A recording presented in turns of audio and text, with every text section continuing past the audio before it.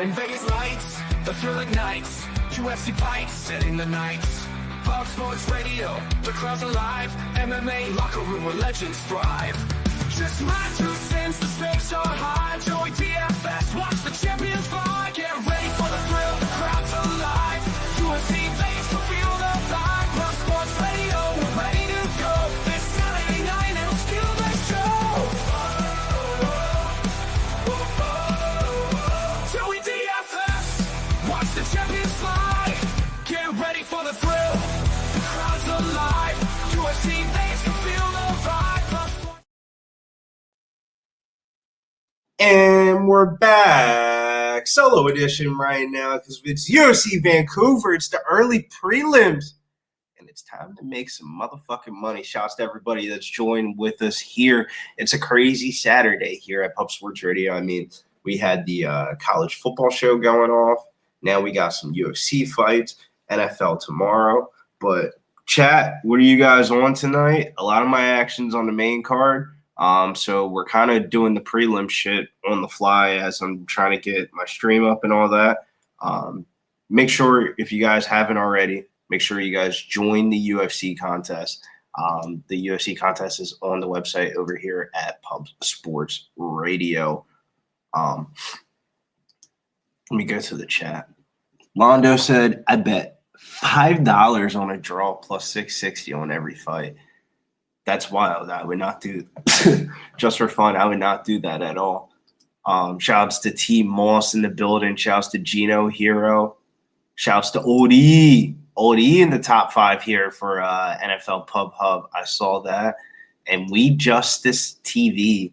Guys, let's get this fucking tickets today. Let's all of us kick the books today. Shouts to We Want Justice TV as the first person in the chat tonight. Do we have the sheet up? The Locker Room Talk podcast sheet so we can go over all the LRTP plays for the week. There we go. Perfect.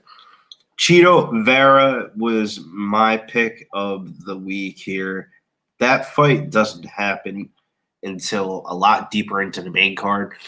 TC had Orichi Lang plus 136. Gone off the unbeaten path there. Joey has Booyev and Park. Joey's down there in Atlantic City, so we shall see Joey, I would imagine, in a little bit when Booyev comes up to fight. We also have Billy Mills.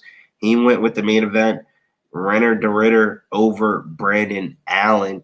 And then the last one we have is the man, the myth, the legend, the man that's with me right now behind the show, Big Show. He went with Danny Barlo to win and over 4.5 minutes. So we all different 5 ways to get you paid. You have a parlay, you got a straight bet, you got a main event. But let's talk about the first fight of the night here. Tanara Lisboa taking on Melissa Cronin here. Tanara Lisboa, we faded her. I should say we faded her in her last fight as a gang. This is how this video came out.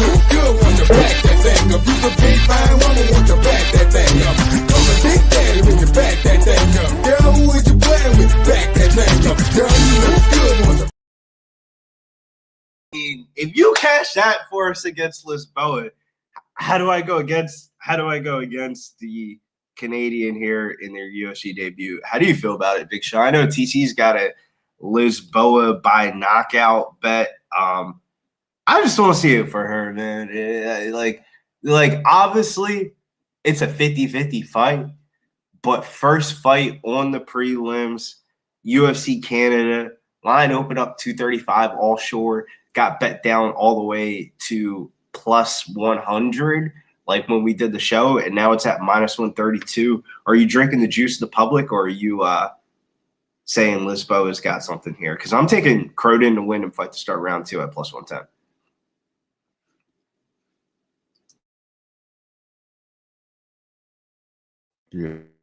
Yeah, I have like no internet right now. If you can hear me, Oh yeah, I just peeped that. My bad. I'm just getting in this. We're going Melissa Cronin to win and fight to start round 2 plus 110. Dave said, "What the fuck was that?" The girl that we faded Lisboa with in her last fight is Santos. Cronin money line, free money, says Londo.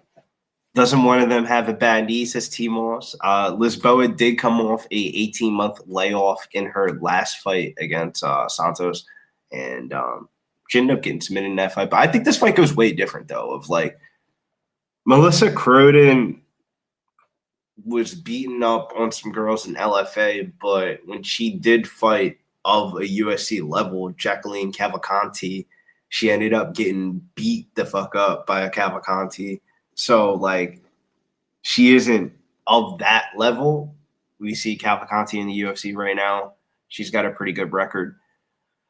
So, I don't think she's of that level, but of this entry level of Tanara Lisboa, who's supposed to be like a striker, a Muay Thai striker, and it's really been her wrestling that's really won her fights. What happens if Melissa Cronin's just a more physically stronger girl? I think she just kind of runs away with this fight.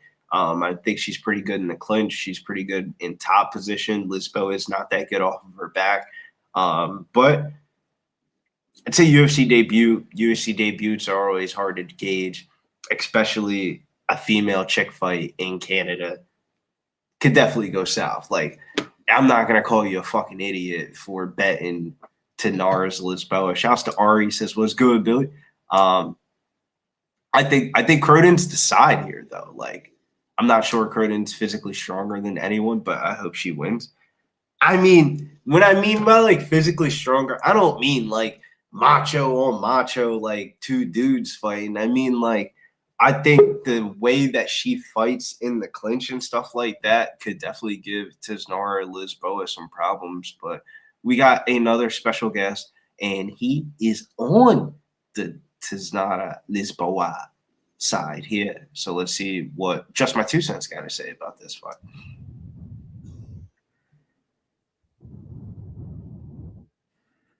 Did I do this correctly? Yeah. Big show. There it is. Thank you so much for I feel like such a special guest, Billy. Thank you. Shout out to you. Shout out to Big Show on the 1s and 2s. And shout out to everybody in the chat, man. Sir? I don't know if it's me or 2 Cents is lagging. Oh, it's all good. I just didn't hear what Big Show said. But it might be me, honestly. But in any case, shout out to you guys. Shout out to everybody in the chat. We're going to get going here in just a second. We're going to get it right. But, yeah, dude, I do have a bet on the first fight. I am on Tanara Lisboa. I bet her plus 102. The line kind of went back and forth. I just don't think Melissa Cronin's very fucking good, and she hasn't fought a high-level competition. Anytime she did fight one in Jacqueline Cavalcanti, she got knocked down about 3 fucking times. She's honest, like, she's lucky she didn't get stopped in that fight. I think she's fighting another dangerous kickboxer. She could just get knocked the fuck out again here, too. And, yeah, we'll see if her being the bigger, stronger, we're going to hear that a lot, a bigger, stronger person here. So, yeah, I don't know, man. I got to see it first. I was not impressed with the Cronin tape. And, yeah, give me the dog here. But I think, like, if you got the dog money on Melissa, I don't hate that. She could get a robbery split here. If she does get the grappling going, yeah, Lisboa is not good off her back, so I could see her having success there. But if she doesn't get the takedowns, this shit about her clinch this, clinch that, I think Lisboa will whoop her ass in the clinch. But it could potentially get her taken down, so we'll see what happens. But, yeah, give me the slight dog odds, plus 102. And shout out to Banana Boat for being a member for 20 months. He says, let's fucking go, Lisboa. Let's fucking go, Banana Boat. Let's go, Bobo. Shout out to you. Shout out to everybody in the chat. I got to pull it up. But yeah, Billy, thank you for bringing me up here, man. How are you doing this afternoon? I was gonna say evening, but I guess it's kind of evening. How's life? I got a question for you, TC. I don't know if it's me or the thing, but like you're really lagging. I really don't like. I can't fully hear you. Like it's only picking up like a couple words. I don't know if that's me or. Chat. Let me know if it's me. I will reset Because I saw your screen freeze for a little bit of a Big Show. Is it me? Do I need to refresh my shit? Give me just a couple of seconds because I'm about to just check it out on my phone on YouTube real quick. Shout out to the chat, man. Anybody let us know. Is it? Could y'all be able to hear it? It's not me. Audio seems okay. Express said it's not me. Might be you, dog. Might be Yoshi. Yoshi freezing, Billy. You frozen, doggy. You frozen like Elsa. No, I'm glad because we got the commentary guy. So we're good. Cool. All right, let me set some shit up. No, because sometimes it is my shit. Sometimes it's my computer. I was actually, and I apologize for being late. I was having technical difficulties. My computer was not connecting to Wi-Fi, so I was worried it was my shit fucking up with that too. So, but we'll get it fixed, man. We'll get it sorted out. I'm pulling up the fights right now. Shout out to you guys. Oh God, a solo screen. I'm feeling the pressure now. Shout out to Big Show on the 1s and 2s. We got the first fight coming up: Tainara Lisboa versus the debutante Melissa Cronin. Does she have what it takes to be a UFC fighter? I don't particularly think so. I think she might get her fucking ass whooped here, but my God, have I been wrong so many times. Here we go. The fight has actually started. Holy shit, I'm behind. We are just under a minute into the fight, and Lisboa caught a kick and landed a right hand on Melissa Cronin. Lisboa in the yellow, Cronin in the red. Cronin with a jab to the body. They meet in the middle. Lady dance, doing the chick dance on the monster can. Man dance sounds cooler, but I mean, Cronin kind of, I don't know. I'll just leave that there. They trade knees to the body, and Lisboa actually, with a body lock, lands a knee, pushes Cronin to the fence. Couple knees to the body. I don't know how much I like that from Lisboa. I did not see what happened in the first minute of this fight, but let me know in the chat or Big Show. Did you, anything crazy happen in the first minute that you saw? I took Cronin to win and fight to start round 2. Word. So I'm at 3-10 here in the first round. Lisboa has Cronin pushed up against the fence, but she ain't really doing shit. This is kind of lame fighting right here. That she's hanging on. I don't know. Again, I don't know what happened in the first minute. If she got cracked or what, but nice elbow from Lisboa and then a counter right hand from Cronin as she gets up off the fence. Two-piece gets countered with a left hook by Melissa. Nice counter boxing there from the Canadian. Lisboa looks like her nose is busted up already. Counter three-piece from Lisboa, but she's a body kick from Cronin on the attack. They eat jabs. Left hook and a inside low kick there from Melissa. They trade jabs again. Lisboa looking to march forward here. Cronin switching stances, stepping backwards, lifting the knee. Three-piece from Lisboa, and she pushes Cronin again to the fence. The big, tough, strong Melissa Cronin, bro, getting pushed against the fence by the smaller Lisboa. A couple knees to the body from the Brazilian. 2-11 here. 2-1-1. Melissa Cronin does reverse position, though. She said, I'll show you who's stronger, you fucking idiot. 2 cents. Couple knees to the body, but then a knee, or a couple knees to the thigh, but then a knee to the body from Lisboa, who is framing, gets off the fence, almost reverses position. Single collar uppercut from Cronin. Knee from Lisboa, a couple elbows on the clinch break, and they're back to square. 145 here in the first round. Two-piece from Lisboa. Yeah, I bet 10 hours Lisboa, and then I also put a quarter unit on the KO, plus 1,100. We'll see if that comes through. That'd be fucking sick. Spinning back from Lisboa. Nice jab, though, from Melissa Cronin. Two-piece, and Lisboa turned into a grappler all of a sudden. Cronin might have cracked her, but again, Lisboa looking like the stronger chick. Melissa Cronin cut under her left eye. Hopefully that starts swelling up, too. Some nice visuals for the Lisboa backers, boys. Let's fucking go. Nice left hook on the clinch break from Lisboa. Cronin misses a nice uppercut from Cronin after she had a two-piece from Lisboa. Two-piece again from Tainara. Is Cronin already starting to get a little tired? Sorry, okay, but take a couple deep breaths. Her nose is busted. That was a nice front kick from Tainara, but she ate a jab. Cronin's got a nice jab, dude. Nice right hand on the end of that one from Tainara as well, who resets in the center. 45 seconds in the first round. Yeah, Cronin keeps backing up. Right hand to the body, left hook upstairs from Tainara. Right hand to the body after she caught a kick of Cronin. Cronin, yeah. Starting to back up a little bit. Conceding ground. Counter right hand from Tainara. Two-piece Tainara. Let's fucking go. Knock this fucking bitch out. This fucking nobody, dude. Why is she favored? Let's fucking go. Left hook, right hand from Lisboa. 2-piece. Melissa answers back. Front kick from Cronin. 10 seconds left. Superman punch gets countered with a 2-piece. Cronin busts it up. Counter right hand on the end of that for Melissa, though. Melissa whiffs on an overhand right. Lisboa going to knock this fucking bitch out. Come on, Tainara. What do you think, Billy?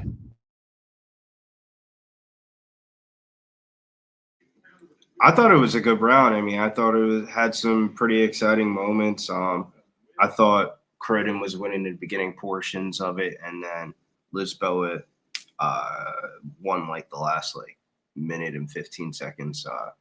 Be interested to see how the momentum changes in round 2. Get off your. I think we might see an adrenaline dump from Cronin here. She's in her hometown. She was starting to get beat on at the end of that first round. What up, Hippo? What up, Urin?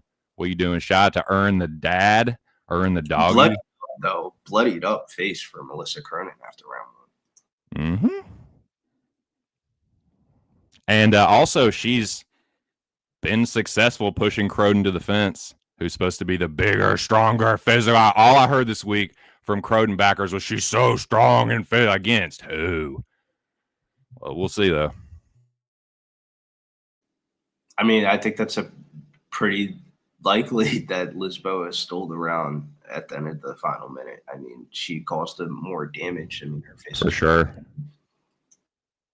Come on, Tainara. Knock this bitch out. Give me 5 units off the rip. Start me off good here. Here we go. Tainara takes the center. Cronin conceding ground already. Backing up, almost behind the black line. There we go. Another right hand from Tainara. Cronin's got a nice counter right hand, though, and a nice jab. If I was Melissa's corner, I'd be telling her to get back on that jab anytime she encroaches. Lisboa, the much more seasoned kickboxer. 3-piece there. Cronin just looking for that single counter shot. Might not be enough. She cracked Lisboa a couple times. She just right in her face. Right hand to the body from Tainara. Muay Thai clinch. Knee to the body from Lisboa, who appears to be the stronger fighter. Nice elbow from Tainara in the clinch. Cronin leaking. Bloodied. Come on, Lisboa. Fraud check this fucking nobody. This absolute fucking zero. Come on, dude. Needed a body from Cronin, who's bleeding all over the fucking place. Elbow from Lisboa. Knee from Lisboa, and another elbow. Let's fucking go. Better clinch fighter, my fucking ass. Come on, Tainara. Tainara gets the single leg trip. Lisboa does good. Cronin does a good job of getting back to her feet. She's leaking fucking everywhere, though. Tainara breaks away from the clinch. Cronin out there fighting fucking shadow demons and shit. Leaking, Bo. Not looking good. Bad visuals from Cronin. Conceding ground immediately. Took a big reset. Come on, Lisboa, you got to see this shit. Counter right hand from Tainara. Cronin trying to lurch forward. Body kick blocked by Tainara. Lisboa blocks another body kick. 250. Lisboa misses a jab. High kick there lands for Cronin. But Lisboa looking like the better grappler. Looking like the better fighter overall to me, but I'm super biased. I have money on her. But yeah, she's just muscling around Cronin. Busting her up. Melissa not looking good visual-wise. Busted up face. She has landed a couple good counter right hands, though. Tainara's never been one for the defense. Nice knee from Lisboa. And trips Cronin to the ground, who pops back up immediately. Cronin now looking to grapple. Lisboa with a knee shield. Cronin trying to drag on her now, but Lisboa doing a good job staying upright. And Tainara almost getting around to the body lock. Spins Cronin into the fence. Just under 2 minutes here. Elbow from Tainara. Cronin misses a 2-piece on the clinch break. Nice jab. Nice right hand from Lisboa. And a knee. Oh, and fucking Cronin gets the trip. God. Gets the desperate trip. Nice right hand from Melissa Cronin. 135 here. She does have a nice ground and pound, but Lisboa, to her credit, gets back to her feet. Thank fucking God. Definitely don't need any more of that. Push, don't grab. Push, don't grab. Not grabbing it again. Grabbing the fence. 112 here. Cronin has a nice elbow from Cronin. Lisboa lands an elbow on the break. Nice two-piece from Lisboa. Cronin with a nice two-piece there. Just over a minute to go here. There we go. There we go.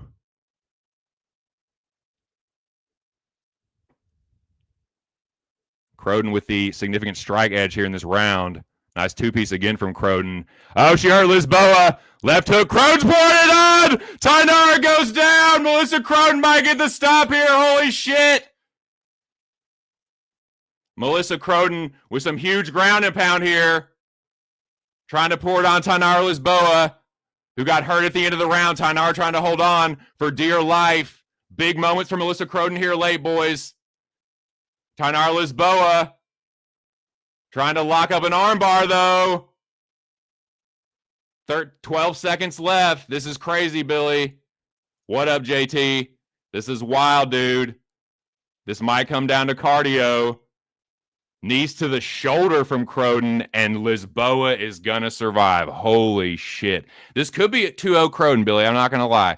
If the judges penciled in Cronin before that last minute, it could be 2-0 Cronin. She definitely won that round. I would slightly lean Tainara Lisboa. I'm obviously biased, but I think there's a chance it could be 1-1. Could be 2-0 Cronin. Definitely ain't 2-0 Lisboa, and Lisboa might need to finish. That's what I think. I got that 1-1 here. I thought that was a pretty dominating round at the end there from Cronin. If anything, I thought Cronin did the best work of the whole entire fight so far. I mean, she started beating the dog shit out. Oh, yeah. Oh, she hurt her. Like, she dropped her. Like, that wasn't just, like, bad visuals. That was, like, a knockdown and, like, almost stopped the fight. Shout out to Ron Lofton. My heart's beating out of my fucking chest already. It's the first fucking fight. I might have an adrenaline dump here. I might be fucking got a big cup of coffee. I might need it. But shout out to all you guys. This is crazy. It's going to come down to this last round. I think Cronin, after taking a beating at the end of the first round, rallies back, drops Lisboa, and damn near finished the fight. Tainara has to put her, like, pretzel Cronin up just to hang on. And here we go, round 3. Shout out to everybody in the building. I'll pull the chat up here in a second. Once I get my bearings straight, high kick from Cronin. Lisboa just barely gets the guard up. Left hook again from Cronin, showing the power. And she is charged up here in the third round. Nice jab from Melissa.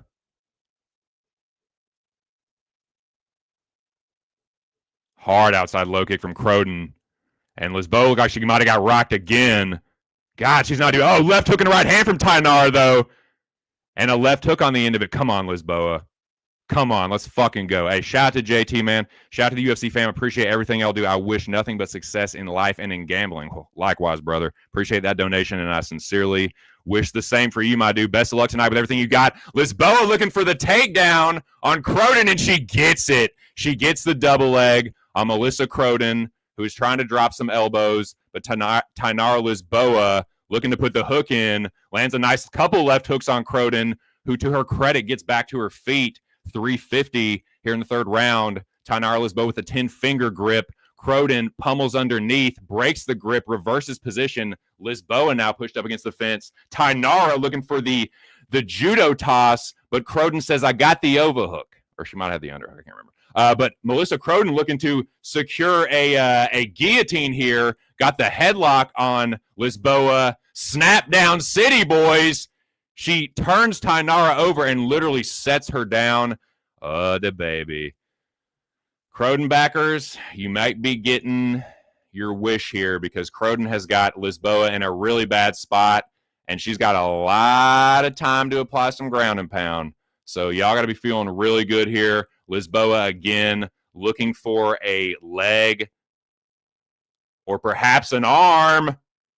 She is getting that leg pretty high. Cronin's got to be careful. Lisboa did get the leg on the other side. She pushes. Fuck. 248 here to go in the third round. Lisboa trying to throw up an armbar, but Cronin wise to it. Sports with JT for the $5 dono. Says shouts to the UFC fan. Appreciate everything y'all do. I literally just read that out, Billy. Did you not hear that? I didn't hear it. But back fist here from Cronin. She's starting to open up on Lisboa, who is being very rubber guardy, trying to grab a leg. Cronin posturing up here. This could be bad for the Lisboa backers. Like, my dumbass. Come on, Lisboa. Get the fuck up out of this. Lisboa, this is such an awkward scramble. She's got her head buried in Melissa's taint. Diving on a single leg here, but Melissa spins around. Back fist, opening up on Lisboa now, who tries to Granby roll through, but just rolls to her back, getting shellacked by Melissa Cronin. Tainara Lisboa hanging on for dear fucking life. Melissa says, nah, bitch. How about a knee on your fucking belly? Lisboa somehow not dead, scrambling here. Melissa Cronin got a minute 40 to finish this. What are you doing, Melissa? Yeah, just do that. Just do that. I don't know why you're trying to get some kind of sub when you can clearly just fucking ground and pound this bitch into oblivion. She goes knee on the arm, pins Lisboa down. Lisboa's still going for a single leg here. It might allow her to survive. Cronin trying to, and she does. She just puts her weight down on Lisboa, who's forced to go to her back. Cronin has in Lisboa's half guard, not letting up on the ground and pound. She's got under a minute to finish this fight, and she now has Lisboa pinned. Melissa Cronin beating the fuck out of Lisboa, who manages to get back to her feet somehow. This is fucking crazy. Right hook over the top. Left hook from Melissa Cronin. Lisboa trying to be a grappler all of a sudden. God. Shout out to the Cronin backer. She's going to get this done. Looks like by decision, unless something crazy happens here. She might get the... Actually, gets stopped! Holy shit! Melissa Cronin gets the TKO. Late in round 3, the ref's seen enough. Cronin backers, you can breathe a sigh of relief. Your girl got it done. She stops Tainara Lisboa late in the fight. Early crow for me. Congrats to y'all. Very rarely does a fighter really call out their prediction, but she said she was going to get a knockout in round 3. I ain't bet that shit. I just took her to win the fight to start round 2, but shouts to Melissa Cronin. That's how you put an exclamation point in your UFC debut. Drop the first round, end up fighting through and dominating. And Lisboa looks like she's fucked up, man. I don't know. That was crazy. She beat the fuck out of her, man. That was a sustained beating. Only Tainara Lisboa's like leg attack saved that from being stopped earlier. It could have been stopped earlier, honestly. Like, yeah, good performance from Cronin, man. Hey, that's a lot. I'm about to switch up now, man. That's a good win for her. That's a damn good win for her in her debut in Canada. For that, give the people what they paid for, right? You know what I'm saying? You know, like let these two girls fight it out and duke it out to the head. After Dana White Contender Series female fights that we saw this season, UFC girls got to step it up a little bit. Good shit. Good shit, Cronin backers. Y'all got it. Y'all had it.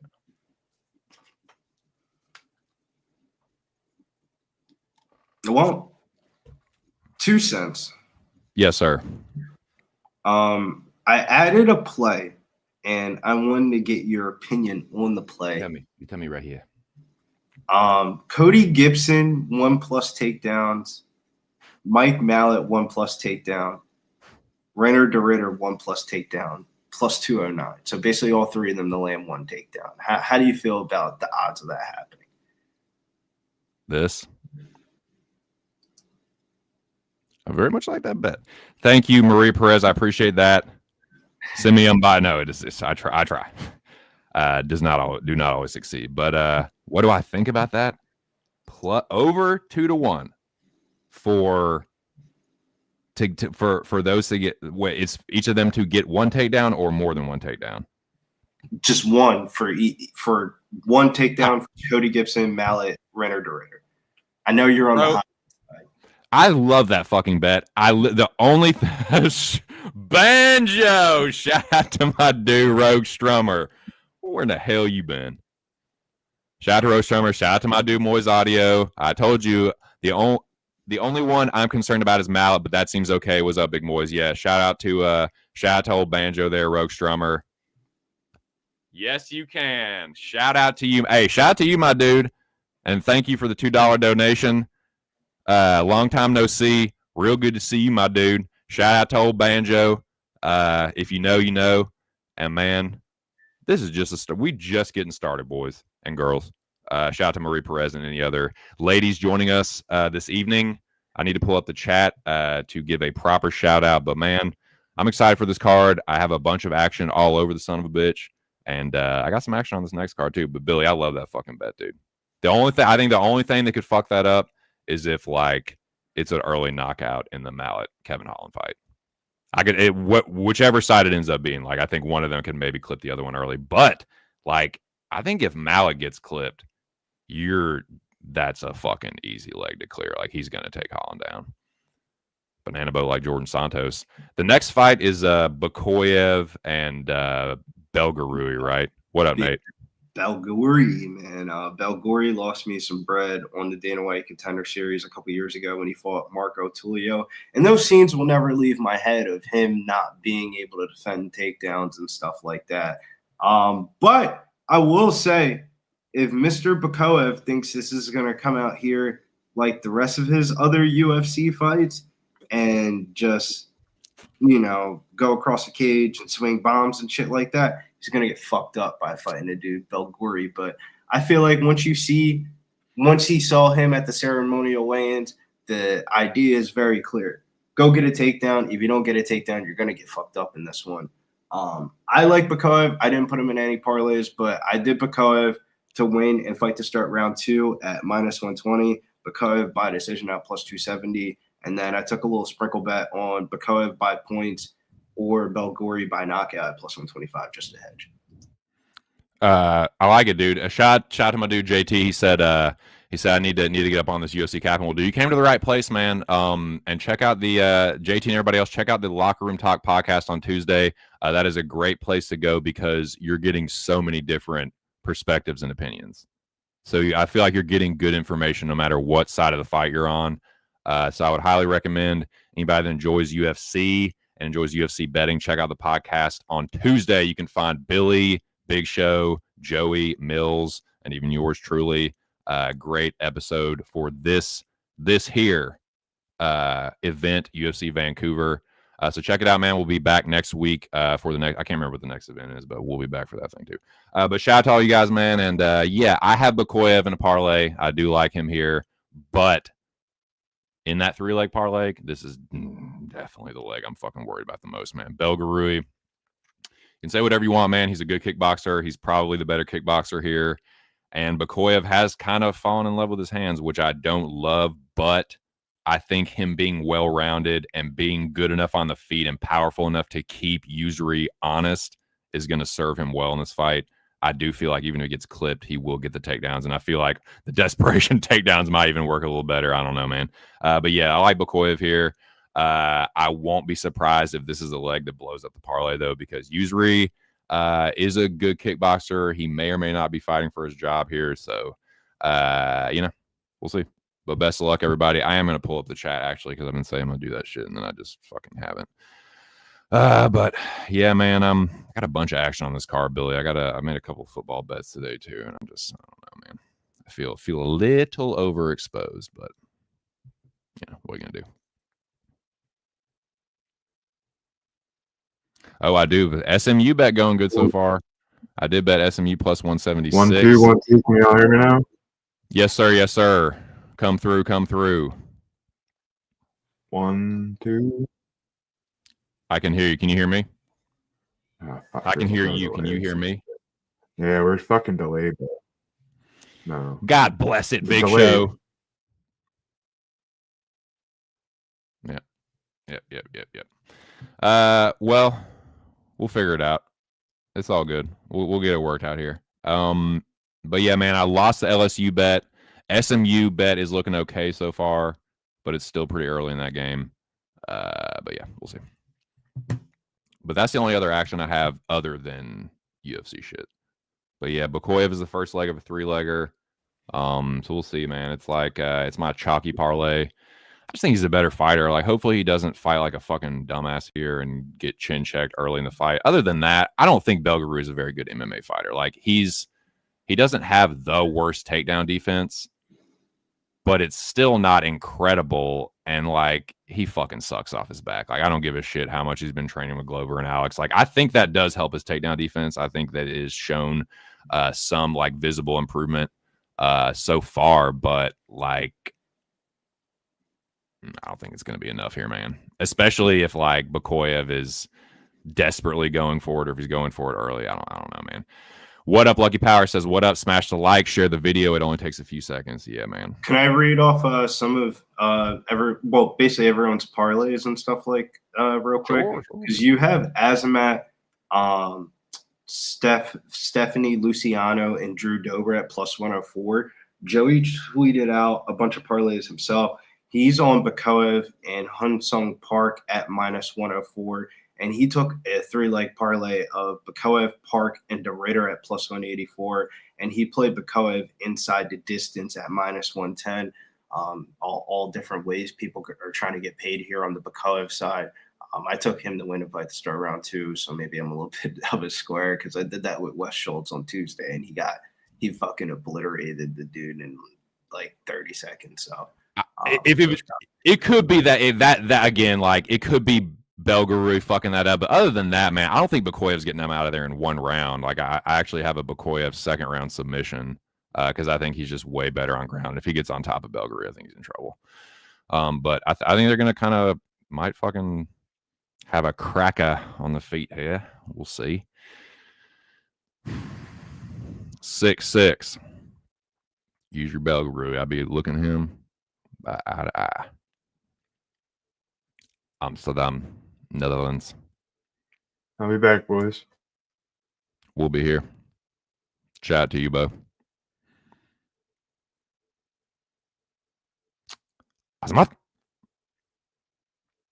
Azamat Booyev. Vladi Kavkaz. Russia. Brada.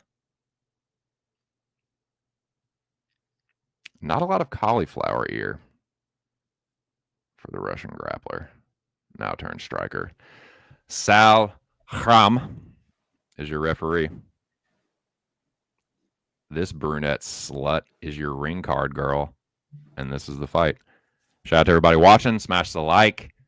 See if Booyev can smash Belguyev here, or will the kickboxer get the KO? Here we go. Belguyev rushes to the center. Booyev pumping the jab out there. Belguyev in the white popping the jab out there. Azamat with an oblique kick. Stiff jab from Belguyev, man. Power jab. Snapping Azamat's head back. Hard outside low kick from Azamat. And here comes the first takedown attempt and a headlock attempt from Usry. Says, nah, dog. Get the fuck out of here with that. Jab from Usry. Circling on the outside.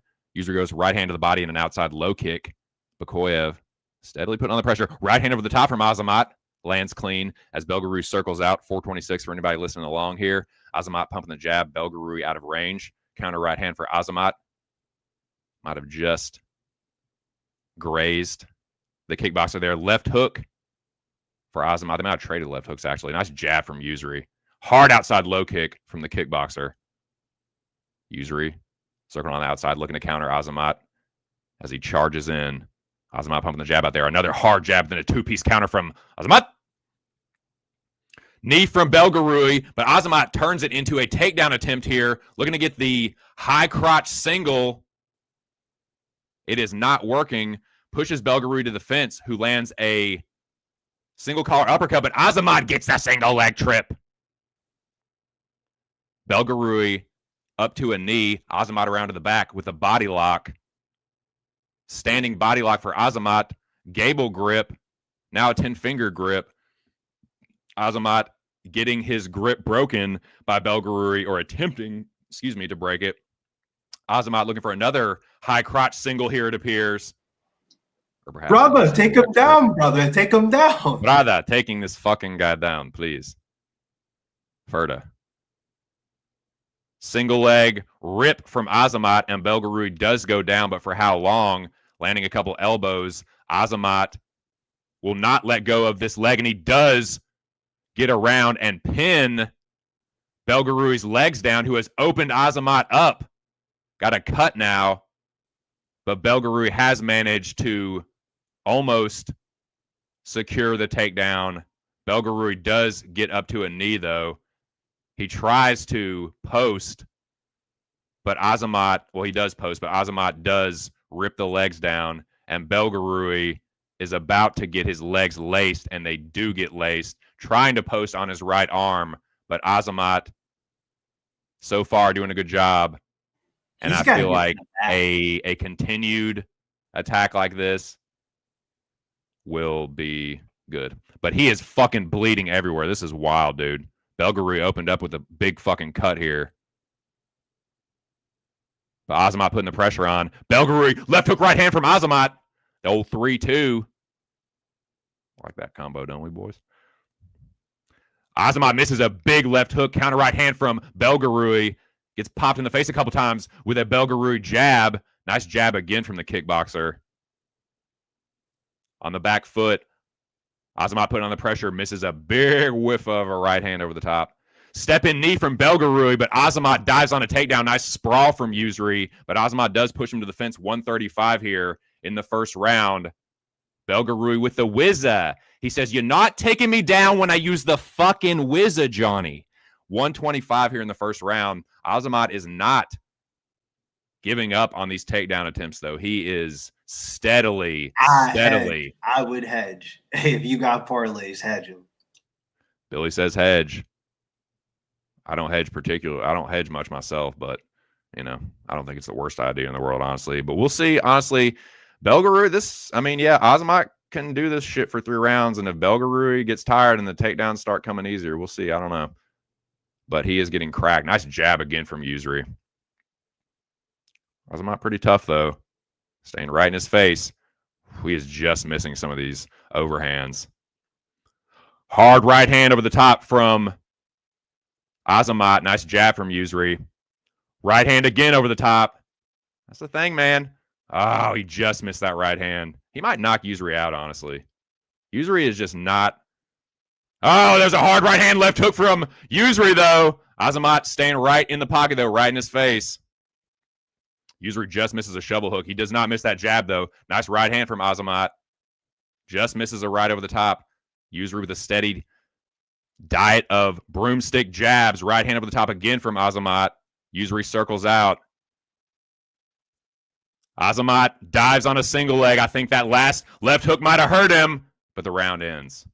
Definitely a Usry Belgueroui round for my money, and I have a parlay with Azamat.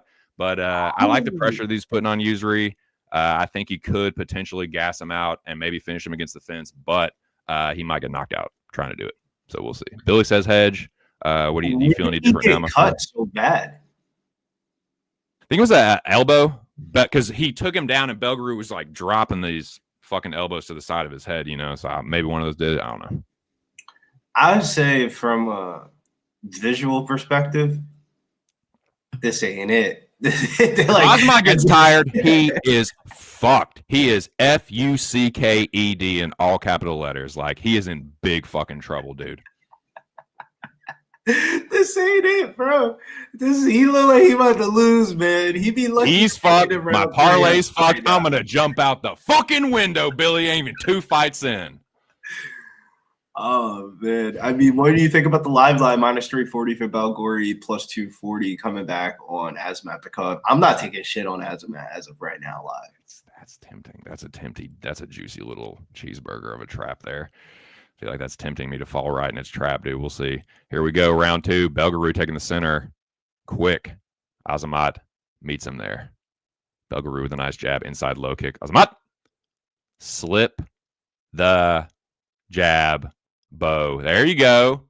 Finally slips the fucking jab instead of just eating it right in his face like a fucking idiot. No, I'm just kidding. Slipping the jab is way easier said than done. But here we go. 440 in the first round, and it's round 2.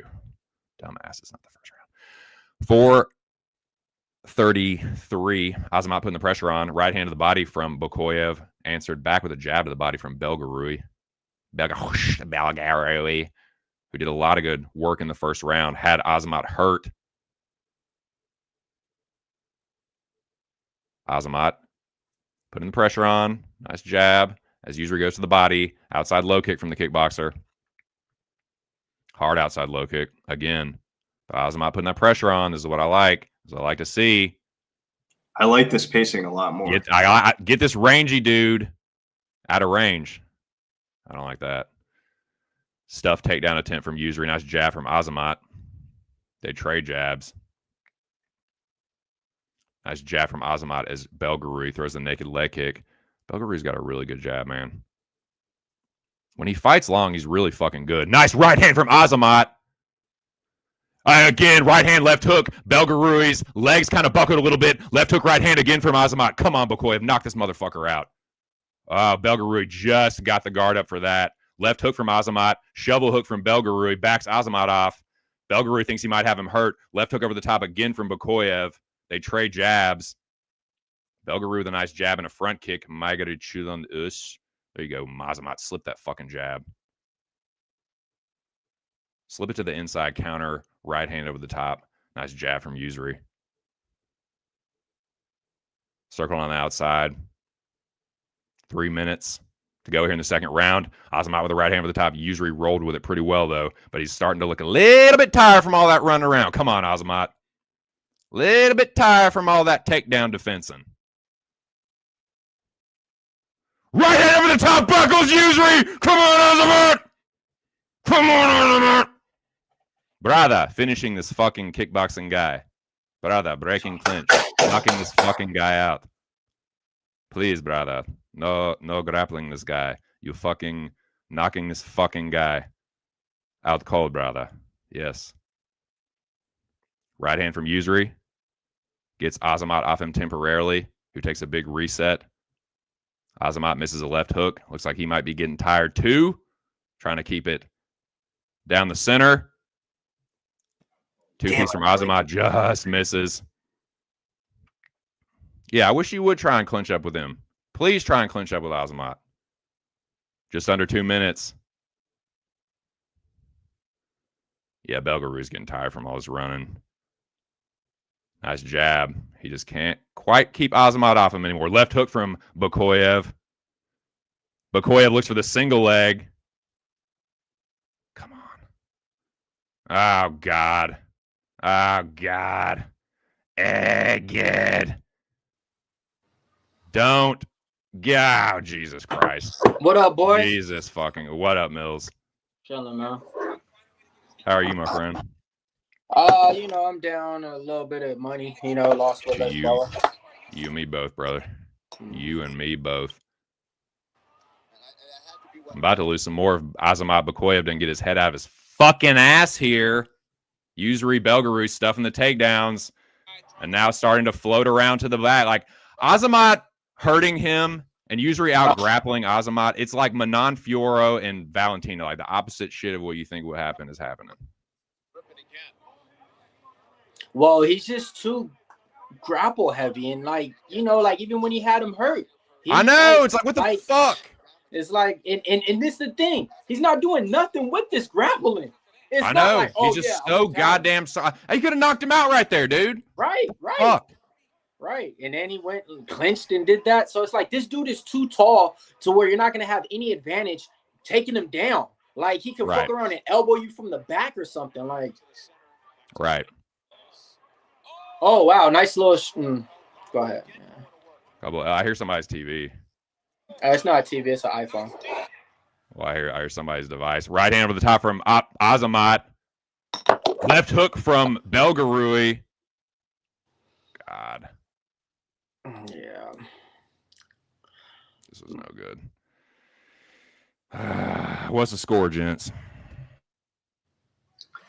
I think he's down 2 rounds, and then on top of that, I don't think he has the gas tank to get him back down to the ground. I think it's just drawing dead. This is not the Booyev experience I thought we were gonna get here. This is dead.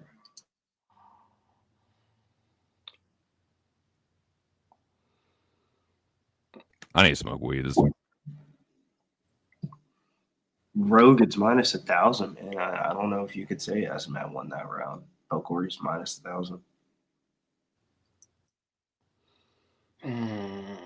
He was winning that round when he almost fucking knocked him out, and then he fucking decided to grapple, and then literally just like Belguyev just like fell down on top of him. It was the dumbest shit I ever fucking seen. And it looked like he was getting wobbly a little bit to where it's like, hey, if you just follow up, do some more damage, work on them striking that Mills was showing. Dude, he had him against the fence, dude. Like, bro, yeah. Fucking retardation. We'll see if he can right the ship here. Hey, but y'all cashed that Cronin round 3 KO? Or is that somebody in the chat? It won't me. If it was somebody in the chat, man, good on them. Definitely. Yeah, I think somebody in the chat I seen cash that shit, man. Like, I was like, damn, if y'all starting off like that, I need to get on. Right. I need to get on these live. All right, well, here we go. Round 3. Another steady diet of jabs from Usury. He's so flat. He can't even strike. He might get KO'd in this round, bro. Especially if Belguyev goes to that body. If Belguyev attacks the body, you'll see this dude drop like a sack of potatoes. I mean, he's going to the body already. Right hand over the top from Belguyev. And Aiemann looks wobbly here. Right hand over the top again from Usury. Hey, it's a wrap. Right hand. He's about to knock him out. Yeah, he's about to fucking knock him out. It's a wrap. It is wrapping up, folks. Yep. Usury Belguyev all over Aiemann here. Who's covering up. Uppercut. Right hand over the top. Wow. And he stopped it. Usury Belguyev with the fucking second or the third round knockout of Aiemann Booyev. Fucking fraud. Should have known. That was a leg I was worried about. And I should have fucking known. Yep, you got it. Whatever. Fuck. Yeah, man. All right, so just clean up on parlays there. I did 3 parlays with Booyev that I just lost. I did the podcast parlay with all of our plays in there. I did a 2-leg with RDR that was minus 110. Then I did Joey's parlay with him in Park as well. So yeah, man, I'm 3 ways down, man. Like I woke up this morning green on my account from yesterday and off the week. Now I'm looking at red, man. Like now I'm definitely red, man, with these 2. Well, misery loves company, man. So you're in good company here, man. I'm getting my ass whooped early in this fight. I have action all over the card, so I still have chances to come back, but I'm going to need to start getting some through the hoop if I want to have a green night or be in the black tonight. So we will see, man. Usury Belguyev, though, hey, let us know, man. Anybody that had the kickboxer, had Belguyev knockout, let us know in the chat. We'll put it up there. Give you your victory lap, man. Yeah, I'll be honest. There was only one person I seen, like, even all week on Booyev or whatever on Twitter or something. I actually didn't lose money on that. As soon as you said that shit in the chat, I agree with you. Of like, this shit is not a Booyev fight. So I ended up hedging. Hey, shout out to you, man. Billy said at the end of the first round, nah, this ain't it. Nope, that hedge. Yeah. That is crazy, though. Booyev got throw a check like a motherfucker, in my opinion. He was talking all this shit, saying, I'm coming for the division. I'm coming for the title. Alex Pereira. Yeah, that's a straight up Now watch. Now, I disagree. Now, watch this. I guarantee Booyev is going to give a lot of people in this division problems. And then you're going to look back at this and say, damn, man, maybe we, was on the wrong side, this or that. But that type of frame, that type of statue that he has, he was fighting at a higher weight class. This is the word he needs to be in. He's going to give people problems, period. So I look at it like that, man. Like, this is Stefan Struve of, modern day kickboxing. So I just think it's that, man. Booyev might have some fraudulent vibes, and we might have hopped on him thinking that he was just like automatic.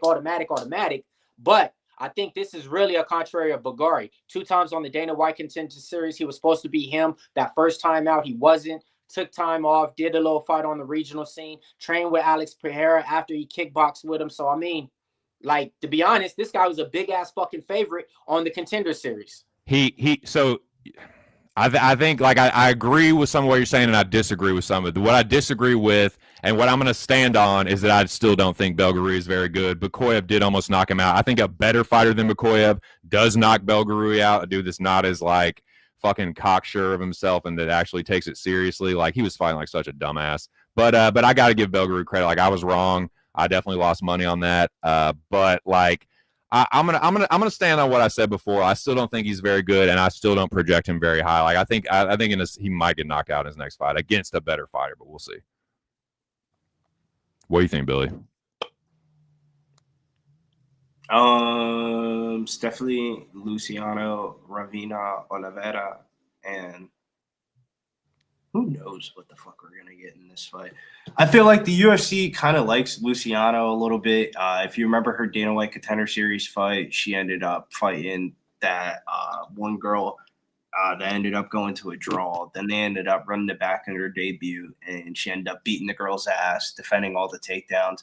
But we haven't seen Ravina Oliveira since she's fought Tedzara Lisboa in her UFC debut, and she hasn't fought in damn near over 18 months. So that's a pretty long layoff, about a 2-year layoff for Ravina Oliveira.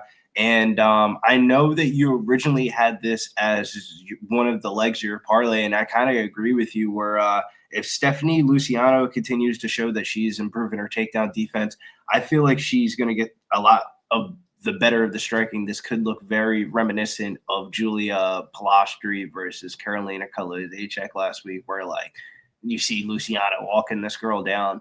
But minus 300 women's MMA, what can you really do with that besides putting that in the D-Gem parlay with five legs minimum? is where you put Luciano in. How do you feel about this? I mean, yeah, I'm not really going to switch up how I feel about Luciano just because the parlay's dead. I mean, I still think she's a solid leg. I don't like Ravina Oliveira. The difference between her and like someone like Belguyev is like she doesn't have this like extensive kickboxing like specialist background. So I think it's kind of like Stephanie is just like a better version of her and like hits harder. She's going to be faster, I think, and just like has just a little bit better of a fighter. I think the line is about right. I was not super impressed with Oliviera, but I said the same shit about Cronin. So I mean, I've been nothing but wrong tonight. So I could be wrong here, but yeah, I still think Stephanie wins this fight. I think she's just a little younger, a little faster, better striking. I think she'd be a better grappler too. So yeah, give me Luciano here.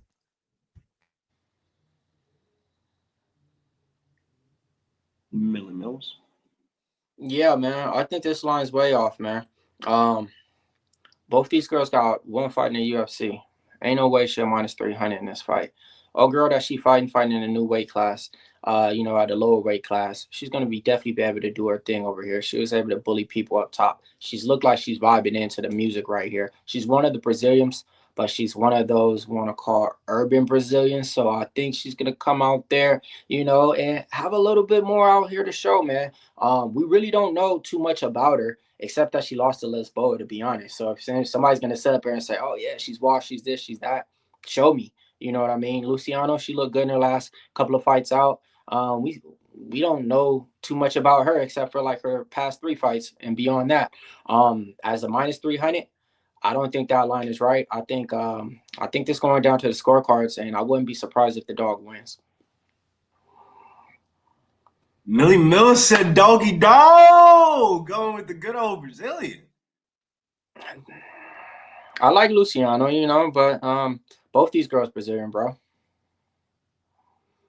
But she's the wild. Minus 300 for Stephanie Luciano. Now hear me out, bro. Manon Ferrot's on the card. RDR is on the card. Nigga, we got Luciano minus 300. Exactly. You can get them for better lines, and yeah, that's a good point, Mills. I get you for sure. Like, I can't trust. Like, if I seen her go 3-0 in the UFC, okay, trustworthy. I seen it. Jacqueline Cavalcante is my girl. Like her, I'm hammering her every fight. I know exactly how she's gonna fight this and that. Like that's one of the girls out there to where, yeah, minus 300 against people. Cool, sign me up. Luciano, no, man. I'm on Cody Gibson straight money line -160. You know what I mean? That's up to a -2 to 1 favorite on there. That's one of my more confident bets on this card. A lot of these fights are kind of lying like a pick 'em, and I agree with a lot of them. It could go that way, it could go this way. But with Cody Gibson, I actually do believe that he does have that 65% variance. So that's one thing I laid my money on. 3Gs in life, gotta stick to them. So I stick to my guy. I'm at Frevola, -115. Might be the last time to bet him in this spot. Took a main Zahabi -130. And then I let it out with Mike Malott -108. And last one's RDR money line straight. Where's the LeBron? Just the chalk. Just wow. Glorious. I give you all the plays now, so that way, nobody like, oh, well, what do you got? I just told you everything I fucking bet on. Like, you know what I mean? So it ain't no question on where my what more do you want from the man? Right. He just told you. I did the podcast on Tuesday. I gave out a lot of plus money bets on there. Take those. Mill's been up in the Discord too. Boys, we were back up on Discord. Silver and gold members. Get your asses up in there and cap. You can do basically like 24/7 now. So, yeah, that's what's up. But shout out to both you guys. Shout out to everybody in the chat. Shout out to Joe Martinez announcing the names of the fighters. But, yeah, we're about to get Havina Oliviera and Stephanie Luciano. Abracia. Chickadee. I've seen worse looking female bodies, I suppose. No, but that is something, Aaron. The urban Brazilian, it's the Kareem Silvas, this and that. Like it's a real thing. It's a real thing. Luana Santos. Yeah.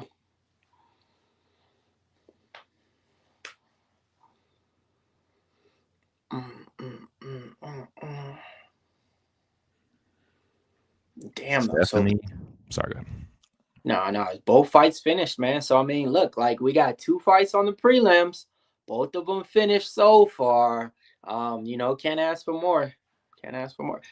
Bro, I thought that was Charles Jordane refereeing mixed with Conor Burks. Charles Jordane's fat, recovering alcoholic brother turned his life around, became a UFC ref. But here we go. Stephanie Luciano sporting a mouse, facing Havina Oliviera.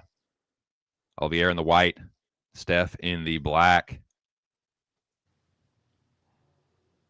Olives with an inside low kick, Steph with an outside low kick, and a side kick there.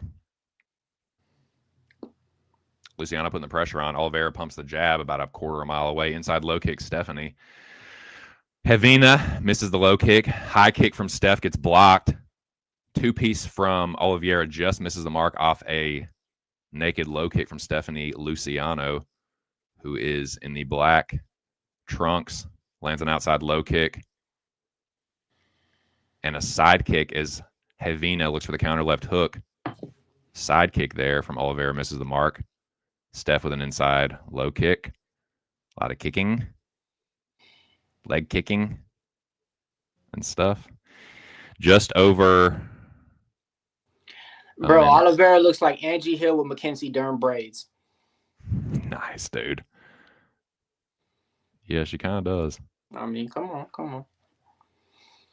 She looks for the 2-piece. Steph looks for the counter left hook. 2-piece misses again for Havina. Hasn't quite found her range yet. She missed bad with that too, though. The 1 was close. The 2 was just like, come on, girl. Don't even throw it. And Stephanie really hadn't done shit except eat that counter jab. Mm-hmm. She tried to land the 2-piece. Mm-hmm. Nice Phantom box. Phantom 1-2 and then a right. half-ass low Macy kick. Barber shadow box to nobody. It's insane, dude. 1-2. Left hook right hand from Havina Oliviera finds the mark. Wow. The 2 connected flush. And you know what? I don't even care if Stephanie loses this fight because the parlay already got fucking destroyed. So I would have been real pissed if Booyev won and then she's the leg that busts it. So, I mean, if Havina whoops her ass, fucking so be it. So be it, Jedi. Inside low kick. Havina looking to counter with this 3-2 very seriously as Stephanie Luciano is kind of hanging in the pocket a little bit after she throws. A 2-piece again. Whoa! Havina rocks her. Snaps Stephanie's head back. Stunned her for a second. Luciano continued to put on the pressure, though. Inside low kick, but Havina is not fucking around with these counterattacks, dude. Looking for the left hook, looking for the 3-2. Trading inside low kicks once again. But she is really stepping on it. Luciano with a two-piece there in the pocket. Nice jab from Steph. Snaps Javina's head back. She didn't like that. Left hook, right hand again, but Steph gets the high guard up just in time. Takes some of the sting off it. Outside low kick for Luciano. Misses. She lifts the knee. Javina. Jab to the body. She goes. Way she goes, buddy. Sometimes she goes. Sometimes she doesn't go. She didn't go. Way she goes. Just over 2 minutes here in the first round. Hard two-piece. The right hand clips the chin of Luciano, who ate it pretty well, but then a left hook right hand for Luciano. The right hand just grazed off the shoulder of Javina Oliveira, who resets Luciano with a step inside thrust kick. Boy, Stephanie got to put that fucking right hand up, man. Nice right hand from Stephanie, but a counter right hand from Oliviera. And they meet back in the center. Steph pumps the double jab. Ravina looking for the 3-2, but then she eats the elbow over the top and they try to clinch up from Luciano. Luciano's starting to get pretty aggressive here with these combos. Another lead leg side thrust kick from Stephanie Luciano. Ooh, she tried to go right hand for the top. Two-piece from Javina. Gets Stephanie's attention, but then she snaps Oliviera's head back with a power jab. Outside low kick. Makes Javina reset. And another outside low kick to the other side by Stephanie Luciano. Putting the pressure on Ravina. Outside low kick's coming. They ain't stopping neither. Inside low kick from Oliviera on the counter this time. Just under a minute to go. Looking for that left hook. Missed by a good bit, though. Luciano trying to time these leaping two pieces by Javina. She's getting pretty fucking close. She is winging some hard right-hand counters. Just like that there. Javina got to be careful. She's starting to come over the top of that jab. Inside low kick from Luciano. Hard right hand from Ravina, and then she backs off. That rocked Luciano, who's just hanging there. She needs to fucking... Bro, she is cracking Luciano, who's not getting out of the way. She's just hanging there in the pocket and getting cracked with these counter shots, man. 15 Luciano's too hesitant. She's acting like it's a sparring match, doing shit to where it's like, oh, well, this worked before. No, girl, this a fight. Dude, Ravina isn't fucking around, man. She landed another hard right hand over the top. Nice knee to the body from Stephanie as they clinch up. 3, 2, 1. What do you think, gents? I like the dog in this one, man. I didn't see anything that Luciano did in that first round to warrant a -3-1 favorite at all. I thought Oliveira did good work, but I thought Luciana had the bigger moments, and that's what's going to win her the first round, in my opinion. Well, you didn't watch that first round, though, because the bigger moments all came from Oliveira, right? Oliveira was cracking her 2 cent, right? I have to score that round for Javina Oliveira, but she's got to be careful because Luciano is starting to pick up on the counters that she's throwing, and she is like, as she's leaping into the pocket, Luciano is like winging these right hands. But yeah, Oliveira, the counter left hook from Oliveira and the hard right hands over the top, yeah, that won the round for me.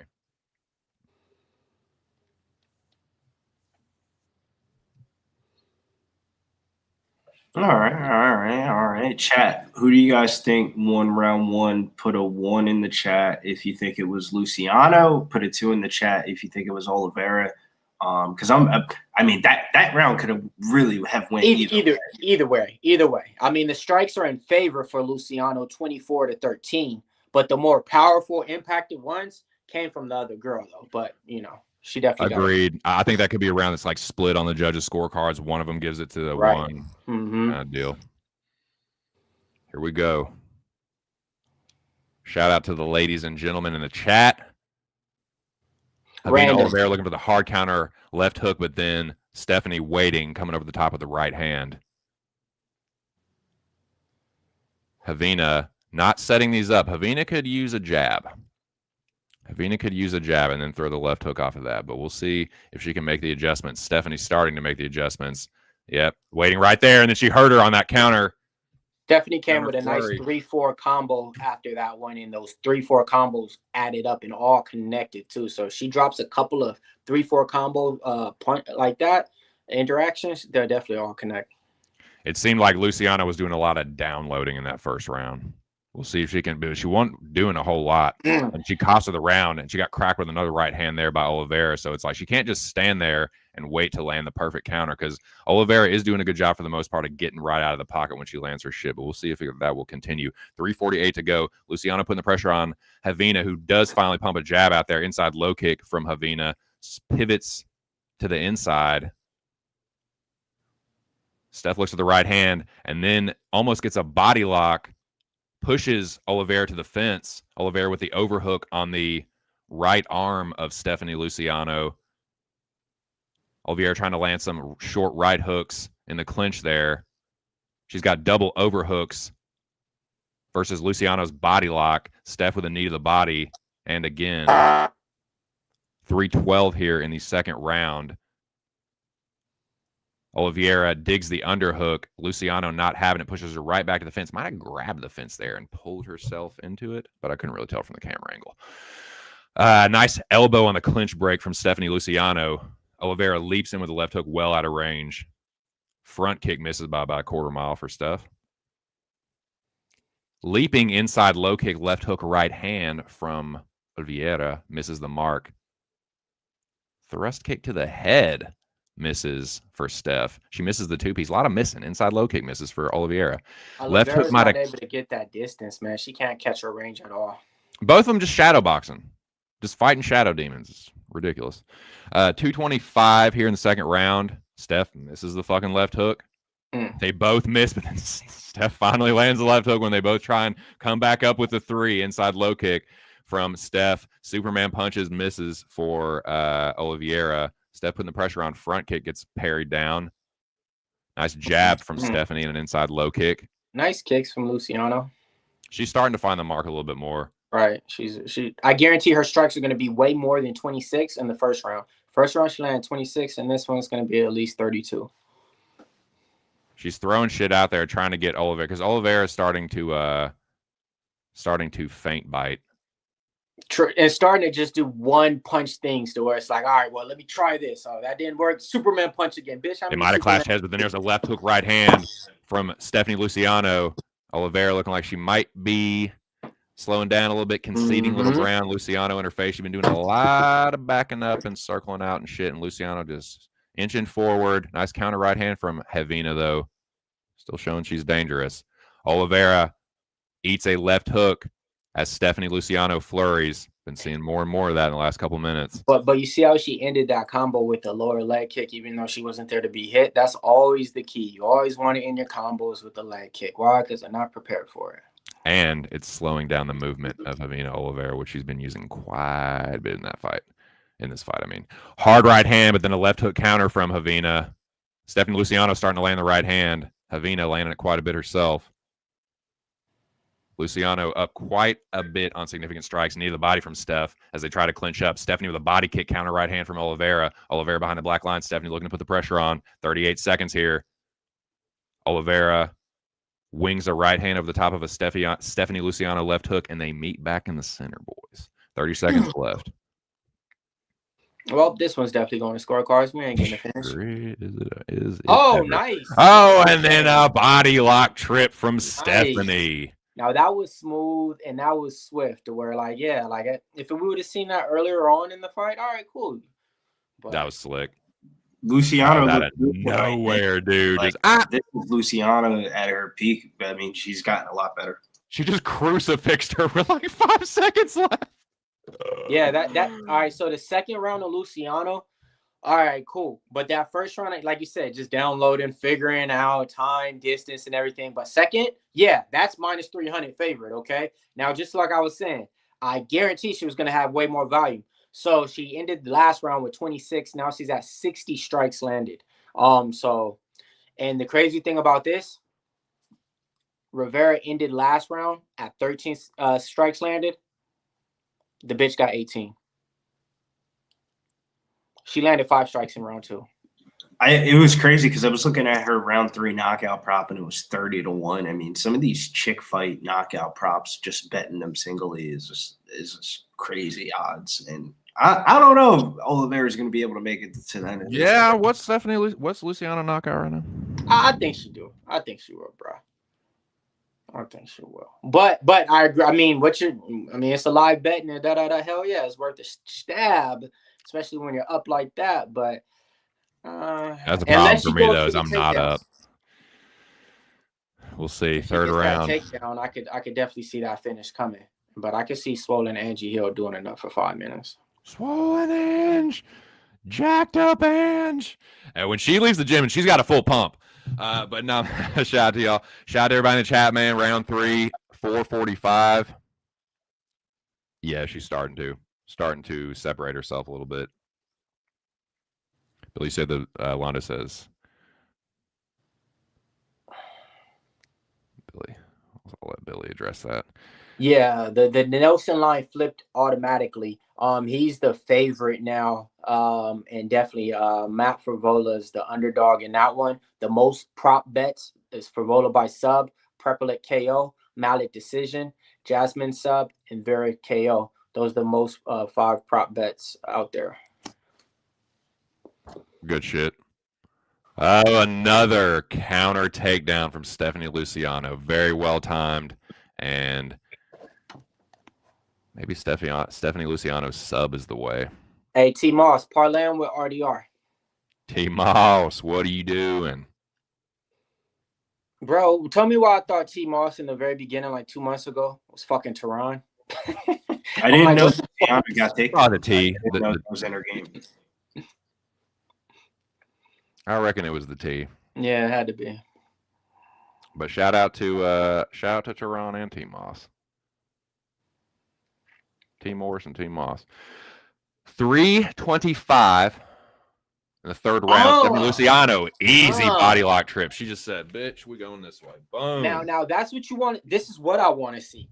3 takedowns in this fight, changed up her whole game plan, second round to third round, making the mid-fight adjustments. This is the fight I needed to see like this. All right. This is kind of what I thought. I just thought she'd be the better fighter overall. So let me ask you, does that make you feel better about losing the parlay? Yes or no? I mean, we would have felt good in a little bit of a coping way, I guess, but yeah. But we would have felt better, just like, all right, cool. I wasn't gonna win anyway if she would have lost, kind of thing, right? Exactly. Yeah, I trust me, I know. 2:36. Stephanie Luciano posturing up over Ravina. Oh, hard right hand from Stephanie Luciano makes Ravina go belly down. She said, "Oh shit, I don't know that." And she might lock up the rear naked choke here if she can get this support arm free. I can't see if it's under the neck or not. Ravina fighting it. She switches to Gable grip. I can't see if it's under the chin or not. Ooh, this is bad. Stephanie Luciano switching from the traditional to the Gable grip. She gets that tap. Stephanie Luciano with a third round submission, gentlemen. Please tell me anybody out there got to play her to win in round 3 at least. I'm loving it. Did you play it? No, I didn't play it. I mean, I played a D-Gen parlay. I said anything fucking 3 legs more, you know. No, what it would have been able to play the live. Never mind. We couldn't have bet her right then when we just brought it up, right? To winning round 3. I mean, I wish I would have bet the shit. I actually probably would have bet the knockout, not the sub. So no, but what I'm saying is, so there was possibilities to where one of these books would have had it right then after round 2, to win in round 3.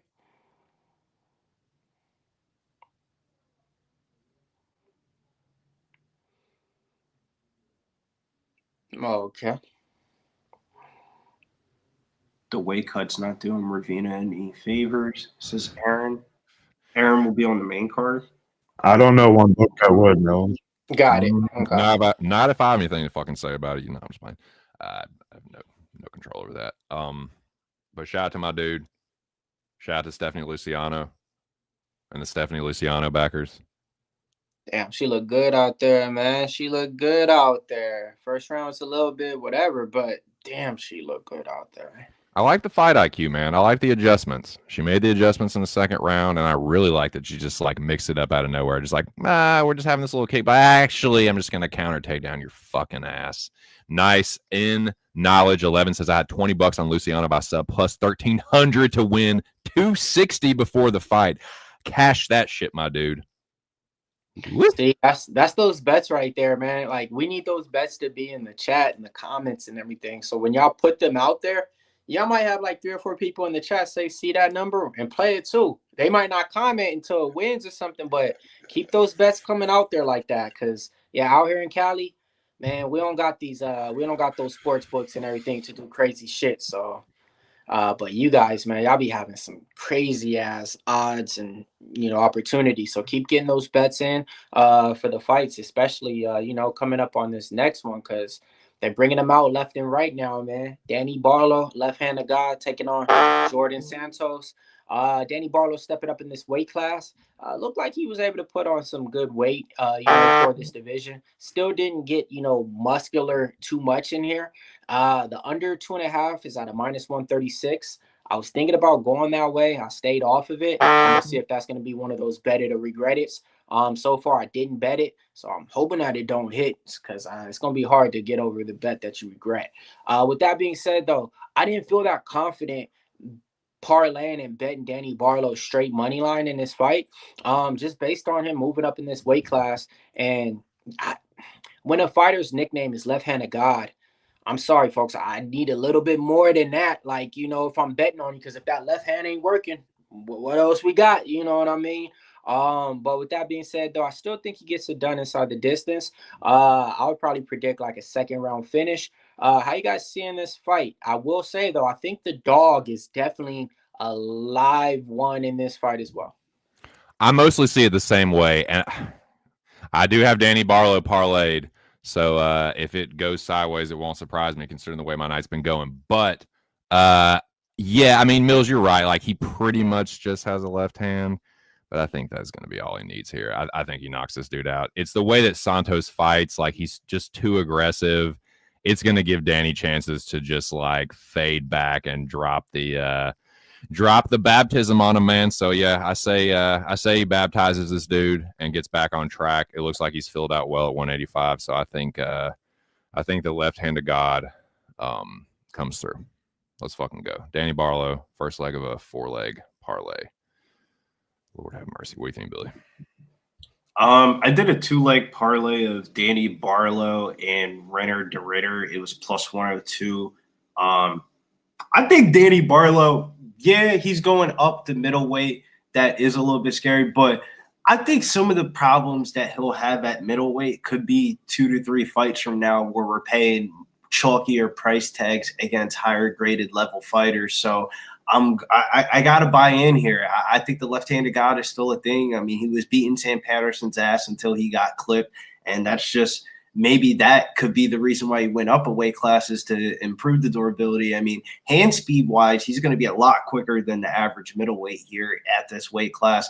And we'll see how it will all transition when it comes to the grappling and the clinch control. And maybe that is the reason why Jordane Santos has been a very popular underdog pick. But I'm not in on the Jordane Santos train. He was probably like one of the biggest underdogs of Dana White Contender Series last season, not this past season, the last season prior to that. Will Curry was not able to get him out of there, and he ends up getting signed to the UFC, and he lost his UFC debut to Ozzy Diaz. So it's like, if Danny Barlo can't beat Jordane Santos, then I'm out. That's what I'm saying. Is like, Ozzy Diaz fucking sucks. Like, that's a bad lock, dude. For real. If Danny Barlo doesn't win this fight against Jordane Santos, like, this is the unfighting fight. There's a couple fights on this card like that too, dude. Like this one, Drew Dober. If you don't beat Kyle Prepolek, you are Dunzo Ed Munzo. Well, I ain't gonna do the unfollow, but I mean, it's the thing. I just wasn't that like overly like, oh yeah, ever since I seen him fight and stuff. But with that being said, though, I mean, shout out to him though. I do got a interview lined up with him and his manager right after this fight, so you know what I mean. But with that being said, though, man, he trains at Law School Academy over there. The thing that I don't like is he's the best fighter out of his gym. He needs to go to a real gym and spend some time over there. If he did that, we'll see a whole different Danny Barlo. But when you're coming up at a gym like that, in a state in a city like that, fighters aren't going over there to train, you're not getting all these good looks and stuff. You're kind of like the best around your area, so you really don't know how good you really are, man. And that's the one thing that I just don't like with this. He already has about 3 fights in the UFC. I get it. Stay with your team. Stay with your camp. But with that being said, motherfucker, you better fly some people into your camp then and be like, hey, man, come show me some jabs. Come do this. Like, you need to mix it up in this game. And it hurts me to never mind, I ain't even going that angle. But yeah, man, just a lot of people don't do that with their camping, with their training. They never evaluate and evolve. They stick with the same and don't change. But they out there getting lit. I took a sprinkle, man. I took a sprinkle just in case it does happen. We went down the sprinkle route. Danny Barlo by knockout plus 130. Danny Barlo knockout round 1 plus 370. Man, we get Jordane Santos out of here. Come on, let's get this left-handed God train. Let's go. Let's go. Let's get the hype train going again, man. Come on, Danny Barlo. The minute I say let me hop on, I look at my account. I'm like, damn. Oh shit! I hate when fighters do backflips going inside the cage. There's it no is reason to do that. such a waste of energy. It's insane. Gentlemen, 3 rounds in the UFC middleweight. Somebody need to mute. Introducing to you first, fighting out of the blue corner. Somebody need to mute. There we go. Just don't want to get that copyright strike. Oh my God, is that just my 2 cents? And I could hug you now. I could hug you, sir. What happened? My computer's working fine now. Word B. Now I hear you perfectly sounding clear. All right. I like the dude. commentating. I had the commentating on my television behind the computer, and I was hearing you the whole entire time. And I sent a video to Big Show on TikTok, and it was about streamer personality. And I was thinking about you, but I was watching the video. I was like, 2 Cents has done a very good job of that. Billy, put your hand up to the camera and then slowly bring it back. See if that does anything. See if it, slowly bring it back. Damn it, you're very grainy. I can hear you perfectly, but it's like you're hella blurry, bro. You look like you're like 3D image or some shit. Like, there goes the audio again. Yeah. Why do you have? We'll get it sorted. Well, that's all sorted. All right, here we go. Round 1, Danny Barlo, Jordane Santos, Danny Barlo. Here we fucking go. But what are you on, Billy? Are you on like your phone or not Wi-Fi or not internet or something? Or is something different today? What happened? Left hook, right hand from Jordane Santos to the body as Danny Barlo looks for the outside low kick. Nice jab from the southpaw from the left hand to God. Inside low kick from Barlo. Horrific feedback from somewhere. Jordane Santos looking for the left hook over the top of the Danny Barlo jab. Little mirror stance here. Jordane in orthodox. Danny Barlo in southpaw. From the Department of Redundancy department. By me there. Sorry about that. 4:15. Here we go in the first round. Inside low kick from Barlo. Might have got checked by Jordane Santos, who's putting the pressure on Barlo. Not a lot's happened. A lot of low kicks. A lot of respect for each other's power. Inside low kick with a counter jab from Barlo as his leg gets knocked out from under him. I kind of don't like that. Barlo with a couple oblique kicks there that makes Santos reset. Santos looking for the 1-3 over the top of the jab. Barlo looks a little gun shy. He does look a little hesitant. Thought it might be the case there early. Left hook, right hand lands for Santos. And I think this is what it might take to wake Barlo up a little bit. Looking for the left hook over the top. Uppercut, left hook, right hook to the body. Played that under. Fuck, man. This is looking fireworks. Yeah, they're getting after it, man. The aggression is picking up. Left hook, right hand from Jordane Santos. Staying right in front of Danny Barlo. Under 2.5 was the bet. Man, and like I said, like that's the regret. That's the. This is kind of what I predicted. I think I predicted this until like Jordane Santos, or maybe I said this yesterday, but I think Jordane Santos is gonna be having some success in this fight, kind of whooping Danny Barlo's ass, and then boom, counter right hand. Very unsettling. Or counter left hand, excuse me. See, you almost landed it there. He's throwing it though way too bro. Like when he throws it, he's open to get countered and clocked. He is. I think it's going to take Santos making a mistake after rocking him. There we go. Nice left hand, but Santos with the counter right hand. And watch this though. The way that he's going to get knocked out, Barlo, if he does, he's pulling back with no hand there. He's not defending the right hand. He just He's just moving. He's eating the right hand every fucking time. He's getting hit. His hand's not going back with him. He's just moving his chin back. He's not putting his left hand up. He's not slipping it. He's just eating it. He's not even fading back. He's not even using distance management. He's just bam, standing right there. He's just leaning his top part back. He's not moving his feet. If you move your feet back, you're out of distance management. He's just moving his top part. Yeah, you got to bring your legs with you, unless you better be fucking like Canelo or Floyd or something. Inside low kick from Danny Barlo, but Santos looking for the counter. Whoa! Now, Danny Barlo gets dropped. I think it was a right hand from Santos. He was off balance though. It's because how he's throwing. Danny balance. Barlo's throwing way too much power and way too wild. Now Barlo, momentarily in the orthodox, lands an uppercut, left hook from the southpaw. Bro, both these. He's got to land enough jabs to regain that like octagon control because he does not have octagon control right now. Jordan's connecting with the 1-2. Dude, if you have that wide karate stance, you've got to use it. You have got to use that to move in and out. That's what it's there for, man. It's to keep the long range. And you have to at least put your hands up, something. Man, and that's the shit that gets me, bro, is when I see these people don't never fucking put their hands up, man. Like, you have to do something, some form of defense. You have to block. You have to put your, you have to parry, slip, use your feet, distance management, something. You can't just eat it. Here we go. We'll see if Santos, there you go. Slips the right overhand right to the out, just finally like something, but then he does not slip the left hook right hand.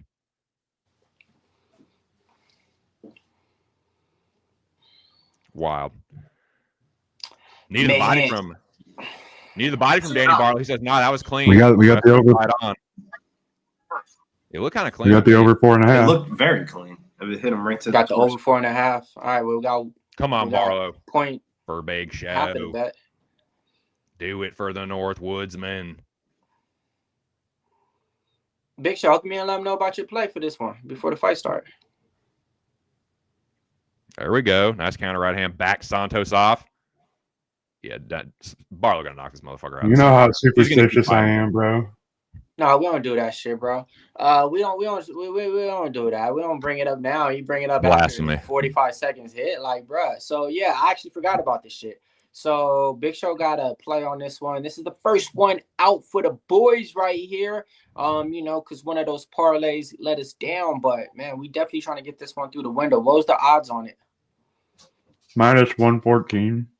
Okay. See, so Danny Barlo, big favorite on the card, minus 3-1 favorite almost. He just had to go 4 minutes and 50 seconds and win, and you got minus 115. So 4 minutes and 30 seconds. Whatever, man, shut up. And it was just money line, right? They won a KO or nothing, right? Oh, never correct me on something. Yeah, just the same game parlay, Barlo, and over 4.5 minutes. There you go. I'm sorry, don't hurt me. I like that. Right on. Let's fucking go. Ferda. Barlo, Dub, Ferda. Can he get it through, though? Because, I mean, it looked like he was finding his range at the end of the first round. I think he can. I think he's going to knock him out in the second round. Let's go. He's going to have to swing a little wild and take some risk. Who? If the Lord wills it, the left hand, swinging way too wild already. The God will connect. And Santos is continuing to throw the same combo, left hook, right hand. And Barlo is starting to parry it now, at least. I didn't like Santos at all, but I like this, that he did do what I was saying. He went to American Top Team. Like, this a guy that ain't got no money. He over at American Top Team. Like, there we go. Nice left hand from Danny Barlo. Finds the mark. Let's get this win, because I want this interview too, bro. Yeah, put the right hook behind it, brother. Yeah. It just ain't the same trying to interview somebody after a loss. Some people are from Danny sporting a mouse. There we go. Nice uppercut there. There you are. See? What's the live line? Minus 186 going into round 2. Jab from Jordan Santos. Got it. So, I mean, the odds implicate. There you go. Nice left hook over the top from Barlo. Nice jab from Santos. That jab did snap his head back. They trade jabs. 345. Whoop! Left hand from Danny Barlo. Hurry up, motherfucker. Out pieces on the ground. Come on. Hurry the fuck up. Pussy. You pussy motherfucker. Another hard left hand from Danny Barlo. Stuns Jordan Santos. Yeah, stay right in front of him, dumbass. Damn right. Yeah. Come on. Press Come on him. on. Press on him. Step in knee from Danny Barlo. Oh, yeah. Come on. Yeah. Oh, yeah. Get the confidence. Get your confidence, brother.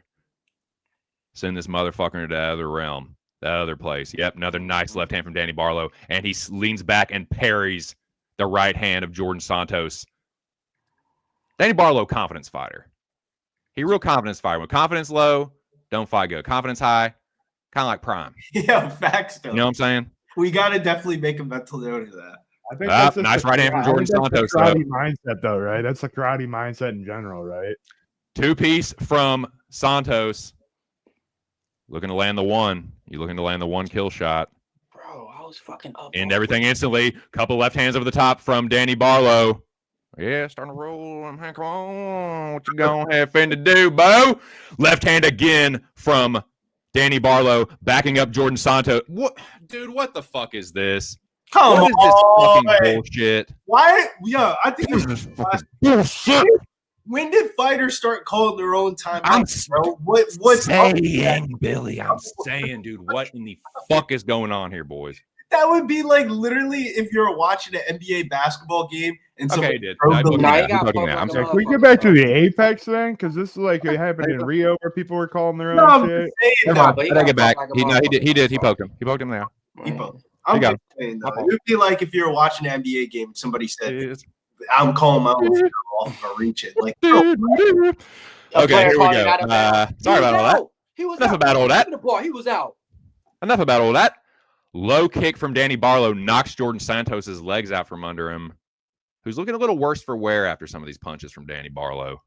Come on, Danny. he looks wobbly, wiggly, like Both them do though. That's how they both look in this whole fucking fight.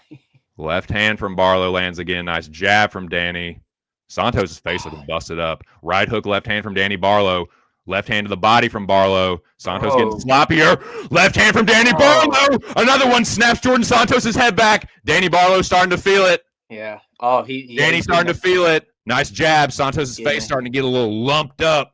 Lump his ass up, Danny. Pop that jab and then slip that left hand over. That's what you gotta do. Lump him up, Double Danny jab, Barlo. slip the left. Double Turn this jab, slip motherfucker's the lights left. out, Bo. Another left hand buckles the knees of Jordan And then he Santos. doubled it. And again, Oh, there we right go. hook over the There we top. go. Left There we go. hand. Another There we left go. hand from Danny Barlo. He we started go. to hurt Jordan Santos here, and he is not on. letting off the gas. Danny Barlo really starting to put it on Jordan Santos, slipping the two-piece. Right hook to the body from Danny You Barlo. got a Santos minute gets 30 top of his finish cracks this again after another left hand from Danny Barlo. Come on. Come on, Barlow. Come on, Barlo. Let's get this For shit, 1 bro. minute. Let's get this shit. Two-piece Oh, from Barlo, let's go. and another right hook on the end of it. Wobbles Santos. Right hand to the body. Lefty. Get him in the breadbasket, Bobo. Lock in. Another But- right hook from Barlo. Uh-oh. Santos with a left hook Uh-oh. right hand. Hey, Oh, the baby. No good. Uh-oh. No fucking Uh-oh. good. Oh, my he's God. turning Marlon, crack. very fucking Jordan bad. is cracking No good, Danny man. Barlo. No good, Jordan man. is cracking Oh, Danny my Barlo. God. No good. No So fucking I'll good. call it. I'll call it. Oh, Jordan my is God, for this. cracking Danny Barlo right now. That right. The left hook right hand. Danny finally slips it. Danny's gassed. He got gas trying to finish him. Fuck. Definitely got gas trying to finish him. He needs to end the There we round. go. Nice right hook, though. Good Stop takedown, looking Danny. at Santos. Oh, my God. Danny's hurt. Hey, Oh Barlo- my Throwing Barlo back with is everything. fatigued. Barlo is fatigued, bro. Barlo Holy shit, he's so tired. Oh my God. Uh-oh. Jordan Santos Barlo's gonna pouring it drop. on. Danny finally starting to roll with it a little bit. Barlo's too tired, folks. He's so tired. Jordan Santos good. pretty tired Yeah, buddy. himself. They trade right hands and Santos gets wobbled. 10 seconds left. Who wants it more? Danny Barlo with a left hook right hand. Oh Now my Santos gosh. might be tired, but he does land a good front kick. Right hand to the body from Santos, and that is Look. the I'm second telling round. you. Bet What a Santos. round. What Bet a Santos. round. What a round. That was a banger of a round right there. Bro, Danny Barlo was like this. Literally like this. Right after the round. There's no This coming is back from that for straight 5 ankle. minutes. You're at a different weight class, fighting at a different weight Dude, he class you was- ever did. I don't think that he can last 5 minutes, folks. If y'all Straight compare Santos, to Jordane Santos is the favorite now at -124, -102. You can get Danny Barlo at slight underdog odds going into round 3. What's your judges' scorecards? Do you have it 1-1 like the sports books, or do you have it 2-0? I Because mean, Santos is now -152. I'm trying to. He's gassed. -192 for Barlo's not gonna Jordane last 5 Santos. minutes. Money is pouring in on Jordane Santos in between rounds. I wish I could pour in. I bet Danny Barlo, boys. You get Danny Barlo at 50. Danny Barlow's corner's got to be like, all right, you can't be winning to Sam Patterson and then lose. And then you can't be losing to Jordan Santos. You can't be. He needs to be doing this, breathing exercises. Yeah. Come on, Danny. Ferda. Hey, Santos knows. He foot on the gas for Santos. He knows it already, bro. He knows this dude ain't got nothing in him for this 5 minutes, man. Come on, Danny. I hope y'all bet Santos, man, because it looks like he's the play. Come on, Danny. Yep. Right hand from Santos. Barlo don't even want to throw because he's so Barlo on the back foot. That right hand. Barlo hasn't even thrown it. Up. Jordane Santos falls down and he gets cracked with the left hand from Danny Barlo on the way up. Nice jab from Danny. He didn't throw a punch till 28 seconds in the round. He's cooked. Come on, Danny. Nice jab from Danny. Damn. Things were just sounding so good in that Nice second jab again round, from right? Barlo. We were all just like, This is good, though. This is time for him to breathe, get his breath back. Parries a right hand to the body. Oblique kick from Santos. Santos with the left hook right hand that falls short. Barlo with a little trunk movement. All right. Barlo misses the elbow over the top. That was fucking stupid. That should have been a jab, Bo. Yeah, Come on, Danny. Nice jab. Danny using his jab, and he's at least leaning back away from the right hand from Santos. Not jab again from Barlo. Santos with the right hand, though, that does land on Danny Barlo. But then the left hand lands for left hand to God. 335. Momentarily back Santos off. Nice jab again from Danny Barlo. I think he's trying to bust Jordan's face up a little bit. The right side of Jordane Santos' eyes closed. Oh, man. Hard right hand from Santos after a left hand from Barlo. I would have been so livid right now on that under 2.5, knowing like it's a minute away. Wild left hook right hand from Santos. It has so many ways to get it. Barlo could have finished him. Santos could have finished him. I'm hoping it don't hit. Now, this has greasy split decision right This is so. I don't think it's going, man. I think one of these dudes is about to get knocked out. I don't know who it's going to be, but I think one about to get clipped. From the visuals, I think the judges see Santos as the more fresher fighter and the more like, oh, look at him. He's ready. He ain't breathing too hard. He's punching. He's punching there we every go. The 4 right hand seconds. lands again, but then the left hook lands for Barlo, backing Santos off momentarily. Barlow's just got to get one more burst of energy left in him. That's what he's doing. He's fighting in bursts. He's recharging his battery, then bow, and then Bro, he he's not gonna falls be able to down. get up. Oh my God, It's a it's wrap. over. This is done. This is cooked. Santos is gonna pounce. And on he him just now. tripped because Santos, he tripped on his oh own. God, he's in full guard. It's over. Fuck. Well, I'm at least a little bit happy I didn't bet the under 2.5 because, man, it just went over. And I would, man, so many opportunities. So many opportunities for it to finish. Barlow's going to bust up some parlays too. Yeah, I mean, yeah. Yeah, man. Like, I don't know, man. Like, me with Danny Barlo, like, the dude could crack, the dude could fight. But, you know, like, when you're betting one person with the one-punch power, and that's all they're really known for. That's a nice elbow there over the top. He won't really do much for a second, but Danny, you're close enough. You need to scoot back to the fence, dude. Yeah, but it's just like you can't be losing to Jordane Santos. That's what I'm saying, dude. This dude is not that good. He's but so why not, sloppy. though? Now, He why literally not? threw this same combination 87 times, and like Barlo just. Bro, you should have knocked him out. If anything, like Barlo. Shouts to Rick the Ruler. He says, "Glad I'm staying off Barlo." I mean, God. gotta give us a shot here and get back. Good Lord. No, Okay, but why Danny, not, finally, he gets his feet involved. He goes belly down. He We're does talking get a about knee guy up. who has a win Santos over tries to Quinlan. pounce on him. Danny Barlo, yes, let's fucking go. Come on, Danny. And You got to Verkerneball. knock him out, That's dude. it. At least give You us. got to knock him out.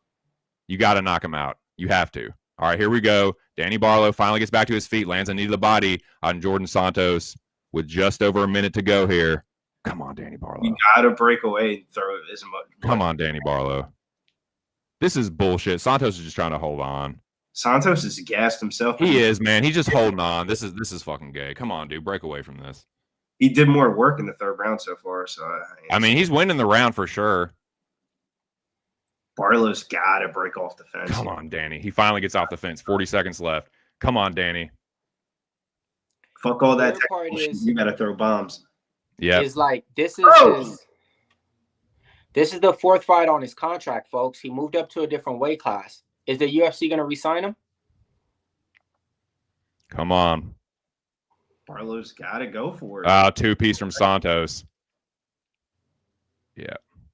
Danny Barlo. This is just why I'm not UFC too just level. like I was never that big and hype on him and just thinking that he was just not this guy quite that everybody was. He's not terrible, but just not quite UFC level. I mean, he's just not. If he is, he just needs to be fighting like weight entry level. Listen to me on this shit, Santos bro. isn't UFC level, man. He lost to Ozzy D. Ozzy D isn't UFC level. Jordan Santos ain't UFC level, and Danny Barlo ain't UFC level. Period. Point blank, in my opinion. Shouts to Mills, man. He said you gotta get out of Memphis and go to a real gym. Hey, man, this might be that time, man. You know, you start looking at the homies back at the crib, like, yo, I gotta go. I gotta go. Like he didn't do anything different in this fight, bro. Not one thing. Oh, man, I'm frustrated. This is just what I'm talking about. Like Santos, bro. No, bro, it's the people. The people crowned him too good as if he was something that they thought, bro. He came in undefeated, has a win over Quinlan and Verderkanov. That's it, my nigga. Like, what the fuck are we doing over acting like Danny Barlo is this guy that we seen fight 5 times, undefeated, this and that? But everybody wants to bet him and parlay him like that.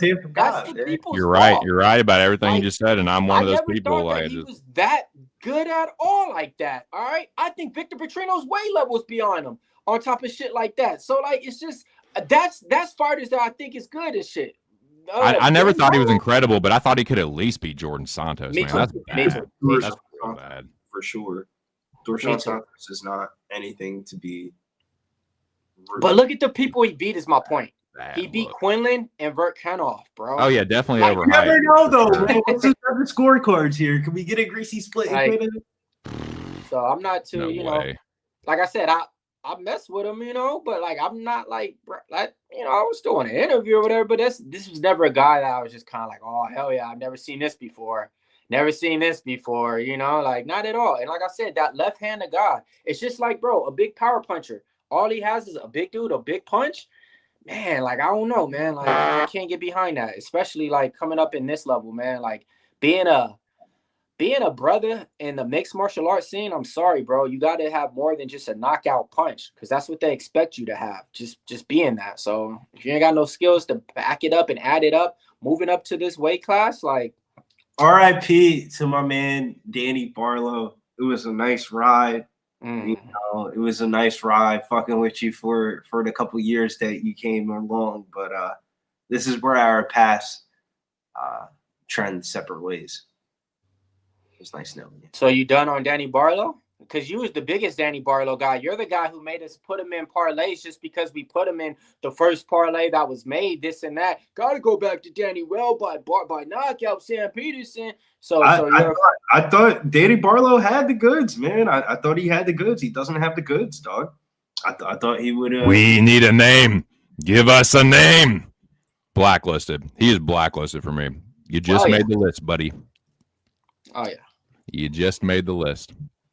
And just like we said on the podcast, I don't need to keep repeating it, but I told y'all I don't feel have fun hanging out with Kyler Phillips. None of that, like, you know, like none of that at all. So I never came into this week with anything on Danny Barlo tickets or anything like that, just based on, you know, trust your gut, man. You only got one, so trust that motherfucker. Like, what was your gut say here in Hunsung Park, Bruno Silva? I mean, this is my gut says that this line is off, man. versus I think that Hunsung Park is good, but I don't think he's that much better than Bruno Silva. Bruno Silva's the guy that always fights the young up and coming fighters that they think is good, and if they can get past them, then they are good. All of them that got past them became that.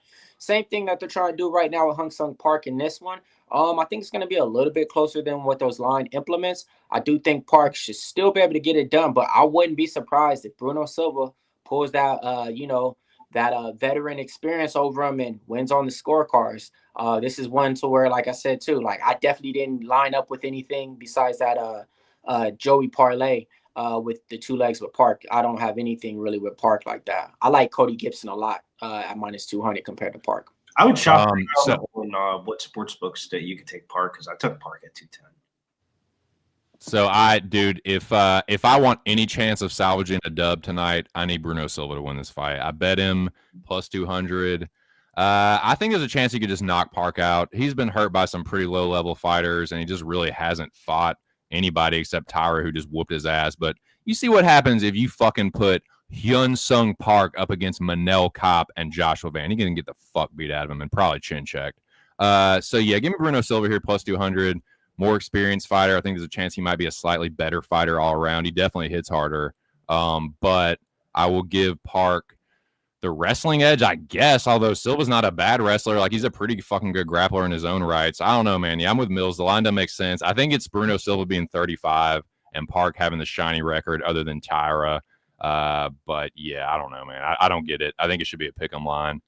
So yeah, let's see if I can get on the board here. This would be a big one. This would be a big fucking step in the right direction. And not honestly, I need to look at it, but this might be the last chance I have to salvage one. So I need this. Need it. Shout out Hippo. He said he likes the +3.5 in the dog. Twizzler said Silva inside the distance. Banana Boat says Bruno Silva. Pit Auto Part said Silva. Rounds 2-3. 2-3 sub for Silva.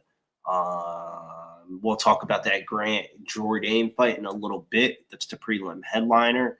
Alex Cruz says he has Silva as well. Shouts to Random Gamer. He said cash the Santos money line over 2.5.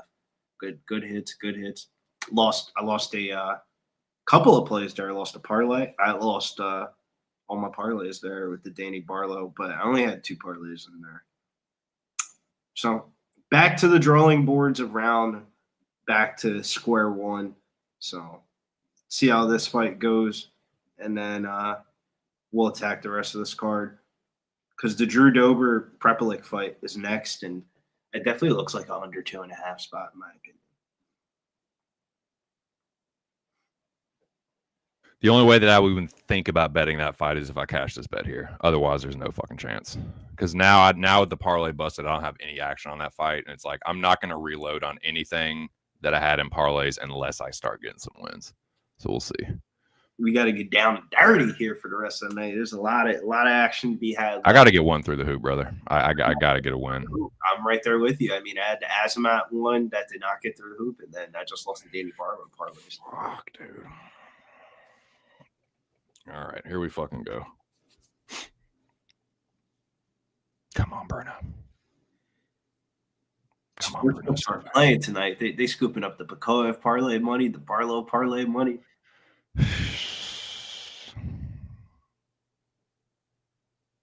Yeah, they've just about taken me out behind the casino and turned my dumb ass upside down, shaking all my fucking pockets out and shit. Like, it's about to get bad if I don't get this. Come on.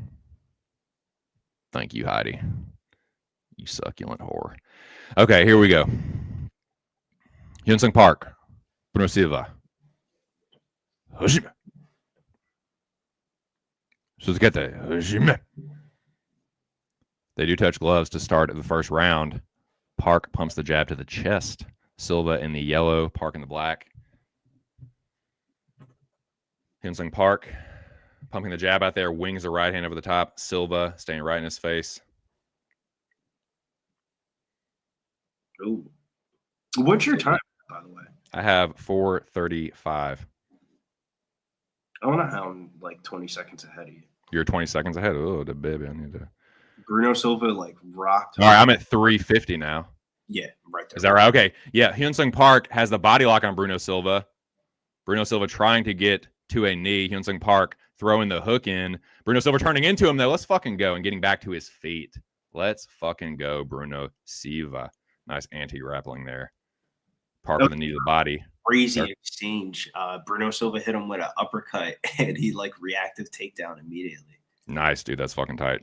3:22 here in the first round. Bruno Silva with the back knee. Getting that good H2O down in Florida. Trading uppercuts and then a knee to the body from Park. And Bruno says, nah, let's fuck this clinch. Fuck this clinch shit. Uppercut from Bruno Silva again. And Park goes down. He didn't like that. I mean, some fucking road to UFC jobber hurt this dude really bad. Just under 3 minutes to go here in the first round. Bruno with a nice jab. Parkin looking for the left hook. My heart looking to jump out of his chest. Bruno Silva feinting the jab and circling on the outside. Nice jab from Silva. Bruno Silva with a snap down on Park. I mean, he ain't no punk grappler neither. He's ATT. He floats around to the back. Park gets up to his feet, but then he gets dumped by Bruno Silva. Smart. Park does get back to his feet, but Bruno Silva gets around to the body lock. Park spins through, knee to the body from Park, and they break. Park leaking from his, got some blood up in his mouth. Put some blood up in his mouth. I can taste it myself. Uppercut from Silva again, man. He's got a good one. Same one knocked out Cody Gibson. Step in left hand from Silva. Park trying to put the pressure on. Again, just under 2 minutes here to go in the first round. Nice uppercut again from Silva and a knee to the body. Pushes Park away. Don't you dare say that was low. Maybe the shin graze, but that was a clean knee. 140. Park trying to put the pressure on. Silva switching stances. Giving Park some different looks. Nice jab there from Silva again. Looking for the left hook. Park parries. Hard outside low kick from Hyunsong. Nice jab from Bruno. 120.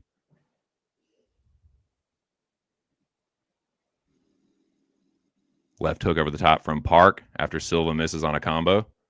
Right hand. Oh, nice knee from Hyunsong Park. And a right hand. That got Silva's attention. That was a punch, dude. That was a fucking punch. That was a jab.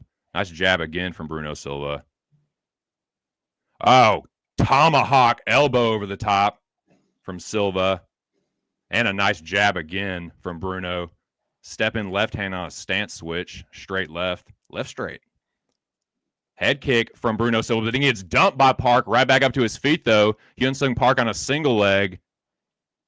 Nice takedown defense from Silva initially. And he gets back to his feet. There we go. I like that. I like that he's not let Park have sustained success, which I think is the best part of his game. Ducks under a telegraph spinning back fist. Bruno saw that a mile away, points at him. So yeah, dumbass. I saw that fucking shit coming. Spinning South Korean ninja shit. Jab to the body from Bruno. Fakes a front kick, checks a low kick from Park. Nice jab, left hook uppercut from Park. Bruno evades the jab. 3, 2, 1. There's the first round. Good job, ref. Stepping in there. We think, Billy. Silva slightly won the round. I mean, minus 160 after round 1, plus 126 on Park. I thought Bruno Silva did a little bit more active work. I mean, and you have to consider that's Bruno Silva coming down from the initial line of minus 200, like all the way down and then into the favorite. Yeah. So, I mean, so pick them right now. Money's coming in. I mean, I really don't know who won round 1 from the aspect of like, I think it's Silva, but I'm not like. I think he had it looked like he had the big moments. And if you said he buckled him with that other uppercut, I would say that's a Silva round with the aggression and the moments. And I don't know. I mean, it wasn't one-way traffic, though. Park was – I don't like that Silva's, like, reaching in these, like, trying to clinch up and shit because Park is, like, he's cracking him with these left hooks over the – like, he's trying to, like, reach out and clinch, and Park is just coming over the top of the left hook. I don't like that shit at all. They kind of switched up the order of the card here. Cody Gibson, Richie Lang is next, and then Prepelic Dober. Really? Yeah. Now, what in the fuck is that about? I don't know. We'll see. Maybe we'll never know. We can certainly speculate, though. Here we go. Round 2. They do touch gloves to start the second round. Hyunsung Park jabbing. Jab low kick from Park. Misses the left hook. Silva wise on the defense there. Silva jab to the body. Oh, nice left hook right hand from Hyunsung Park. Whoa! Left hand over the top from Bruno Silva, drops Hyunsung Park. On the stance switch, he went overhand left from southpaw, Billy. Sat him down. Bruno Silva with a headlock. Hyunsung Park on both of his knees. Nice sprawl from Bruno Silva. and he floats around to the back on Hyun-Sung Park, and he gets around to the back, gets the back of Park. Bruno Silva looking for the sub. He's going to get this fucking sub. Bruno Silva looking for the sub. And he top mounts Hyun-Sung Park, who does a good job of scrambling. Bruno Silva with a nice right hand. Park does get back to his feet to his credit. Bruno with a nice jab to the body. Just under a minute to go here in the second round. Just under a minute in to the second round, I should say. Lesson.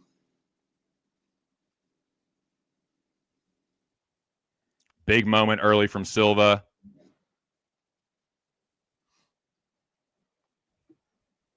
Nice left hand from Park as he steps in. Bruno misses the left hook over the top. Parries the jab of Park. Double jab and a left hook from Silva. Nice jab from Silva. Park tried to counter with an elbow. Don't think it landed. Nice jab again from Silva. They both landed, I think. Nice jab again from Bruno. Bruno misses the right hand for the top. Park slips on a punch. Bruno cracks him again with a broomstick. Bruno looking for the takedown. Easy takedown by Bruno Silva. Man, he might just be the better grappler and striker. Park having to defend a lot. Bruno easily defending his grappling shit. Bruno is not going to get armbar by you, dumbass. Easily slips through. You might get arm triangle if you ain't careful. Bruno settling Hyun-Sung Park down, trying to throw elbows from bottom. Bruno says, nah. I don't think so. Silva working from half guard. Park does regard. Good on him. Double butter or a butterfly hook. Or double butterfly hooks from Park. Bruno Silva recognizes it, tries to pass the guard. Hyun-Sung Park does regard to his credit. Bruno Silva settling him back down. Trying to... You're going to need more than that to sweep Bruno Silva. You're going to need more than that to sweep Bruno Silva, Bo.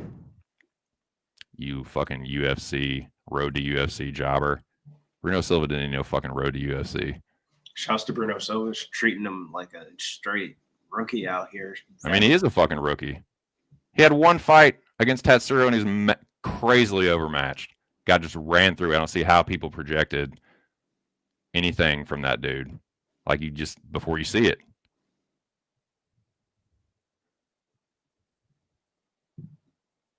Like, he should have been fighting somebody way closer to the dudes who was fighting road to UFC.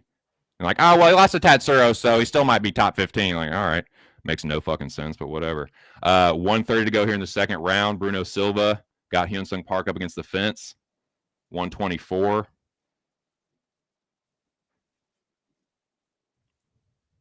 Silva looking for the single leg, picks up. Oh, he for a second. Credit to Hyun-Sung Park, dude. You're not getting the shit you're getting these fucking road to UFC jobbers. Looking for the elbow. Silva with a nice double jab in Park's face. Two-piece from Park. Misses the left hook. Bruno with a nice uppercut. I don't know if it landed, though. Park with a jab. Just under a minute to go. Nice uppercut again from Silva.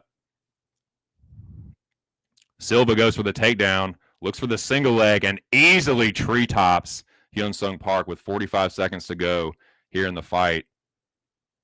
Bruno Silva passing the guard of Park pretty easily. Might have a chance to set up an arm triangle.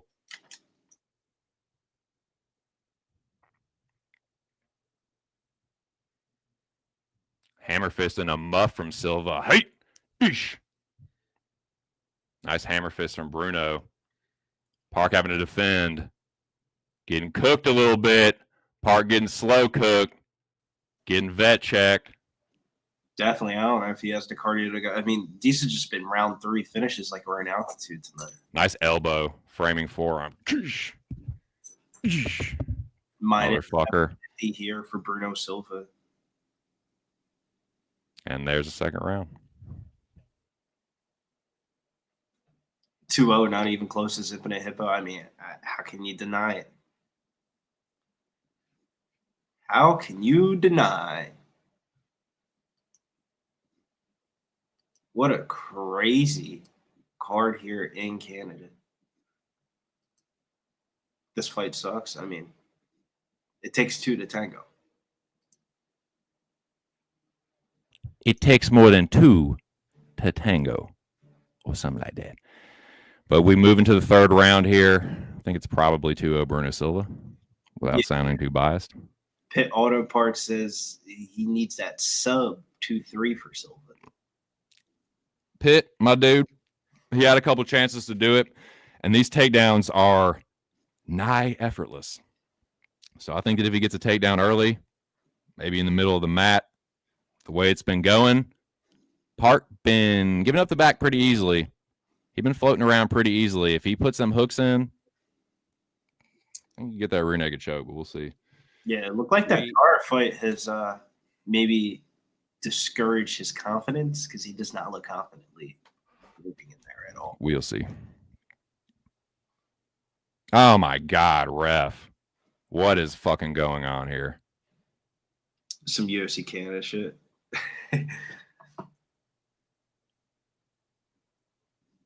What's the doctor looking at for Park? His mouth.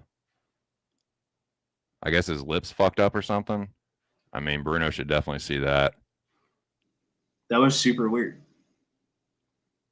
What the fuck? And why did you wait till it almost like you should be doing that before they even Park with a two-piece? Bruno circles out. Park gonna get a little bit desperate, I imagine. Right hand from Bruno. He ducks under a two-piece from Park. Looks for the takedown. Nice takedown defense and a knee from Park and a two-piece again. Park really going for it here. He misses the left hook over the top of Bruno on the run now. Nice jab from Bruno. And a right hand over the top. This might be Park's last stand. This is definitely Park's last stand. Right hand over the top from Bruno. And a left hook. Blocks the spinning back fist. Bruno looking for the takedown. I hate this clinch shit from him. He's just not that good in the clinch. Left hook from Bruno. Park is jab. Yeah, Park just that left hook was very labored. Nice jab, Bruno. Two-piece from Park. Bruno with an uppercut. Park with the right hand. Bruno with a nice jab. Yeah, they're not. Park is gasping already. It's not even a minute in. Come on, Bruno. I mean, look how hard he started. Nice knee from Bruno. Park didn't like that. Nice jab. Bruno with a right hand. Nice jab from Bruno. Double jab. And Bruno with an easy trip takedown. Cook his fucking ass. The way he countered and entered into the pocket was nice. Open mat. Park does manage to get back to his feet. And just slam back down. Yeah, I was going to say, I mean, he's not up against the fence. So it's far away. Bruno throws the hook in. Rolls him down. Pitt. A lot of time left, too. Sub-watch notice, Bobo. Park trying to peel the leg off, but Bruno gets it under the chin. He gets it under the chin. Park rolls through. Bruno rolls around to the back. He gets it! Pitt! Bruno Silva! Plus 200! We're on the fucking board! Cash it, Pitt! Let's fucking go, Bobo! Bruno Silva vet checks this fucking road to UFC bum. Bye-bye. Bye-bye. I think the road to UFC jobber fraudulent motherfucker train is leaving. Ring-a-ding-ding. Last stop, motherfucker. Bye-bye. Back to Jobber Town. Bruno fucking Silva plus 200. Kiss my fucking ass. Kiss my fucking ass, Hyun-Sung Park. Let's fucking go. The backflip off the cage for Bruno Silva as he gets back inside the wing column, holding his ranking against the young, hungry, up-and-coming. Shouts to TC. Gets the plus 200. Pit Auto Parts gets the crazy round 3 sub. Dogs are barking here in prelims in Vancouver. I believe only one favorite has won. Luciano. Cronin closed as a favorite, but she opened up at plus 235. So that was a dog. So dogs have been barking on this prelims. He does not stick the landing, but he got the win. So people got to be careful when they're doing that backflip shit off the cage. It's so stupid. Who got hurt doing that before? Somebody got hurt doing it. I don't know about the backflip. We all know Johnny Walker did the fucking the worm dance or the snake dance, whatever the fuck they call that, and fucked up his shoulder. Fucking idiot. But we all know how fucking stupid he is. But yeah, was there somebody that fucked up their knee doing that? Yeah, I forget who it was. Ortega was jumping up and down and popped his knee out like a dumbass. Shouts to Moyes. He cashed the plus 1,300 submission prop. Says, let's fucking go back to Vietnam. Great dog. Let's fucking go, Moyes. Hey, shout out to Norway. Shout out to Pakistan. Shout out to Big Moyes, man. Moyes Audio. The boys cash a doggy dog, lose some money there, but I can't complain. That was a good fight. It ended up being a good fight. Park just went for it at third round. That's what gassed him. I feel like he just put his mouth. Hey, you know what though? I will give. I know I just shat on all over the dude. But I gotta take a little bit of that back and give him some credit for going for it. I would much rather a fighter do that than just like capitulate and just like fight to not get stopped. Like he went for it. It was Custer's last stand. He paid the fucking price. But I will give him the respect for going out on a shield like a fucking man. Bruno Silva was just a better fighter. Let's fucking go. T-minus 1 week of Tom Aspinall and fucking Surreal gone. I believe in Abu Dhabi. I mean, the lines on next week's cards are, man, 480 on Tom Aspinall against Surreal guy is a little bit wild. That is a price tag and a half. Like, how do you even really get in there?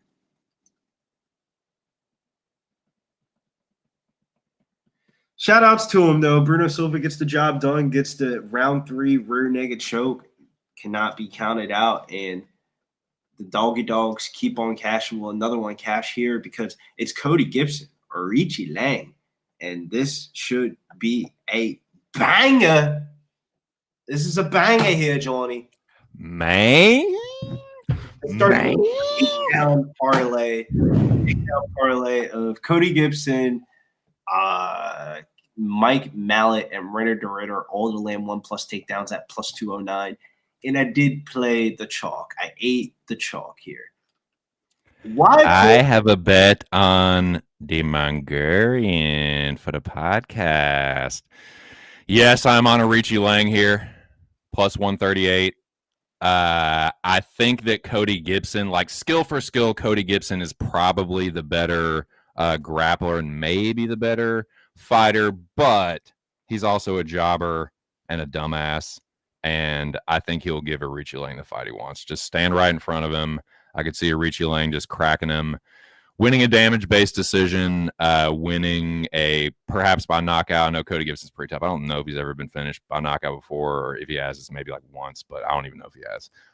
But if dude, he's 38, like he's just like kind of a 38-year-old, like sort of high-end jobber. Like I don't know, man. I think it's much more of a 50-50. So that's why I'm not saying a Richie Lang, like whatever the things I just said about Cody Gibson, you can say the same thing for Richie. Like he's not like he's kind of a jabroni, but I just think he a little bit younger, a little bit more dangerous on the feet, I would say. So yeah, I think he can win by knockout or decision. But if he, he's kind of a dumbass too. So if Cody Gibson is smart and does out grapple him or like chokes him or something, I won't be surprised. He has gotten choked a few times, and I will give Cody Gibson. I will absolutely give Cody the sub grappling edge. So we'll see. Best luck. But Cody Gibson.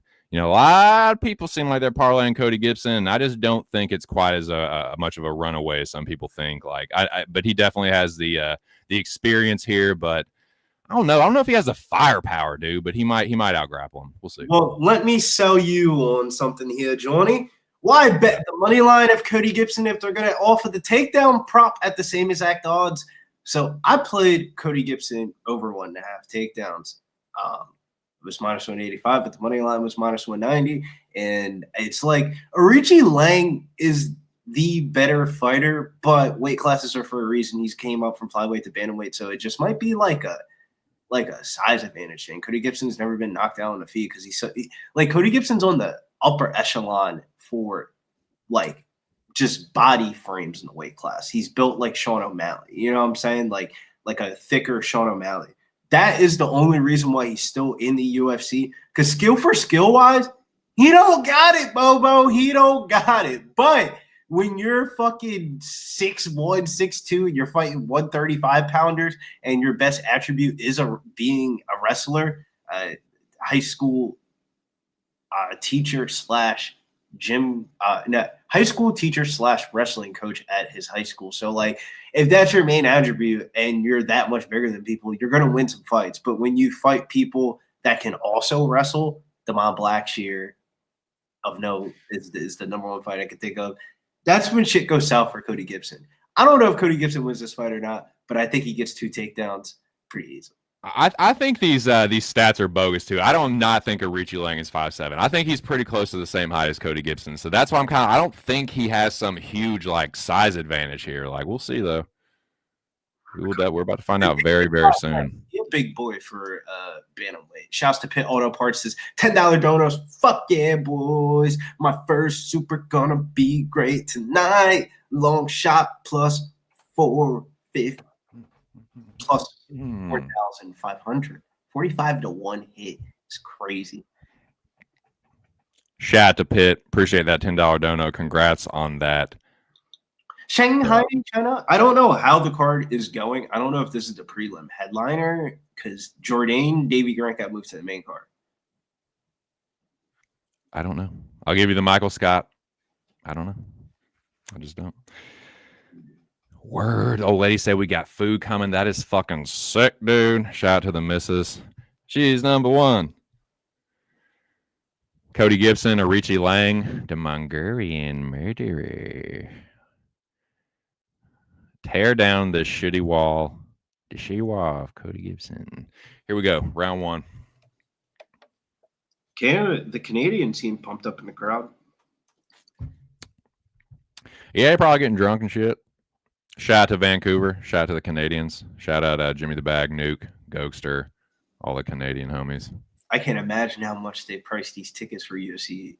Right hand to the top from Gibson, then a right hand counter from Richie Lang. Getting each other's respect real fucking quick. Didn't take long. Cody Gibson switching stances. Whoa! Richie Lang sends Cody Gibson down! Holy shit, it's over! Fucking cash it, boys! That was for the podcast. Let's fucking go! Plus 138. Bye-bye, Cody Gibson. Yeah, you were just the jobber I fucking thought you were. 38-year-old fucking jabroni. Ferda! Cash it, Ferda. Oh, my God. Mongolian murderer, Tedan Hishiwa. Lights out. Ow. Oh. Let's fucking go. Mongolian murderer. The dogs are barking, and Richie Lang is one of them. Gets the first round knockout, and that's probably a $50K bonus, I would imagine, right? I would think so. And I had a feeling that, yeah, I mean, like, trust me, I've fallen victim to this already. I've fallen victim to this already a couple times. Parlaying fighters that are, like, either unproven or kind of jabronis, like. He hit him with that. He, like, leaped and punched it. Oh, man, shouts to the Mongolian murderer. That was a career-defining performance for him there. That would definitely get him a couple more fights, probably a little bit more. Yeah, Joey, you needed GC to hit that one. Joey. Hey, man, it all worked out. It all worked out. The doggy dogs are barking on the prelims. Right. Don't even get a chance to cash the takedown parlay. That was fucking tight, dude. Those are the best, man. That right there, what just happened, that epitomizes what I love and what is different about betting MMA, sometimes boxing, but much more so with MMA, because, yes, the defeats are crushing, but the victories, dude, sometimes they come in an instant, man. And like, it's a rush that cashing an MMA ticket like that, it very quick. It's just a rush that just, I haven't found that same one betting other sports. It's just like, it's the instantaneous like cash and satisfaction. It's awesome. The only thing that's close, TC, is hunting. It's the same, like that same drill, that I don't same know. rush, that's everything.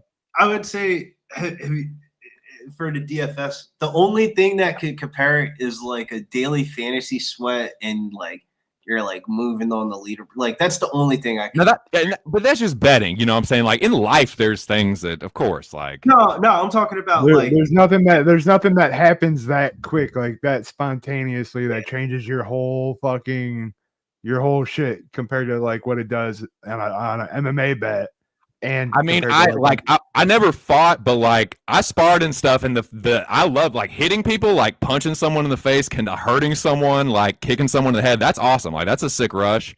Fishing I get a rush from fishing. But I've heard that hunting like is something different. So I gotta try that shit sometime. Yeah. Your whole life you're told not to kill, and all of a sudden you got to pull a trigger. You know, like it's a battle of everything that goes on in your mind for that one split second to change your whole life, really. I want to go bow hunting too. Bow hunting sick. I want to go ice fishing. I want to go bow hunting. I want to go hunting. the monk. Yeah, Richie Lang fucking hunt for that KO and finds it, dude. Pounces on Cody Gibson. That was so fucking tight. But yeah, shout out to all you guys, man. I gotta pull the chat and give a proper shout out to everybody. But yeah, dude, thank you for all the kind words, boys. I'm finally like, holy shit, I'm finally starting to settle, regain my my pulse here. Pub. Why isn't it one of the first things to pop up? That's fucking irritating as shit. Okay. Shout out to the 93 people in the building. Not bad for a fight night. Let's see how many likes we got. 40. Okay. Pitt. JT. Joey DFS. Let's fucking go. Shout out to Pitt Auto Parts. Says just got my Bruno pay, boys. Let's fucking go, dude. That's fucking tight. Shout out to my dude Pitt Auto Parts, dude. Thank you for the donation. Yeah, you only get one shot, dude. Mom Spaghetti. Shout out to Talk Sports with JT, my co-host on my shit show that I do Friday, Moy's Audio. Mills in the chat, Rick the Ruler 713, always up in here, showing the love and hanging out on these streams, man. For Real MMA, Banana Boat, Ice Balloon, Banjo up in here strong. Let's go, dude. Banjo coming up out of the woodwork, boy. Shout out to my dude, Roche Charmer. Moy's Audio once again. Aaron the Doggy Dog. We're eating, dude. Eating is tight, dude. Cashing bets and smoking weed and just doing it with buds is just really tight. Who have I not hit? Zofe. Fortune favors the bold, dude. Who Dez wins. I think that's the SAS. Motto Philip V. Shout out to you, my dude. Who have I not hit? Londo up in here strong always, man. Pitt, thank you so much for the donations again, man. Lucky Power. Shout out to all you guys. Let's fucking keep kicking ass, boys. Was that the end of the prelims or like what with the fight card moving a little bit? I don't know what the fuck is what right now for the Dober card's listed next. I have like Dober listed as next, but that was I'm confused of what's on the main card and what's on the prelims now. It feels like my birthday, dude. It feels like it. My birthday coming up in a few months, but I just got the great news that Taylor Green is injured. So I take it back. I am about to jump out of the fucking window because that really just, God. Anyway, sorry about that. Just had to get that out. Who that? Quarterback? Who? like, must be Arkansas. I was gonna say Taylor Green. He ain't on no fucking NFL draft boards that I know of. He might be. I mean, probably somebody going to pick him up. A lot of teams in quarterback, but yeah, that fucking sucks. It's actually pretty miraculous of how NIL has kind of made the value of like the NFL quarterback go down a little bit. Where you're starting to see these older guys have like second stints inside the NFL and stuff like that because a lot of these college kids are staying an extra year or two. Look at somebody like Carson Beck. He was supposed to be or the kid Drew Allard at Penn State. He was supposed to be top 3-round draft pick. Motherfucker barely getting touchdowns at Penn State right now. Coach getting fired and shit. So like Quinn Ewers is the prime example. Quinn Ewers, Texas quarterback last year. Where's he at now? Sitting on the Miami Dolphins practice squad. So go get that money while it's hot. It's that time of year though. Kyle Prepelic, Drew Dober. Is it going down into Vancouver? Because Prepelic went against Benoit Saint Denis in his UFC return on short notice. I had a Benoit Saint Denis submission or decision play. And let me tell you, for as big of a favorite Benoit Saint Denis was that night, that was a way sweatier fight than what I thought it was going to be. Prepelic was bopping him a little bit. Shouts to Oldie for the gift of Pub Source Radio membership. Prepelic was bopping Benoit Saint Denis a little bit, and Benoit Saint Denis said, "You know what? Fuck this bullshit. I'm a way better wrestler than you, and I'm just gonna take you down." He eventually ends up getting towards the back and ends up submitting the guy, and he ends up, in hindsight, getting this big fight in his next fight. But man, there was a couple of sweaty moments where if you replace a guy like Benoit Saint Denis with a guy like Drew Dober, where his durability has declined fight by fight by fight, but is it his durability declining, or is it the level of competition? This could be one of those, not in betting odds, but in betting capping hindsight of like Figgy from last week of like, all right, yeah, Figgy lost some fights, but the motherfucker lost to Corey Sandhagen and Peter Yan, probably the two people that Merab are going to fight next for the belt. So it's like Drew Dober lost to Manuel Torres. Okay, I mean, like, I'm not going to beat you up, Drew Dober, for losing. Hey, Billy, I don't mean to cut you off. I think you're I think you're overthinking this. I think you're thinking way too hard about this. But I do have to. I need to shout out my dude Oldie. Like you, but thank you for shouting him out. He did, like Billy said, he did give the Pub Sports Radio membership. But Jarek White, my dude, welcome to the Cool Kids Club, becoming a member now. So yeah, the only thing is just like, hey, just consider maybe getting another month once this expires. But yeah, man, shout out to you, welcome, and yeah, man, shout out to my dude Oli. Sorry once again that I missed his fucking his debut, man. But hey, you're going to have to make your debut here, Bo. Come on through, man. And anybody else, you know, any of the members, like the homies want to come through and kick it, just let Billy or Big Show know. Nothing wrong with making a cameo here and there. But shout out to you guys. And I'm sorry, Billy, go ahead. You were talking about Prepelic, Dober, like if it was somebody, like if it was Benoit, if that was somebody like Dober, maybe potentially gets knocked out by Prepelic. But like, so what do you think about Dober right now? Is it like, and your point again about the level of competition he's been fighting? It's like, yeah, if you put those same guys up against fucking like, yeah, I think, you know, a lot of those guys fuck Prepelic up too. Like I kind of put like Prepelic in the same, like kind of in the same category as Cody Gibson, just like an old fucking jobber. But like Prepelic does have hands. He does hit hard.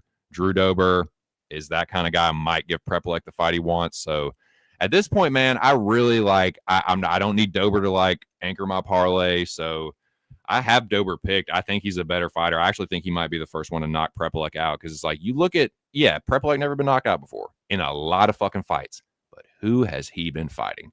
Nobody that really hits like Drew Dober. So I think Dober could be the one. Again, how many times Cody Gibson been knocked out, and he just got sparked by a Ricci Lang, a lot of dude that people think is a jobber too. So yeah, I think Drew Dober, this is like, I think this is a get right spot for Drew. Like maybe they think it's a get right spot for Prepelic, but I think if that's the plan, I think that apple cart might get overturned. Dober by knockout is my pick. The craziest part about this whole entire fight is per BetMGM news. This was before the card started. Kyle Prepelic by knockout is the second most bet on prop tonight at BetMGM, which is absurd to me.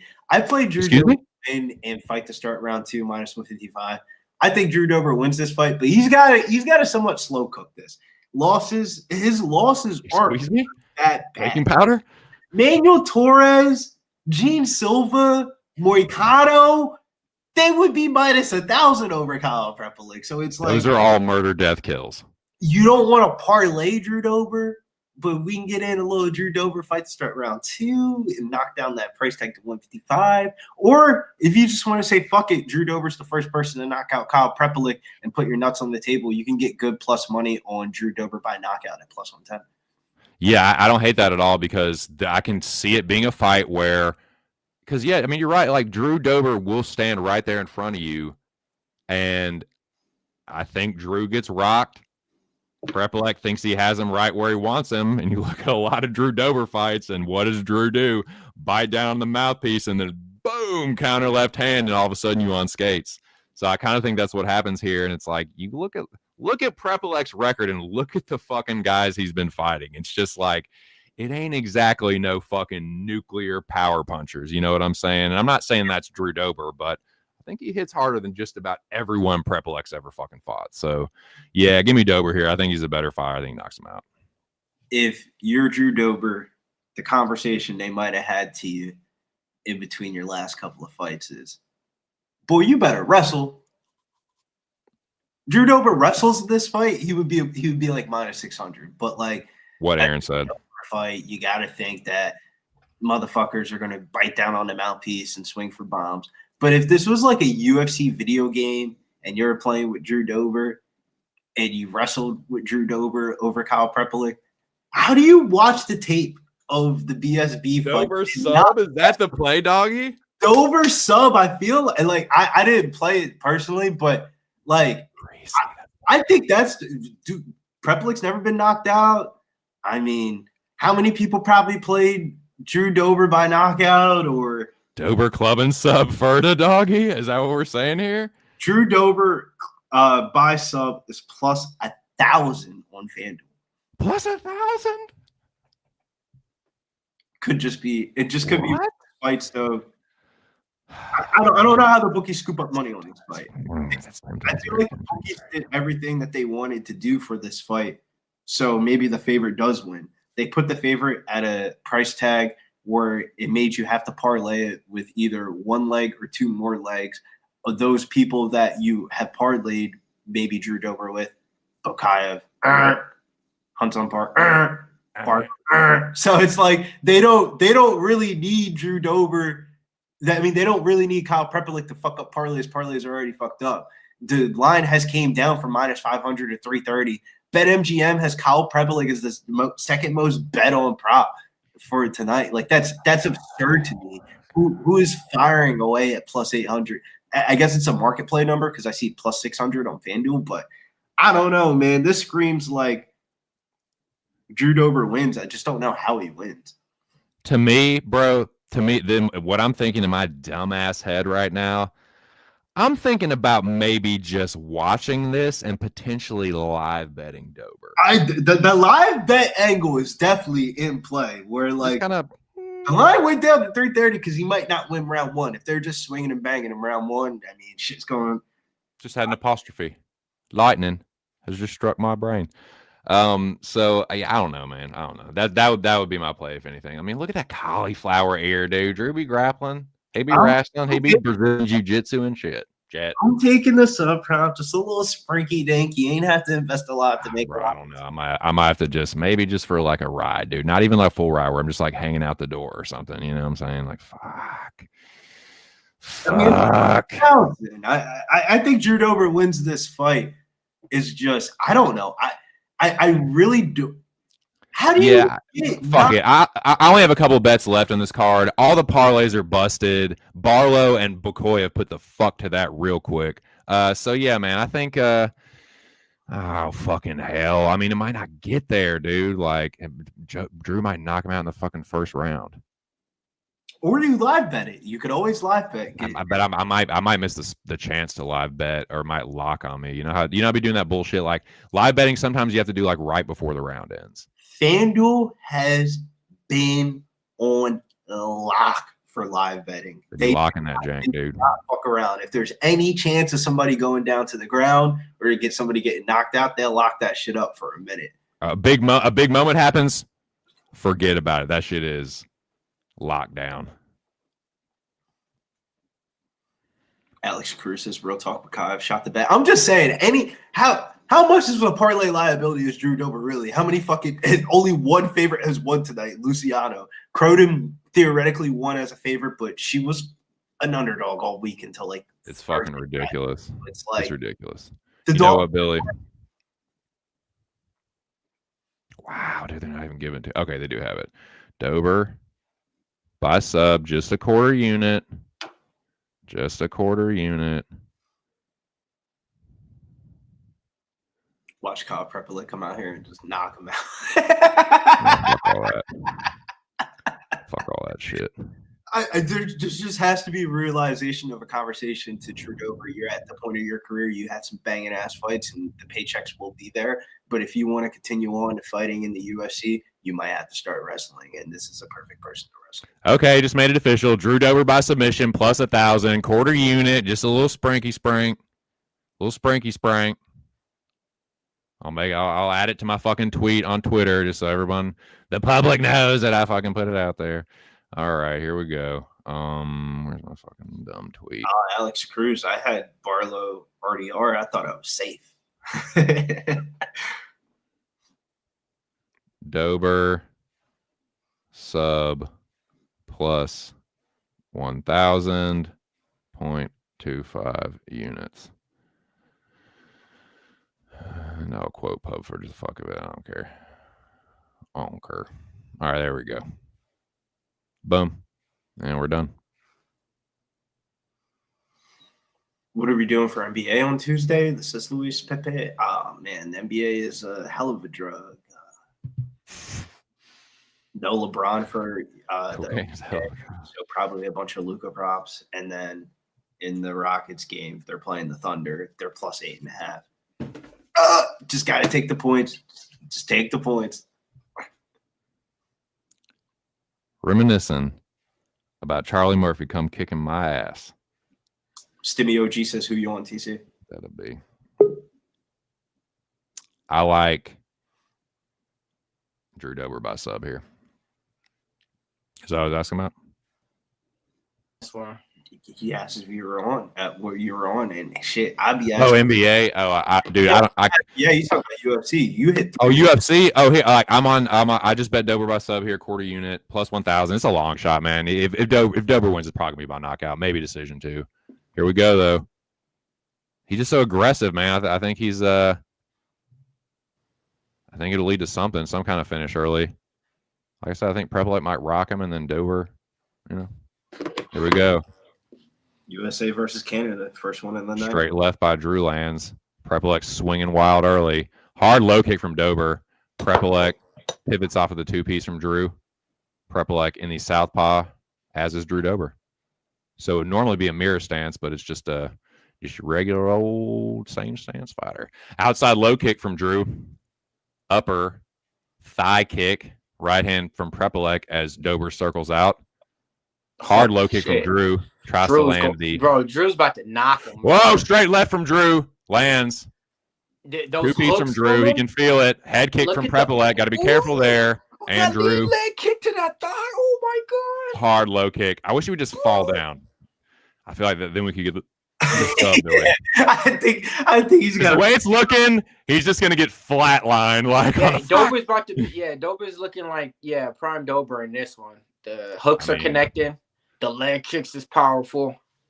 I mean, this isn't John Silva he's fighting. It's a fucking old jobber. You know? Drew Dober's bouncing with that swagger, though. I'm kind of with Mills. Like he bouncing with swag. Mm-hmm. He's just barely getting the guard up for these head kicks, so I don't like that. Dober with a lunging left hand to the body. So slow in this shit. So slow, bro. Yeah, this felt more like a get-right spot for Drew than Prepelic. Couple pair of two pieces. Land for Dober, the straight left, finding the mark. Prepelic meets him back in the center. It's like the Milt UFC said, Drew bouncing on his toes. Didn't really value him. If they did, they would have put him on a card, not the Canadian card, so. Prepelic. Oh, my God. With a fade back right hand. Told you he's be white, bro. Oldie. Look at that. Look at how slow he's throwing, bro. I'm not even lying. Y'all got to be catching this shit. Dober with a lunging left hand that somehow finds the mark because, like Mill said, Prepelic just can't get out of the fucking way. Two-piece from Kyle. Like, Drew is telegraphing a lot of this shit, and it's still landing. Man. Outside low kick from Drew. Two-piece and a left hook behind it from Dober. Left hand over the top. He's starting to get the timing down. Prepelec. He tears the two-piece down. Prepelec with a left hand over the top. I don't think Dober blocked all of that. He tried to. Hey, low-key, these prelims be lit for Canada, bro. We just had a gang of finishes. Everything finished except for Barlo, I think. Hella underdogs. Man, hella underdogs out there. And all I see on Twitter is everybody talking about their picks and Discord shit, bro. All of a sudden, everybody had a pick for all these dogs, man. Stepping body kick from Prepelec. Dober misses a left hand and gets caught with a right hook. Nice body kick from Drew Dober on a stance switch, man. That was lined up. No, that wasn't low. That's exactly why he stopped it. That hit the cut, bro. That wasn't low. Yeah, that looked pretty clean to me. That was inner thigh, bro. That was all that inner leg. Like, come on.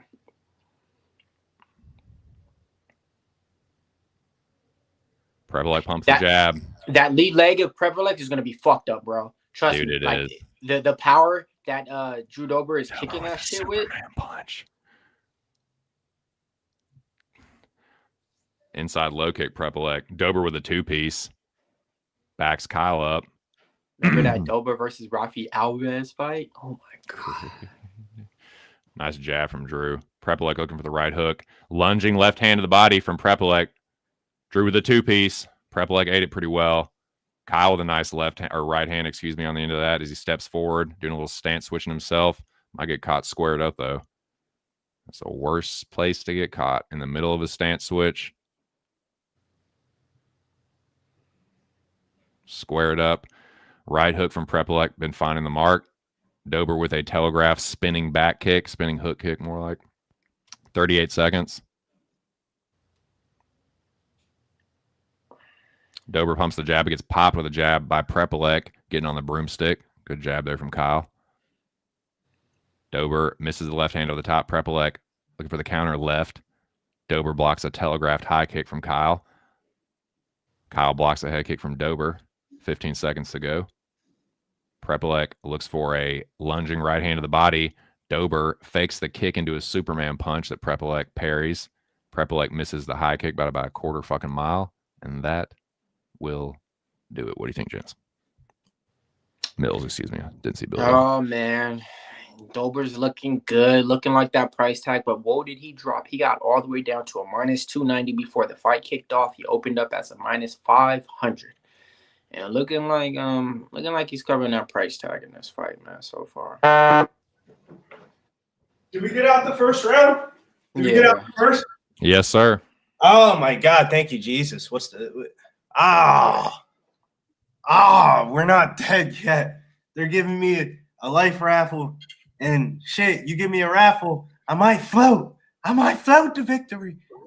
We just gotta see the water, get it through the hoop. Oh man, that is crazy. More money's coming in on Kyle Nelson, by the way. Kyle Nelson up to minus 126 here. Yeah, he's a minus 130 favorite on the books, man. That's what I was talking about with somebody right before I hopped on this stream. Out of all the lines to me, that one seems like somebody in the camp or around knows something about Frevola or something. Because when I woke up this morning, he put 5 posts out on Twitter. He was minus 120. Now, Kyle Nelson's minus 130. So, like, that line to flip like that, compared to Kevin Holland being the favorite now, that line was getting that way all week. I'm a little nervous that there's so many prelim underdogs that hit that maybe the main card might be chalky as fuck. Indeed. I do see more decisions on the main card. Say for a couple fights. Like, I think Malott, okay. Kevin Holland has a decent chance. Nice little combo to end, but... Yeah, it was. I mean, he's done some good work. It's just like not quite enough. And Dober is, when he really puts, like, when he fucking plants his feet and lands, it's just having more of an impact. Inside low kick, Dober. The line's down.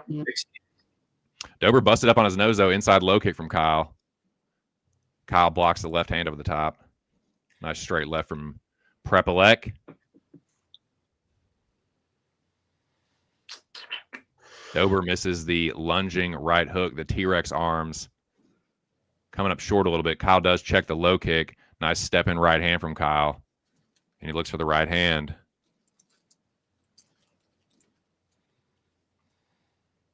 $3.45 for anybody listening along here.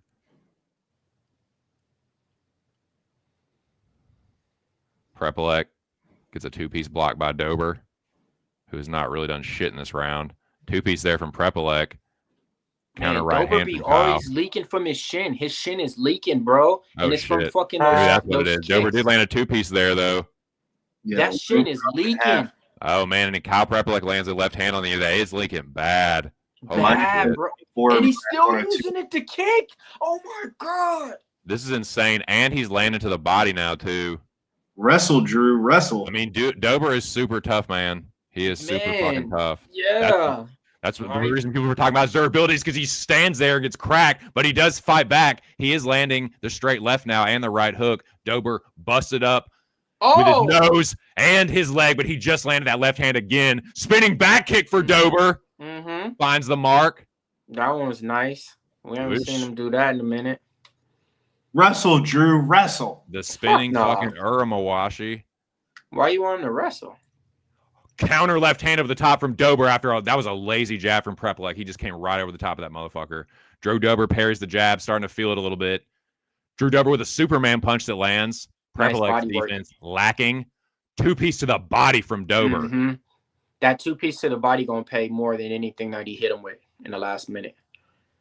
Dober fakes the takedown, comes up with a right hook. Dober going to the... What? Yeah, Prepelec ain't liking that. Dober just gets the shoulder up to parry that high kick from Prepelec.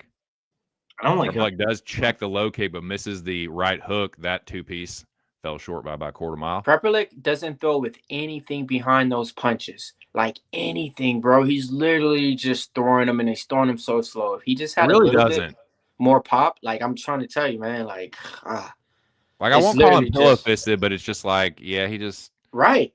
It is pillow fisted though. To be honest, it is. I mean, if he planted his feet more, but Drew Dober started to plant his feet, and Kyle Prepelec got cracked by about 3 left hands in a row. Drew Dober said, "Fuck, you're spinning back for this." Significant strikes is equal in the second round. Prepelec doing a lot better value. That's what I did think that he was going to be able to catch him with would be the value. That was a nice right hand on the end of that one by Kyle Prepelec. Nice if he just had some more oomph to those punches, Dober would, slow down a little bit, bro. There's a pretty clear power edge. I mean, that's not really surprising. Drew Dober with a nice left hook on the end of that one. Kyle Prepelec hanging a little too long in the pocket now, trying to be a tough guy with Drew Dober. That is not the way. Unless you got serious, not with his power, man. You ain't got enough power to be a tough guy with Drew Dober. Drew Dober looking for the single leg. Billy. Drew Dober stepping up. Oh, fuck. Don't give me hope, Drew Dober. That right hand connected. What's up with Drew Dober's leg? Leg is bleeding profusely. But hey, I like that he went for that takedown, man. Maybe we get a takedown early in the third round. What's up with Drew Dober's leg? Oh, it's fucking his shin's cut. We've seen this before. Who did that happen to? Bro, I thought it was him. Already. I thought this was the second time. No, it was another. It was a fucking. Who did that fucking happen to, man? It's gonna drive me nuts. Nice little step in, short uppercut. This fight might get called, bro. Hell no, not off for no legs. Oh, Drew just dropped. Bro, yeah. Oh, that looks bad. Look how bad that leg is leaking. Yeah. Like, it'd be different if he was favoring it. What I mean is if he was limping on it, showing, oh, damn, I can't really step, then they would really kind of pay attention to it. But the fighter hasn't shown any emotion to it at all, and he's still not. So, they definitely ain't going to stop it for that. But they would have, if he would have kind of taken one step and looked like the foot couldn't go down, hobbling back to the corner, definitely. But bro. Well, yeah, Drew Dober is, he might be a literal pretty boy, but he is not a pretty boy in the figurative sense. Like, he's a fucking tough dude. He's not, you leave it up to him, he'll fight through that shit. He fucking kicked with it. Like, wrestle. He's going to have to wrestle. Oh, it was a checked low kick, split his shin open. God. That has to be one of the worst feelings ever because people tell me that checking a kick hurts more than like. It hurts so fucking bad, and I was in pads when that happened. It is slowing him down though, and it did make him drop on that last round right there at the second. So, but see, Prepper, you can fucking kick the leg, kick the fucking leg. That's what I'm saying. Take down, Drew. Take down, Bobo. Get a takedown, Drew. Well, what's the live line though? I just want to know. Close in, get a takedown. Get me and Billy the sub. If Drew Dober does get a sub, that'll give me a winning night. For sure. Oh shit. He fucking cracked Prepelec. Was that? I didn't see. It looks like he's saying it's a low blow. To be honest with you, who gives a fuck? That was the smartest thing he could have done. Give yourself that extra couple of. He might need the extra 45. Oh my god, that was a deliberate nut shot. It felt like, yo, I need a little bit more to catch. Dude, that was right in the fucking dads. What's the live lines though? What is with the tree trunk legs that Drew Dober has? That might be the fucking fight. I don't know, dude. That was a fucking Drew Dober body kick to the fucking sack. That might be. I don't know. Because I felt like that was a strategic kick to the nuts. That wasn't like a. Definitely not. But I'm saying that's what I'm saying. Drew Dober was trying to kick him like with intent on the inner thigh, and just got it. Because first when you were saying, I didn't know what you were meaning on. Now I see what you're saying. Like, oh, yeah, he needed that because his leg is like messed up. So you're like, bro, I just get away from me type shit, whatever it is. That's the most vet move of vet moves, though, bro. Because he wasn't clearly cool at the end of the last round, and then he just kicks him in the nuts, get an extra minute. Oh my god, this could be. Think about if you could kick him right now, and then they say, "Hey, we're just gonna go to the scorecards and see who won," and you're like, "Cool, man. Like you know what I mean? I got my way out. I think I got it." Like, but I don't know. Now, what would you say? They're not really replaying the kick. I haven't really seen it too much to see if it was a direct hit. He fucking crushed him. It looked like a body kick or like an upper, like inner low kick, and it just right in the sack. And he didn't seem sorry about it at all, right? Like, oh my god, like, right? Like he's not doing any of that. He's just kind of walking back, like, yeah. Well, he knew. He was like, dude, it was fucking what? Wind up. This was mine. Go outside and go smoke break. Let me switch cams. Yeah. So, what if somebody tell me the live line on this though? Like, if they take a point, do anybody know the live line? Will they take a point? I just want to know. Will they take a point is the question because that was super deliberate. Is Drew Dober minus 300? Is he minus 600? Do we got a chat that talks anymore? Like, can anybody let me know the fucking live line? Y'all on the panel? One Time Spores, what up? Shout out to my dude One Time. Yeah, definitely hit the like button, man. Make sure y'all check out the tailgate, man. Shout out to One Time Sports, Dabby, Cabby, Moose, Guns, and everybody that hops on with them. Best of luck, everybody. What is this SMU game? It's fucking. Are they gonna blow this? I think more fighters. I know people don't want to hear this, but I think more fighters should take all 5 minutes. Don't go out there and have compromise. Especially if it really hurts you, intentional or not. Whether they take a point or not, if you get kicked in the pills like that, like a full kick, like take as much fucking time as you need, man. Because that is like, yeah. The other guy's getting a break, but you're also, it's not a free break for you. Like, you're the one that's damaged by the kick. Minus 200? I mean, Prepelix minus 200, it means they took a point. Thank you, whoever put that in the chat. But that's crazy. Okay. If Prepelix minus 200, a point's coming off the board here for Drew Dober. Yep, he's taking it right now. I mean, I can't really argue with that. That's a devastating like blow. Watch this, watch Drew Dober go out there and really try to close the show. 1 point is taken off for Drew Dober. Watch. Drew Dober's gonna go out there and try to close the show though. Watch though. Guarantee, and this time he's looking for the fucking finish. Dober's gotta finish now. He was on his route to kind of doing that in the first round, it looked like. So I think he's gonna go out there 2 minutes fresh and kind of lay everything out right now, bro. You still got 4 minutes in this fight. Turns out to be a draw, right? Because he lost a point, so it would be a 9-9 round. See, Right. look at Dober. Look at Dober. Look at him moving around. Look at him. He's going for it. Look at him. He's Looking going for for it. it. He just threw a Looking kick with the for it. fucked up leg. Looking for that Left knockout. hook, right hook, left hand from Dober, and again, Dober rocking him. Prepelec goes for the single leg. Dober clinches up, knee to the body from Dober, and upstairs from Dober. Prepelec starting to turn away when Dober's cracking him. High kick from Prepelec. Straight left. Prepelec's mouthpiece gets knocked out. Dober doesn't give a fuck.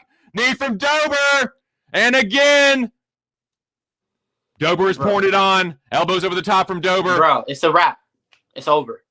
Finish. Oh, if he can get the takedown, Billy, we might. And they stop it. Drew Dober with the third round knockout. The sub was always a donation bet, but hey, if you got plus money on the knockout, cash it. Drew Dober, third round. Fight ends in round 3. Drew Dober crushes the jabroni Kyle Prepelec. I'm telling you, these jabronis and fucking nobodies are getting checked like whoa. Mills called that to a fucking T. He said, wait until this shit start up. He gonna knock him out. That's exactly what happened. Mm-hmm. Oh my God. Shout outs to Drew Dober. I didn't think he was going to cash that for a second, bro. Maybe the point getting taken off was the best thing happened for him because he looked like a dog on a bone that got.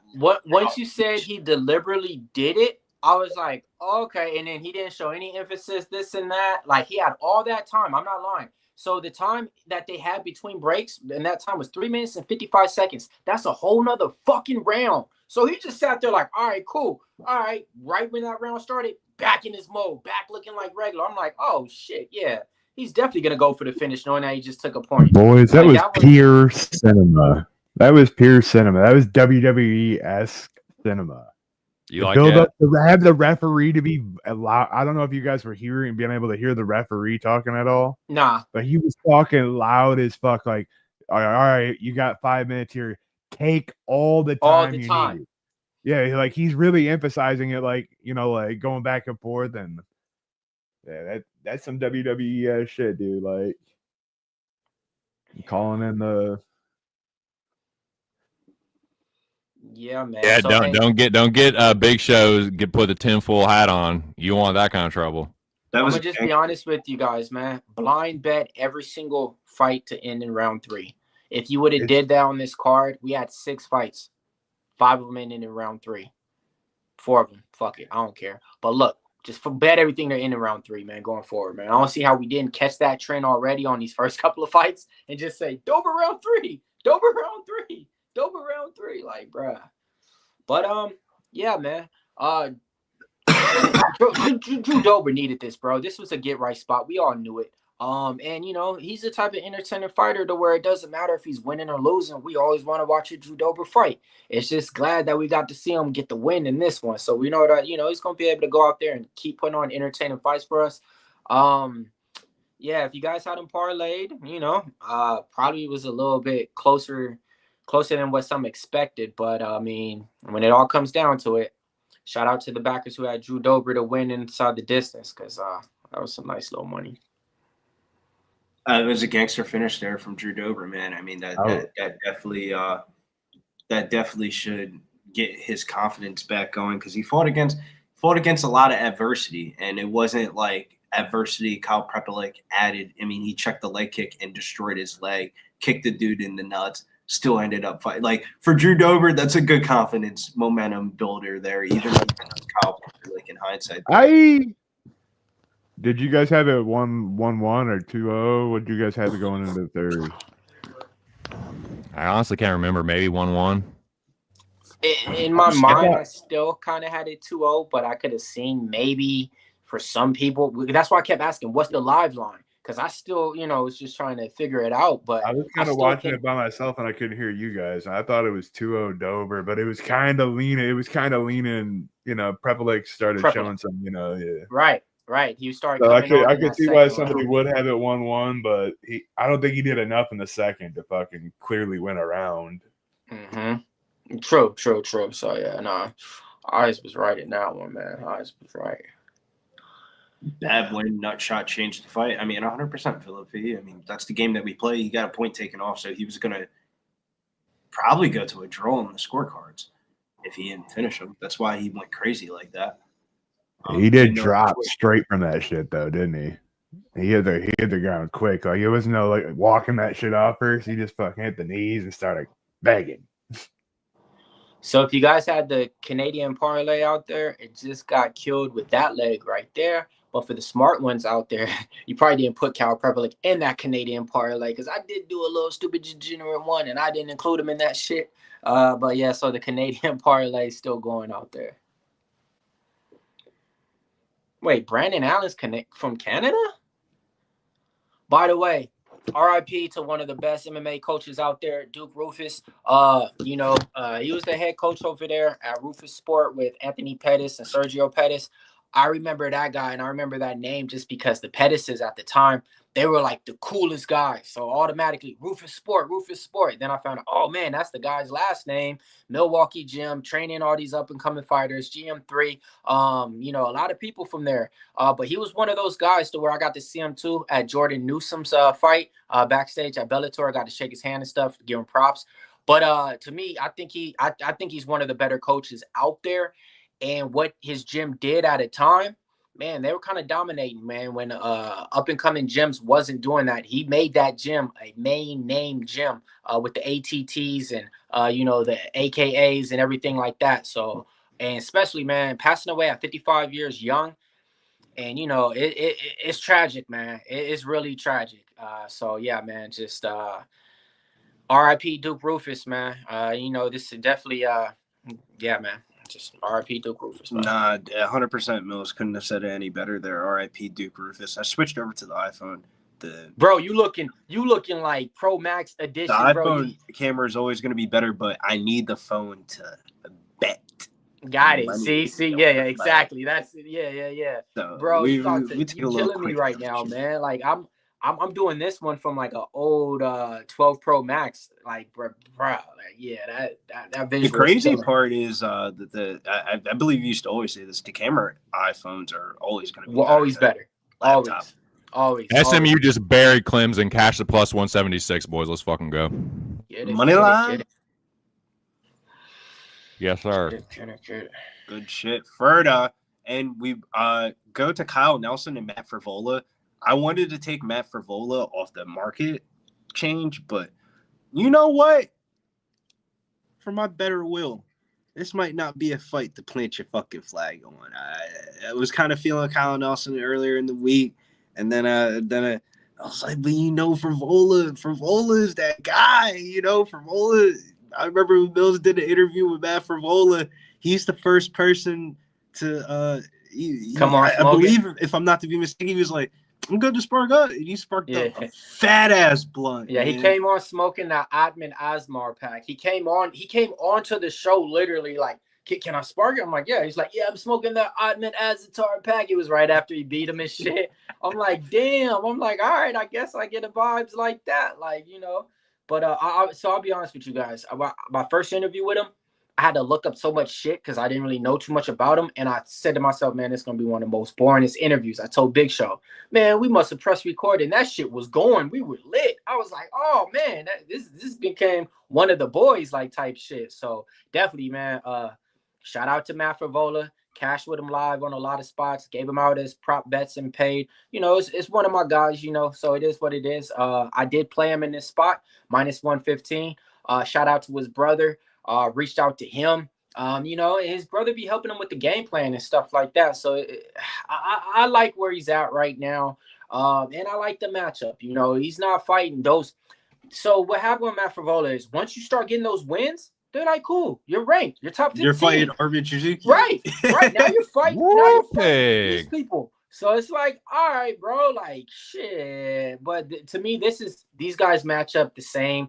50-50 fight either way. I do favor Frevola for the wrestling upside ability. So that's the main reason why I'm picking him in this fight, and I bet him with this one. But I'm going to get out of here, man. Got to go do some stuff. It's all time for Billy Solo Pro Max Edition. He's going to tell y'all exactly how to bet these fights, how to make some money on them. And he's going to start it off and give y'all a 5-leg parlay, starting with the main card right now. Shout out to y'all. Make sure y'all like and subscribe. Pub Sports Radio. One hell of a time. Well, let me switch cams so this doesn't look as weird.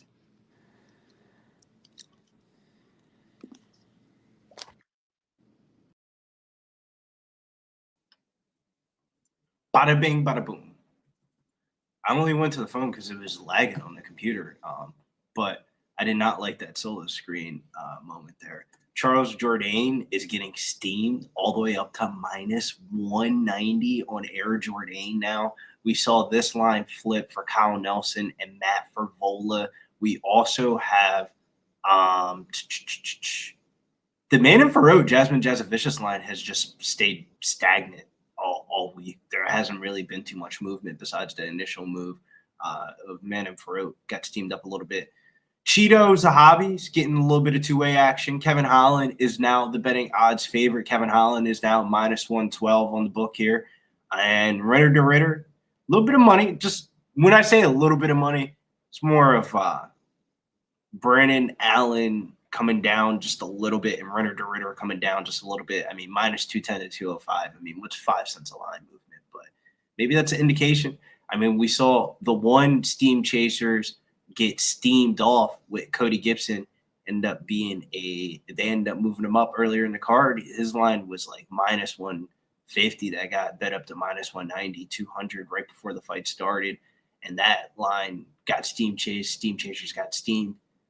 Is Charles Jordane another steam chase spot? I mean, he's fighting Davey Grant. Jordane was talking about how he was going to try to do a signature guillotine choke and all that. I don't know if I'm calling bluff on the guillotine choke, or do I just not want to see the guillotine choke just in general, because I feel like more times than not, fighters that go for guillotine chokes end up not winning the fight. Like, if they don't get the guillotine choke, they're fucked. Londo says Jordane's a huge sportsbook liability, but sportsbooks have been cleaning up. I mean, as a sportsbook guy, I feel like they have done their job so far. But Davey Grant's always a good dog to bet on. I feel like you know what you're going to get from Davey Grant. As long as he stays out of a submission, you're going to fight for your money. I was looking at Davey Grant to win and fight to start round 2 at plus 210. Try to get some plus 200. I feel like for plus money ranges, if it's plus 110 through plus 140, you got to look into it. Dog might be live. And then plus 200 or more, those are like the perfect dog shots of like you can put whatever you put on a normal unit and really double up your money real quick off the plus 200 or more range. So I always try to hit the plus 200 or more range. My takedown parlay got busted with Cody Gibson as the first leg of it, but that will not discourage me from playing Mike Mallott's takedown prop.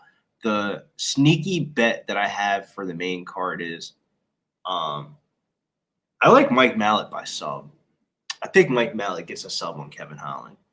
I think everyone thinks that, Kevin Holland's got the reach advantage, What happens if Mike comes out here and wrestles? I mean, Mike is a good striker, a patient striker, works better off the counter than he does going first.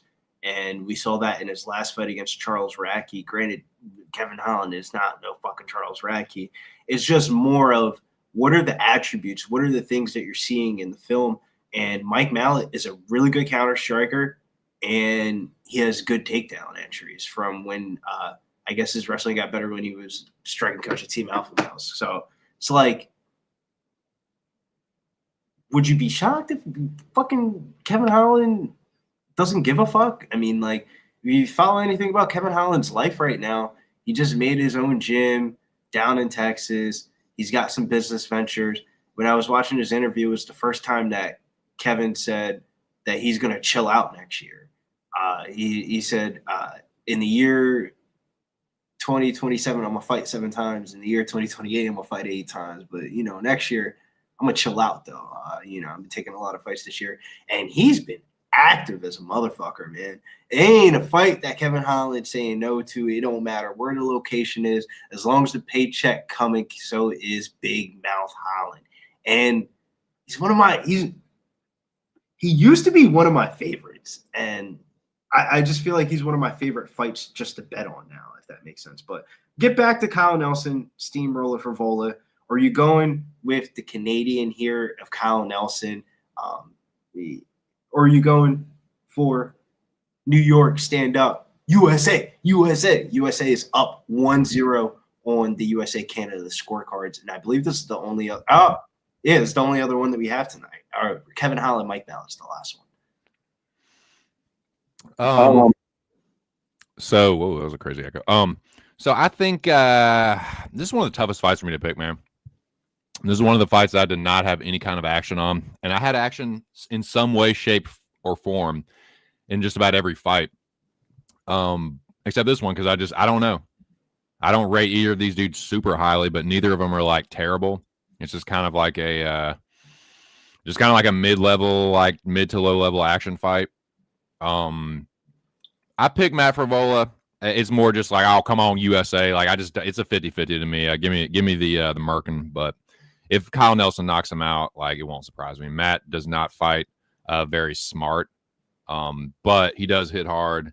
He's a pretty good wrestler, but I don't know, man. Like if he just fights really stupid, Nelson could just fade back and crack him. But I mean, the same could happen. Like Kyle Nelson quietly been slumped 3 times himself. Like he's not Mr. fucking Iron Jaw. So a Frevola like wild overhand or something chinning Kyle Nelson will not surprise me. If you had to ask me who had more power, I'd slightly give the edge to Matt Frevola. But Kyle Nelson hits hard too. Neither of them have great chins. It's just a 50-50 to me, man. Give me the Merkin, Matt Frevola, the Army vet. I'm a little biased towards that. So yeah, let's fucking go, Matt Frevola. I kind of want to check this out on UFCstats.com because they have a very I think if Matt Frevola wrestles in this fight, he's going to look like a big favorite. But if they're just biting down on the mouthpiece and just swinging bombs, at that point, bro, that's a 50-50 fight. Like I wouldn't want a Matt Frevola ticket if they're just going to be swinging bombs. But if Matt Frevola fights smart and wrestles, because Matt Frevola used to wrestle in his fights, then he got flatlined by Terrence McKinney from when he went for that takedown and he got hit with like the flying knee thing. It was in Abu Dhabi, I believe, one of the fastest UFC knockouts in history. Ever since then, he said, "Fuck that shit, I'm throwing bombs." But also, the level of competition has like risen, or not risen. It's like against Gerardo Valdez, you don't need to fucking wrestle. You can throw bombs and beat that dude's ass. Aiemann Azaitar, you don't really need to wrestle. You could throw bombs and beat that dude's ass. Drew Dober, they ain't giving you that fight to wrestle. You got to throw bombs in that fight. They ain't trying to see no wrestling between Frevola and Drew Dober. It was the Benoit St. Denis is a way better wrestler than Matt Frevola. Or not wrestler. He's a better submission artist than Matt Frevola.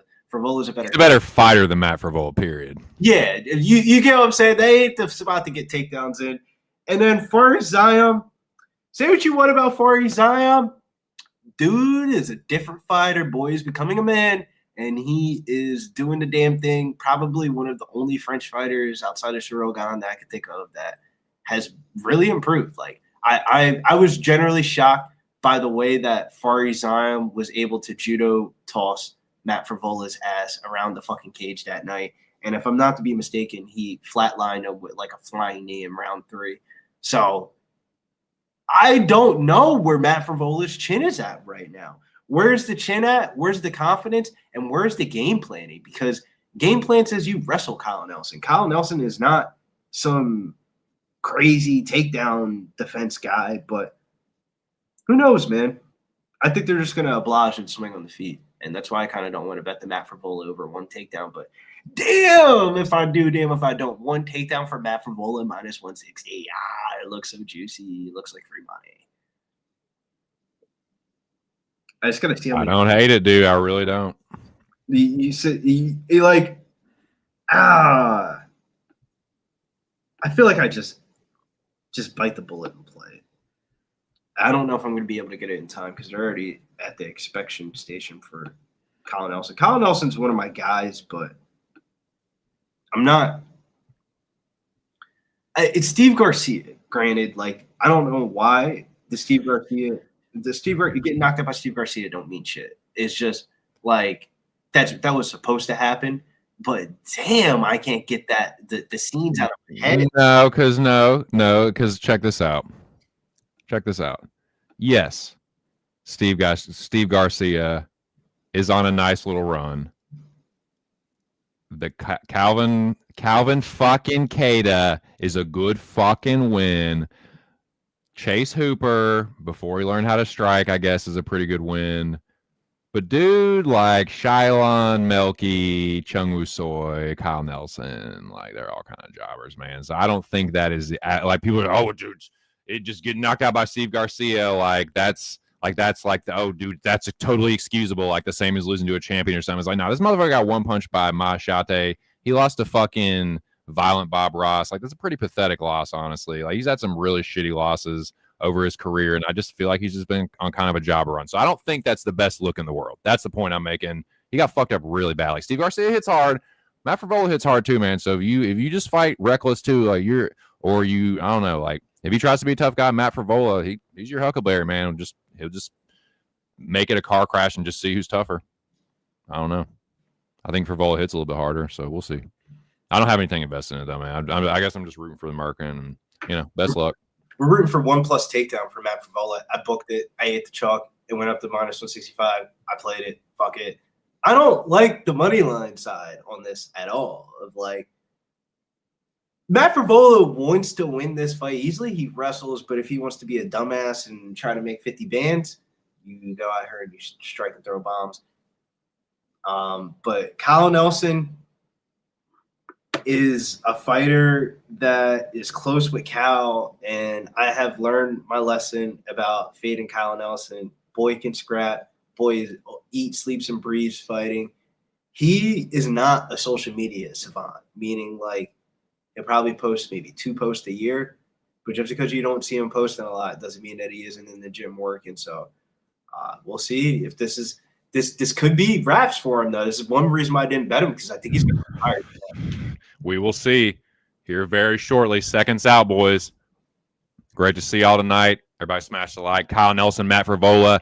Do not get comfortable right now because this might be very violent very early. Dan Murgliata says, let's go. They do touch gloves to start the first round. Kyle Nelson in the red. Matt Frevola in the white. Right hand over the top from Kyle Nelson. I think he hit the shoulder of Matt. Matt and Kyle. Here we go. Matt with a hard outside low kick.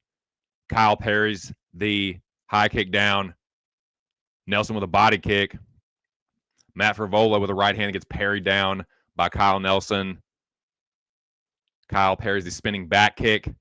Leans back from the head kick from Matt, who goes jab to the body. Kyle pushing forward. Matt lifts the knee. And again, Matt with a front kick that falls a little bit short. Left hook from Frevola finds the mark. Matt looking to get his boxing and kicking going. 2-piece and a low kick from Matt. Misses. He's so far out of range, I don't know if he's going to get it. He is. Right hand over the top from Matt, and he gets around for a second to the back, but Nelson spins him into the fence. Elbow left hook from Kyle, and Matt Frevola says, let me get the fuck out of here. Tries to land with the left hook, but it's way, way short. Feinting. Kyle Nelson with a body kick there. Steamroller. Lifts the knee. Looked like Nelson got the better of that first initial clinch. I think you're right. Right hand misses from Kyle. That front kick did not, though. It's a nice stabbing front kick there from the Canadian. Matt lifts the knee. Oh, getting diddy bob. Oh, counter left hook from Kyle Nelson sits Matt Frevola down. Then a high kick from Nelson sits Kyle Nelson down. He literally fell over throwing that high kick. Matt Frevola looks for the counter left hook. Kyle Nelson with a hard low kick. Nelson parries. Oh, nice right hand from Matt Frevola. Finds the mark. This is getting stupid early. Double jabs. Nelson misses the lead left hook. 303 for anybody listening along. Matt Frevola feinting, low kicking and missing. This is smart. Keep feinting. Ooh, he just missed that right hand over the top as Kyle Nelson pumps the jab, landing it a couple times on Matt Frevola, intercepting jab. Frevola looking to switch stances and flurry forward. I think they traded jabs there. Couldn't tell who got the worst of it. I think Frevola got the worst of that jab trade. And then a nice high kick from Kyle Nelson finds the mark.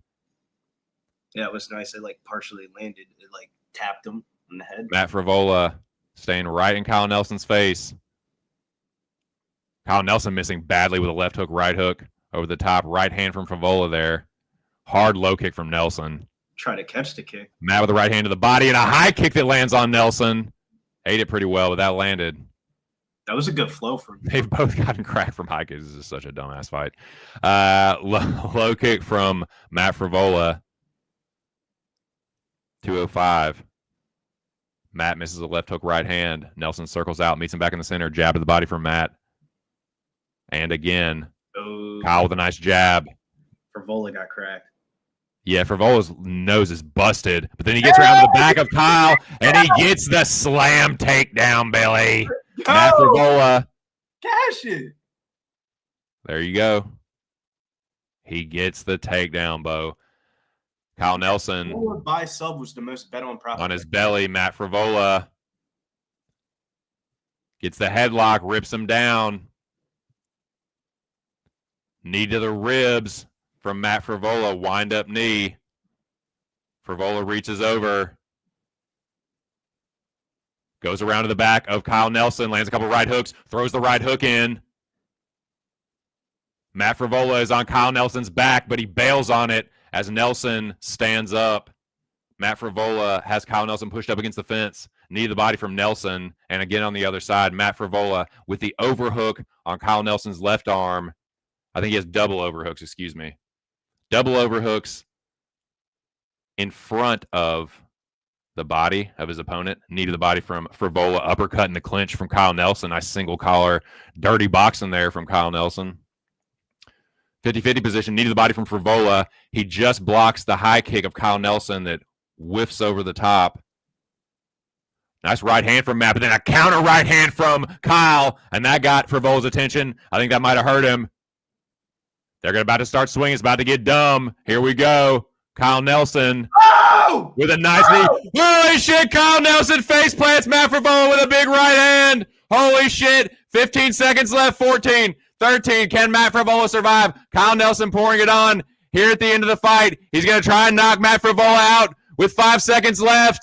4, 3, and a stop it. Big Dan seen enough. Kyle Nelson with the first round knockout. Buzzer beater KO of Matt Frevola. Holy shit, it got dumb at the end, and Kyle Nelson prevailed. Oh, Canada is what they'll sing. Kyle Nelson gets the first round knockout over Matt Frevola. As soon as TC said some dumb shit about to happen, they just started going. That was a crazy round. Just fucking retardation to the final bell, and there you go. Matt and fucking Kyle Nelson prevailed. I mean, his eyes are closer together, man. Dude, Frevola got clipped, and he said, nah, I'm good. He started skitty bop dude all over the cage. He was just like, he looked literally like, have you ever seen a cartoon like the Flintstones or something like that? Like when the legs look all like cartoonish with like, they have the little things around the legs. They're like the rolling thing, and when they like take off like some Scooby-Doo shit. Yeah. Yeah, that was crazy. As soon as he got clipped by that, I was thinking, this is the start of the end. Shout out to my dude Aaron the dog. He had Kyle Nelson. I know it was a big cash for him. He says, I'm eating everything in sight. That's crazy. Don't eat me, bro. Was that the end of the round or the end of the fight? Because both of them are standing up right now. No, I think that was the what? How close was that to the bell? Because it was literally 3 seconds left, and they took the time off the screen. So I had no idea if the round ended or not. TC, did you see the same exact thing? Like they took the time off the screen, and they're underway. This fight started. FanDuel doesn't even have the live odds up. What?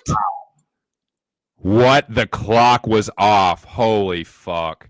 That is some fucking bullshit. If they give us odds, you bet that Frevola now. Wow, dude. Wow. That's insane. It was 3 seconds left. I saw the same shit, bro. I thought they called the fight. I thought they did too. The round. He stopped it.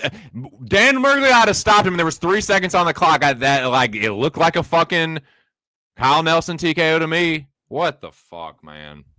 If I had a Kyle Nelson ticket right now, I would be livid. This is how Jake yeah. No. Yeah. I already graded the contest. Fuck, dude. I graded the contest. Walked away. Head kick from Nelson, though. Oh, head kick from Kyle Nelson, like Billy just said. He cracked him with a knee. That was like Marlon Moraes fucking Aljo style, except Frevola just ate it, though. His nose is fucked up, dude. Knee from Matt Frevola gets countered by a left hook from Kyle Nelson. Matt Frevola just big whiff over the top. Kyle Nelson with a counter shovel hook on Matt Frevola. They getting after it again. Head kick gets kind of blocked. Counter with a right hand by Kyle Nelson. Spinning hook kick lands for Matt Frevola. Kyle Nelson right in his face. And Matt Frevola puts on the A6, and Kyle Nelson with the takedown defense lands a knee to the body, and he's got the overhook, Johnny. He's got the God-blessed whizzer. I feel like this is smart because if Matt Frevola takes Kyle Nelson down, the first thing Kyle Nelson's going to do is give up his back to try to get up, and that's when you pounce on it. He's got the whizzer, Billy. I'm just saying. Got the fucking whizzer. The striking at distance is getting him fucked up. Elbow over the top and a head kick that Matt Frevola just the guard up for. Just under 3 minutes to go here in the second round. Matt Frevola misses a right hand over the top. Kyle Nelson ducking well, checks the low kick.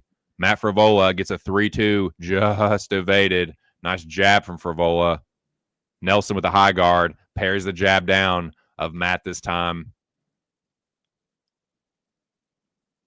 Doing some feinting and hand fighting. Nelson looking for the left hook. Frevola with his nose busted. Looking for the left hook right hand high kick that Nelson does a pretty good job with. Nelson with another high kick. Counter right hand, Matt Frevola. 2:20 here in the second round. They trade jabs. Been a lot of that. Jab from Kyle Nelson. Right hand over the top from Matt Frevola. This is insane.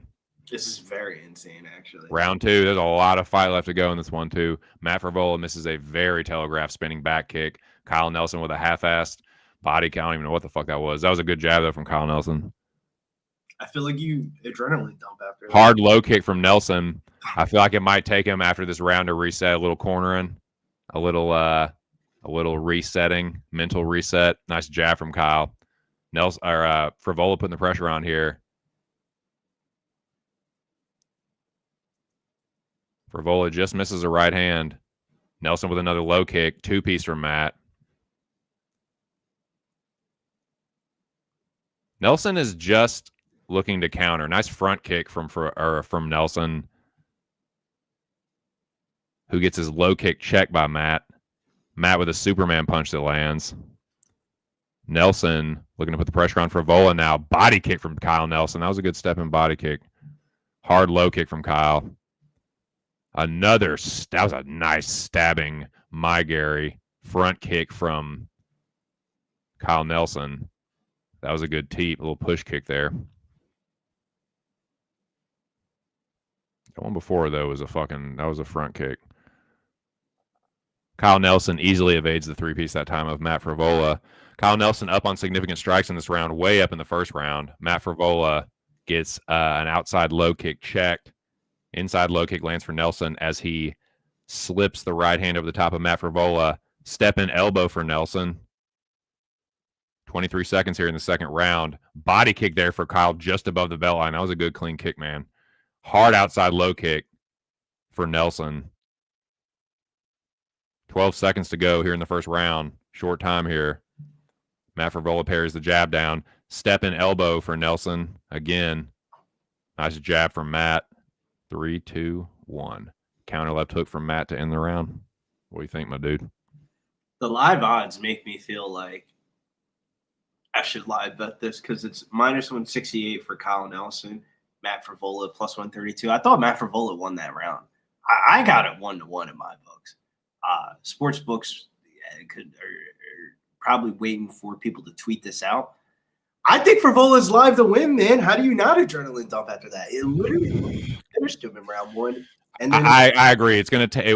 This is what the round that we'll see. We'll see if he can mentally reset, get a little reassurance from his corner. But I absolutely agree with you. It was the adrenaline dump for Nelson, thinking that he won, and then Frevola comes back, and you could tell he was on the back foot, kind of a little unsure of himself. But we'll see if he can make the adjustment in this round. But I think you're right, dude. I think it is 1-1.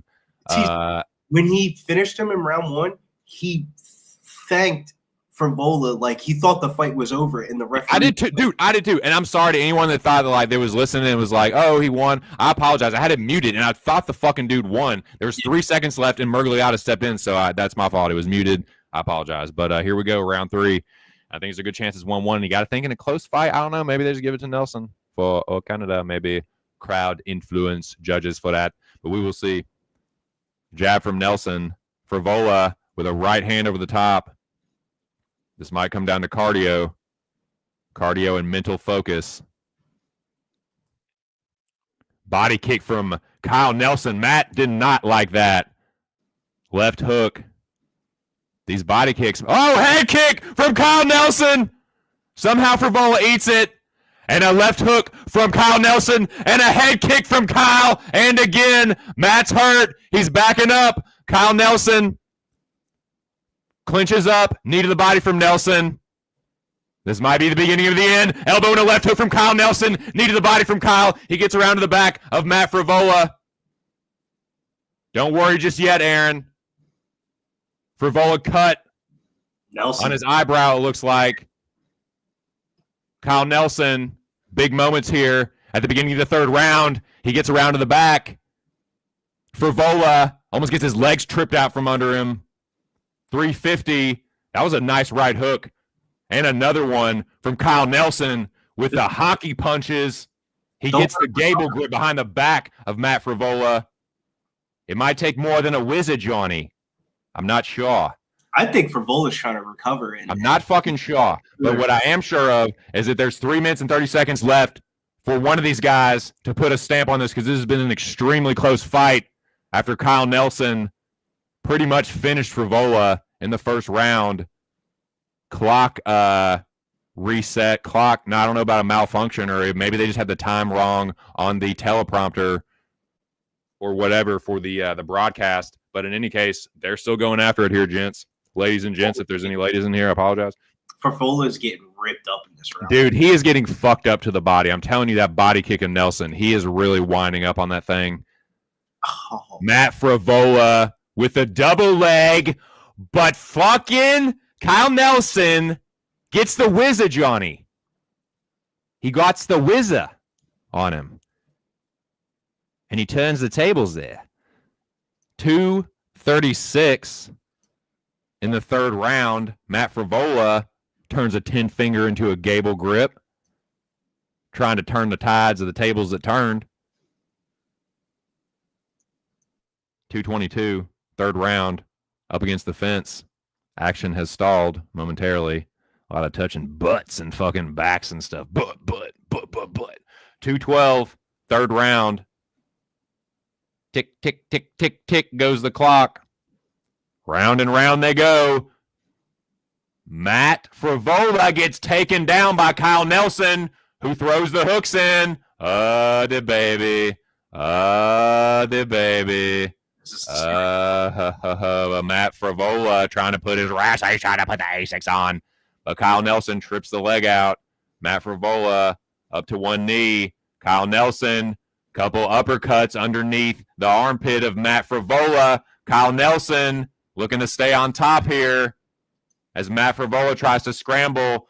Kyle Nelson dropping some hooks on Matt Frevola, who's basically top-mounted him. Kyle Nelson with left hooks. This is not good for Frevola. Nelson steps over. He's got to be careful of that right. Oh, man, Kyle Nelson falls off the back and lets Matt Frevola get top position. We'll see if Matt Frevola can take advantage. Elbow over the top from Frevola. He needs a lot more than this. Not a great dude to have on top of you, though. Matt Frevola is a good wrestler. We'll see, though. Kyle Nelson does get the jiu-jitsu going, and he attacks the leg, and he gets a sweep over the top of fucking Matt Frevola. And he's attacking the heel. Might just want to get up there, Kyle. He finally obliges, and then he gets a single leg takedown on Matt fucking Frevola with 39 seconds left, and that might just do it. Arguably the most complete Kyle Nelson performance I can remember seeing to date. Well spoken, sir. Everything looked on point. The head. Well spoken, sir William. Matt Frevola cranking on a desperate guillotine, and Kyle Nelson having fucking none of it. In fact, he collects the far side wrist of Matt Frevola with 10 seconds left.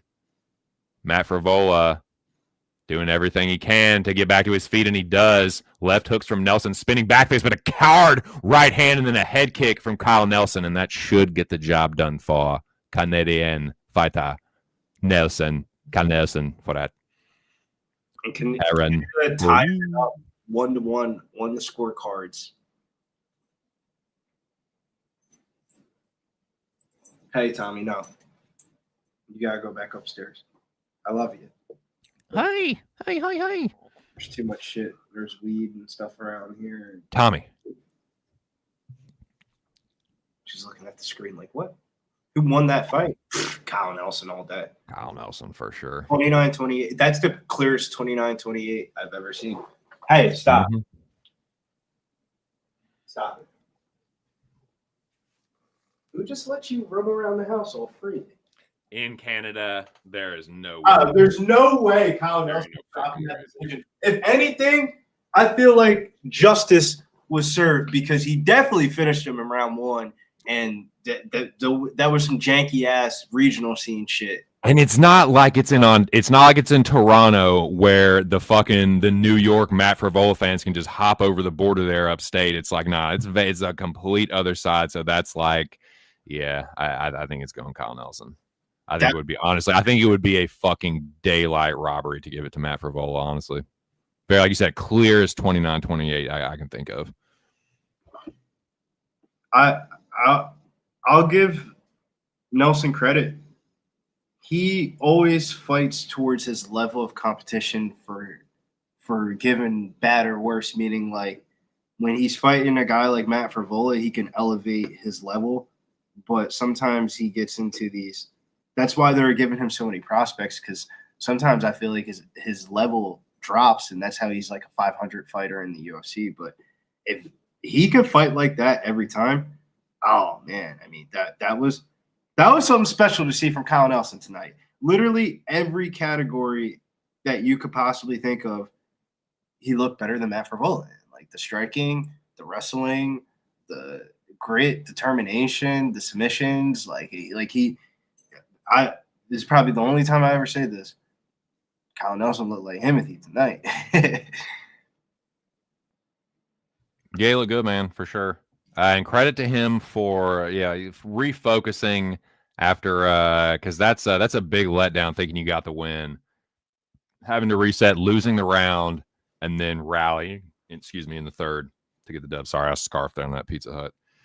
Repeating on me, but that's my fault for eating too fast. But yeah, big dub for Kyle Nelson in Vancouver for the Canadian boys and girls.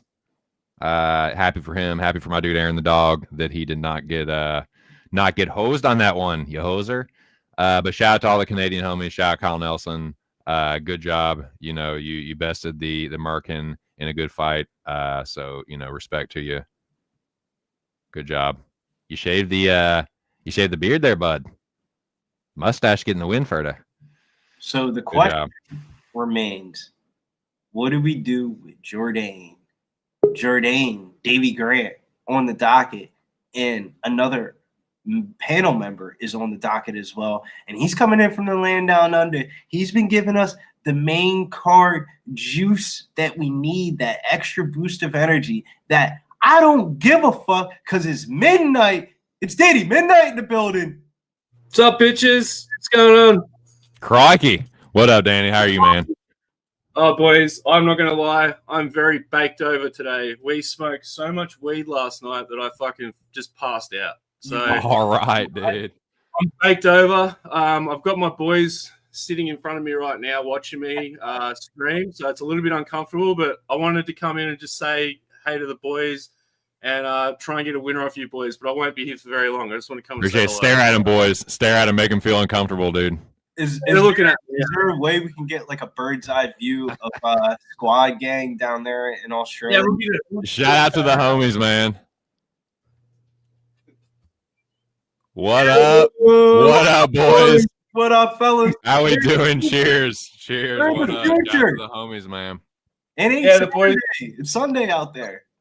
Yeah, the boys are baked over as well. They're just having a little morning bifter there, but they've got to go back to Melbourne in about 4 hours. They got to leave, or 2 hours. So we're gonna go for a little walk. There's a swap meet on today. One of my guys likes looking for rare shit, so we're gonna go to the swap meet, and yeah, we're just really baked over. And I had to come in. Big Show sent me a link. I have to come in and say hey to the boys. So yeah. How's the card been, guys? I saw that last fight should have ended in the first round. They kept that shit going. What's to go with that?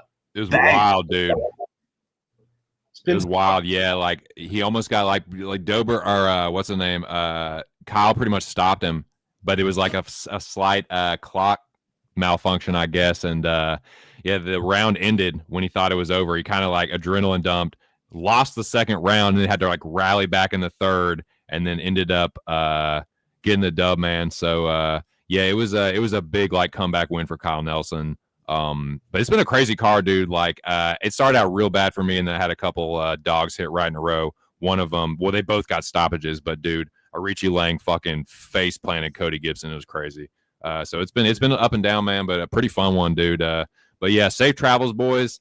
Thanks for hopping on, man. So what do you got? You got anything coming up here with any of these main card fights? Man, to be honest, I haven't had enough time to go through the card, but I heard the Mike Malott speaking through Billy's perspective there, and I like that little sub look there, so I'll probably play that a bit later on in the card. But I got to go with Vera as well. I got to go with my boy Marlon Vera, so I'll probably take him on the money line. But yeah, that's probably it for me for this card. But yeah, man, there'll be a Danny Midnight play out a bit later. Might be a cameo from the boys in it as well. We'll see. But yeah. One angle that we didn't talk about in the Kevin Holland, Mike Malott fight, which has nothing to do with X's and O's. This is just more narrative street. Mike Mallott's brother, for like NHL fans that really watch hockey and like know hockey shit, Mike Mallott's brother is having a breakout NHL season. If you follow anything for the LA Kings, he's like one of their most talked about players of the team. He got into a fight last week. It's on NHL's main page. He was swinging fucking bombs with this guy. Just look up like Mike Malott brothers fight, and it'll probably come up on Twitter. So the brother is more famous than probably Kevin Holland and Mike Malott both combined.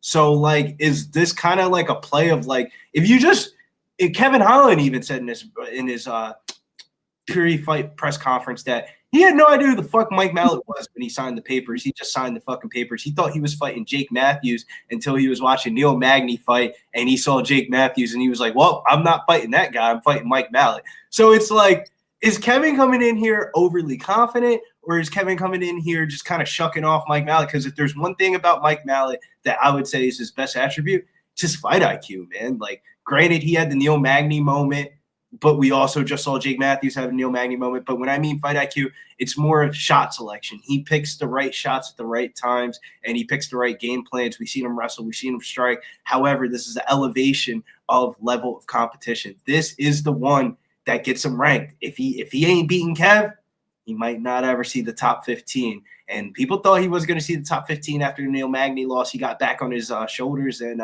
started doing the shoulder lean. I don't think Jadji comes through for the Canadian crew tonight. So I think somebody's got to do it. And I feel like it's card placement for me. They didn't put Mike Malott in the co-main event if they didn't think that he was going to like have a chance of winning. Like, if this was such a squash matchup, then like this would be like first fight on the main card or some shit like that. Like, they have him in the co-main event on a Canadian card, and he's like the best Canadian prospect. It's either put up or shut up right now for Mike Malott, in my opinion. Like, this is the man in the mirror fight. Like, if you ever wanted to reach your dreams, goals, and accomplishments in life, you got to beat Kevin Holland. Kevin Holland could lose this fight and forget about this shit by next week and fight 4 times next year and get like 3 bucks. I'm glad you brought up that point, Billy, because Kevin Holland, yes, all the criticisms are valid, but he has lost to better fighters than Mike Malott. Yeah. And he's beaten fighters that I would consider better than Mike Malott. So, like, brutally, by knockout. And Mike Malott, he gets hit a lot in the nose, bleeds a lot. So I do think there's a chance, and I get why he's a favorite, but I think there's a chance that Kev could two-piece him. Kev is actually the betting odds favorite. Mike, well, that line has gone back and forth because I bet Kevin. Well, you're right because I bet Kevin Holland at plus 102, and then like the very next day he was minus 102, and I think it's gone the other direction as Billy was saying. But yeah, man, I like getting Kevin Holland at slide dog odds, and I think there's a chance that he knocks him out, or clubs and subs him. Now, if it goes to decision, then I have to believe that Mike Mallott's had a lot of grappling success. And Kevin Holland's just been playing jiu-jitsu to not get subbed and like talking shit and like, but you know, if you can get, you know, just like death gas in the third round against Neil Magny, I don't know. I just think Kevin Holland's more dangerous than Neil Magny on the feet at least. So I think there's a chance Kev could chin him. But Kev is a flake and he could get knocked out too. He could get subbed. He could get decision if it's in Canada. So it's like, I get it. But it's like, I'll take a slight dog chance, maybe some a Barlo spot on Holland, who, you know, like it or not, he does have a you know, a little bit better resume than Mike Malott, and like he's, you know, again, he's lost to better fighters. The bet on Mike Malott is not a resume bet for me. It's I believe in the talent, and dude, Kevin Holland just like I can't express this enough. He is on to bigger and better things. He's got mad business ventures going on. He's got his own gym that he's running now down there in Texas. He's splitting time between the gym that he used to be at and then his own gym. It just seems like Kevin Holland has reached the pinnacle. He has over like 20-something fights in the UFC. He's got the money. He's got the bling bling. He's got the jewelry. He's got the fancy cars.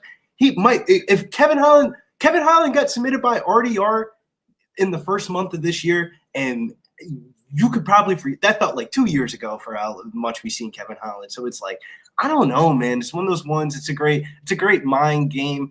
The Cheeto versus Zahabi. Maybe this is a square bet, but I feel like I got bailed the fuck out with Aldo against Zahabi. There was no way Aldo was supposed to win that third round, and I don't know. Zahabi ended up winning the third round in the fight, and we ended up getting some cash. So I'm not going to complain, but I'm going to learn.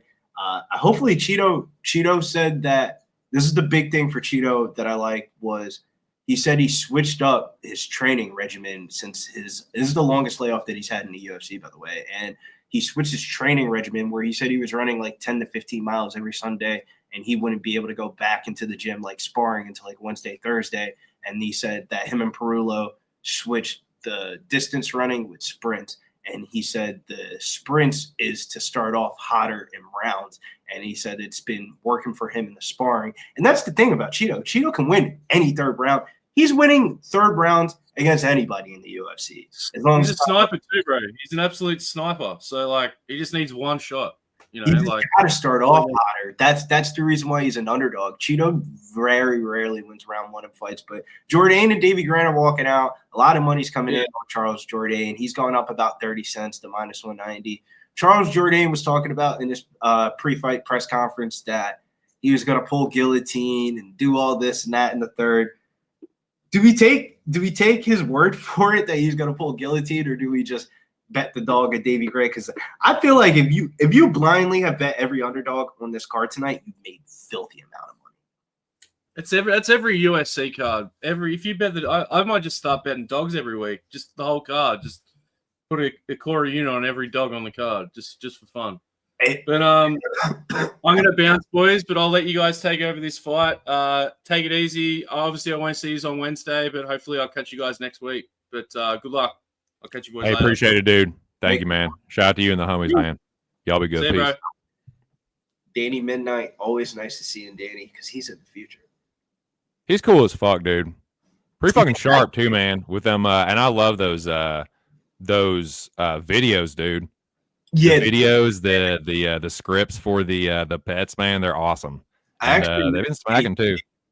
Shouts to Dave, Picture Dave. That was like, Dave was a big advocate for Danny, and ended up, really vibing with him. Like when you talk and hang out with Danny, it's just good aura, good energy, and that goes underestimated a lot in the betting community. He's a chill brosh for sure.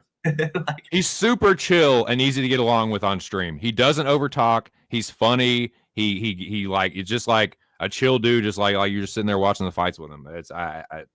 he's a great guest to have on panel, and like, yeah, just chill barrage, man. Shout out to him and all the Australian homies. Cheers, boys. Yeah, I wish we had more Aussies on the card tonight. But man, I really don't know what to do with Charles Jordane. I don't know if I want to take his word for it that he's going to try to pull a gilly, because the Charles Jordane, like the wrestling for Charles Jordane, takedown prop plus 170, submission prop plus 650. So that's gone down significantly. Yeah, I had fucking Charles. I'm having Charles Jourdain in one parlay busting, so I'm giving not the fuck for this one, baby. But man, I don't know. I think Charles is just gonna be faster. I think this is the Bill come and do fight for Davey Grant. You know, he has been very successful for the most part in this latter stage of his career, but he's also been pretty fortunate in a couple of these fights. And I think he is kind of catching Charles at the wrong time here in front of Canada. And I think Jordane is going to be looking to show up and show out. And I think he hurts Davey Grant. Maybe knocks him out, maybe clubs and subs him. But I think Charles gets it done. I think if it's close, you know, good chance that Jordane wins it. I think the speed's going to be a big factor here. And shout out to my dude Stubborn Mick, because he was making that point as well. And I think hey, but if Davey comes through, I think he did have a bet on Grant. So yeah, like Davey's a live underdog, man. He wings hard, and Charles been hurt before, so it won't surprise me if Charles gets clipped and Davey clubs and subs or gets the knockout. He does swing and hit very hard, and just doesn't give a fuck. He fights kind of recklessly sometimes, so that's hard to predict. And so I get it, tricky fight, but I think Jordane gets it done. I think he maybe. Like you were saying, Bill, like you're kind of like you were saying about Kyle Nelson. I think it could be maybe a Himothy-esque performance from Charles Jordane. Maybe he looks better than ever. He's only 29. We'll see. I mean, his brother looked great on the Dana White Contender Series a couple of weeks ago. I mean, he did, man. He did. That actually fucking cost me some money. But shout out to Sumit, shout out to Cam, shout out to Justin Villejas. But I'm sorry to cut you off. I just seen him in there. No, you didn't cut me off. That was just stating the fact. I mean, younger Jordane, shit. When you see the other Jordane, you be looking at Charles like Charles might not be the better of the two Jordanes. Like he's just got the clout name and the Air Jordane gimmick. Like if you go back to Charles Jordane's wins, bro. Yeah, shut up, Aaron. Just shut the fuck up. shout out to Aaron. Shout out to Londo. Having a nice little shout match in the chat. Body kick there from Charles. Davey trying to catch this thing. 4:43 here in the first round. Davey Grant in the orthodox. Charles in the southpaw. Charles Jourdain. Inside low kick from Davey. Charles resets against the fence. Pumps the jab. Doubles up on the jab. Davey well out of range. Lifts the knee. Charles pumping jab out of range. Outside low kick from Davey. Putting the hands out. Charles lunging in with a flurry. Lands the right hand to the body. Two-piece from Charles. Davey lands a nice counter. Charles looking for a head kick. Not landing this for that. This front kick landing. Charles Jourdain circling out. Right hand from Davey. Charles bounces off the fence. Flying knee from Charles. Almost gets caught, but then he breaks out of the clinch. Two-piece from the Canadian. Davey blocks the high kick. Charles just checks the inside low kick from Grant. Charles, the body kick, gets countered with a left hook over the top from Davey Grant. Grant blocks the high kick, but then gets drilled with a straight left hand from Charles Jourdain. Davey pushing forward. Jordane circling. Outside low kick from Grant. Grant thought about the right hand, but just pulled it back. Jordane misses on the straight left. Davey backs out, but then meets him again in the center, doing the man dance. Nice left hand or right hand left hook from Davey Grant, and a nice front kick behind it as well for the Jordane's leading the dance though. Britishman. If Jordane's gonna lead the dance, he's gonna Superman punching a right hand from behind, gets Davey Grant's attention, and we got us a fight here. Charles checking the inside low kick, body kick. The Jordane's punches, I don't like the way Davey's reacting to him. When Jordane is I hope his Davey feet. Grant gets a takedown so we can get a live bet on Charles. I think Davey might get knocked out. Jordane's gonna win this fight. Whoa, flying knee from Charles. It didn't land clean, but I don't think Davey liked it too much. I mean, how could a man like a flying knee? And there's a straight left.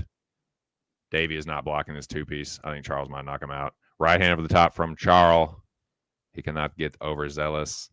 Don't get overzealous, Davey Grant. Yeah, Davey Grant ain't going nowhere unless you knock him out. He's pretty tough to put away. Low kick on the outside from Davey Grant. High kick from Charles. Flying knee from Charles. Sits Davey Grant out and he's down. Holy shit. Charles Jordane. Flying knee. Davey's hurt bad. Charles is about to knock him out, I think. Holy fuck. Charles Jordane dropping huge punches on Davey Grant. And now Charles drops down for the submission. I think he's going to get this. Davey Grant caps Charles Jordane club and sub for Canada. For that, idiots. Charles Jordane. We're literal idiots. Charles Jordane literally said, I'm going to pull guillotine choke and win this fight. And that's exactly how he just won. Holy fuck. Davey Grant is fucked up, dude. That was Himothy-esque. That was fucking gangster. Charles Jordane by sub was the easiest bet tonight. What? He literally said it. Shut up. He literally said, I'm going to pull guillotine this fight. And as soon as he pulled it, like, oh my God, it crushed his nose. Holy fuck. Davey Grant still gets the feather in his cap of never being knocked out, but damn. Oh my God, dude, that caved his nose in. Holy fuck. He is a tough son of a gun, but then he butt, tap. Yeah, holy fuck. Chris, that's a great in the morning. Holy shot. Samit says, cash it, king, cash it, king, cash it, king, cash it. Air Jordane. That's the emojis. Yeah, Air Jordane, Charles Jordane for Vancouver, for Canada, for that. All things. I'm cashing this. I'm making people up. Canada. Pride for this. Good shit, man. That was crazy. Wow. Charles Jordane with the air, like, crash right in the nose and then pulls Gilly. I was thinking when he kept on saying that in his pre-fight presser, I was like, why does he, what? And let me shut the fuck up. That's why he's a professional fighter and I'm sitting on screen not even betting the fight for that one because Jordane, that was just textbook, bro. Like literally textbook of how he literally said, I'm gonna win this fight exactly like this, and that's exactly how he did it. As soon as that guillotine, there he is. That was crazy. Yeah, shut the fuck up. Shut the fuck up. Get him, Londo. He can take it. He's a big boy. He likes it, actually. He loves getting into arguments, dude. He really doesn't care. I can promise you that. Bromance. Shout out to my dude Aaron the dog. Shout out to Londo. Yeah, that was crazy, dude. That was one of the most gangster flying knees I've ever seen. And if you're pointing at me, you piece of I know what you're doing right now, and I don't like it. I'm sorry, Billy. Go ahead. No, I'm just in wow of that performance. That was performance of the night, in my opinion. I mean, dude, just wow. Made me feel like I should have had some fucking Jordane money there. Big Show says Jazzy J up next. Oh man, I mean, do we go push safe and play Jazzy's takedown prop? Because like, if Jasmine's gonna come anywhere close to sniffing a decision, she's gonna have to take down. You better, dude. You better not be giving me all this fucking build up and then not deliver. What are you fucking teasing me now? I'll see to it that you never, ever appear on stream again. Whether that's true or not, I want you to think that. But now, Billy, what are we doing on this next? What's the next fight? Manon Vera. Oh, this shop. Yeah, Menifia. I've been told this. Yeah. Not the extra syllable, but whatever, dude. I like Manon. I'm liking Manon for this fight.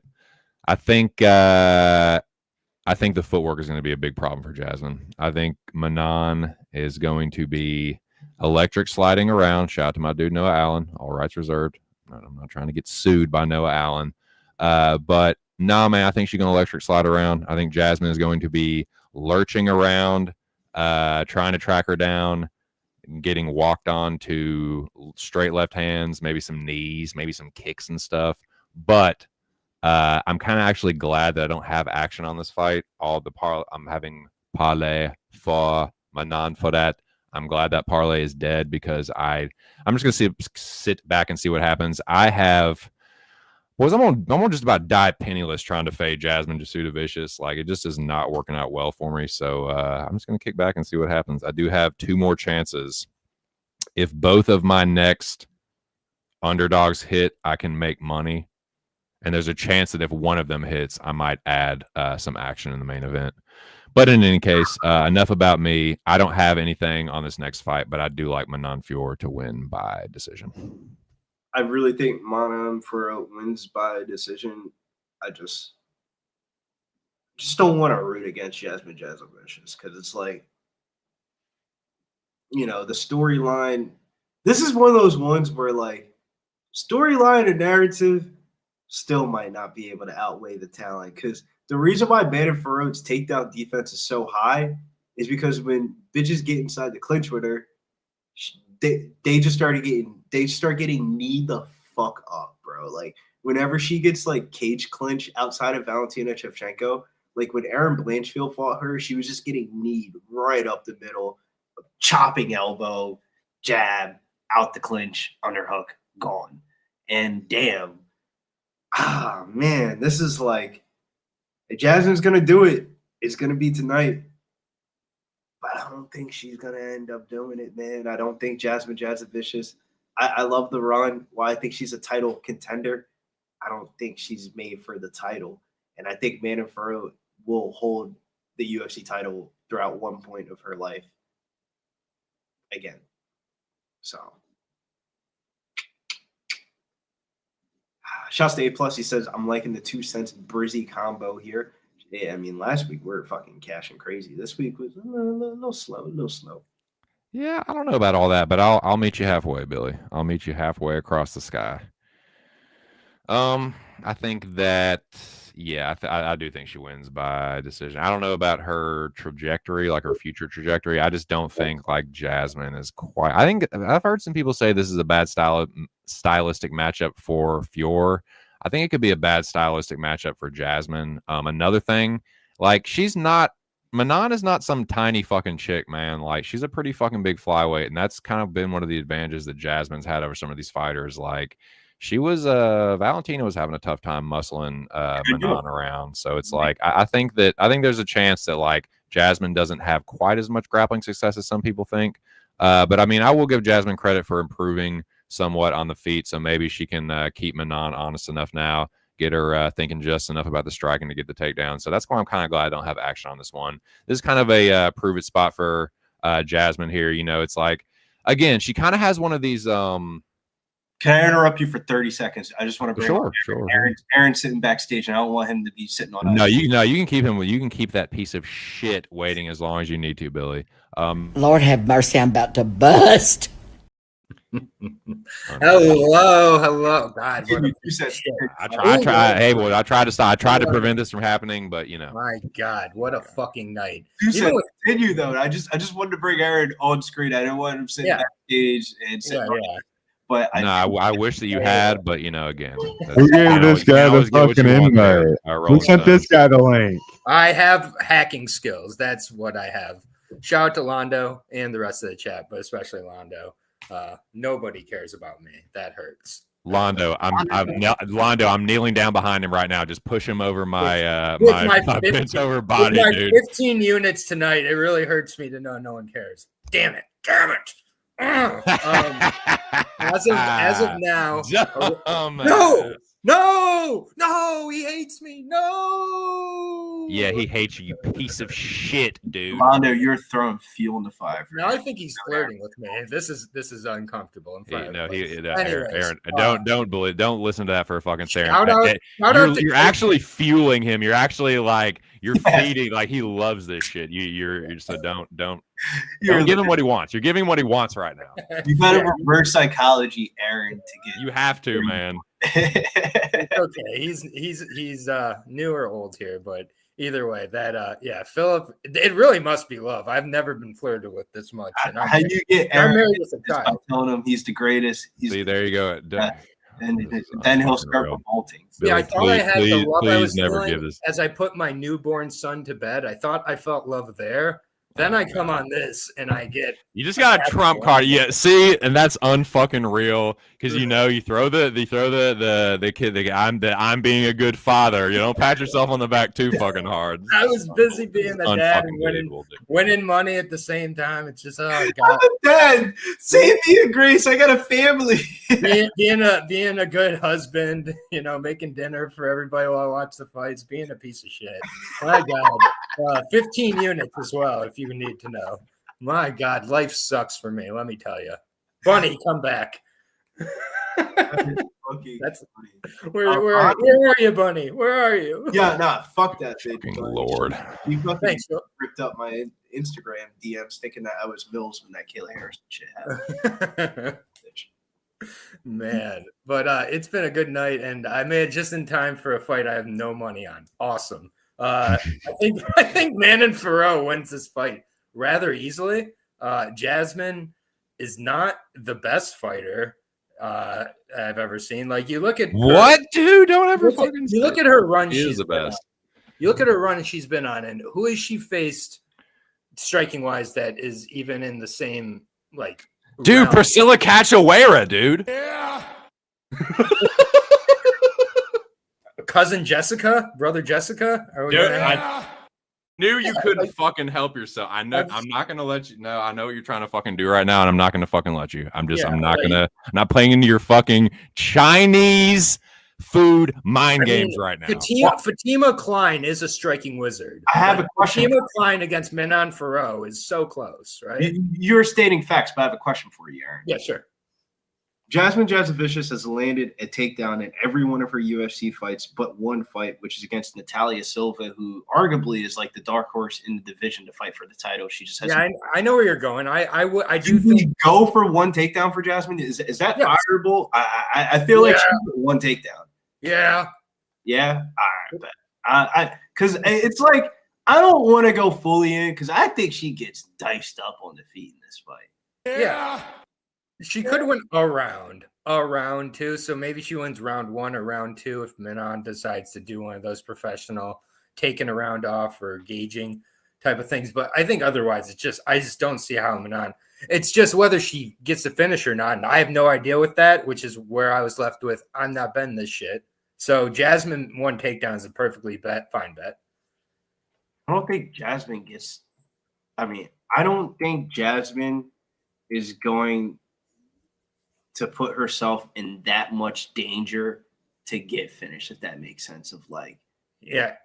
And Manon is not a killer exactly. Like it's going to be 15 minutes of this. Manon landing some left hands and then This is literally the fight. It's going to be her defending takedowns, breaking out of the takedowns, underhook, separating, jab, toss, run, jab, toss, run. Yeah. Back to Jasmine pushing her up against the cage, then her separating. Maybe she goes down for like the quickest of brief moments of like, I even if Jasmine gets her down, I feel like Manon Fiorot eventually pops back up. But like, man, do I not want to bet 230 on Manon Fiorot though, man? Like, fuck. What Aaron Gaza said. What up, Aaron?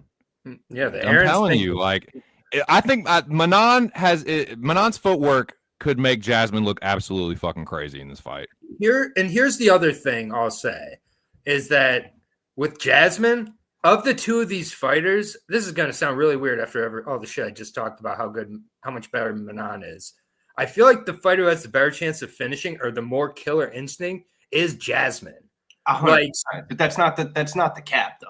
I know. But what I'm saying is like this is a spot where like Manon gets into a spot where she's comfortable in the first 2 rounds, and for some reason Jasmine gets a vagina kick 1 minute into the 3rd round, so she gets the Drew Dauber go crazy at her and grab a rear naked choke and just squeeze her with no hooks. And like it wouldn't surprise me if she got no hook rear naked choke and finished this fight. Like but like in the heavyweight division, I feel like you can get away with just betting on the more dangerous fighter. In women's MMA, I'm gonna use a you quote.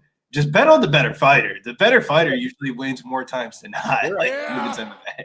I mean, can you not see Jasmine's record being like lost to Natalia Silva, lost to Tracy Cortez, lost to Manon Fiorot? Like you can argue that Manon's better than both of them. Both of them. Yeah, I would. Is that a crazy high? No. Yeah, shout out to Moist Audio as well. Moist Audio has helped me make a lot of money today. Good job by Moist. He's been right a lot today. I hate to say it, but I've also been on the same side as him, so it's been good. You up past your bedtime. Did you get any fucking sleep tonight, dude? He never sleeps. To be honest with you, it was just not a day for the parlay boys. Parlay.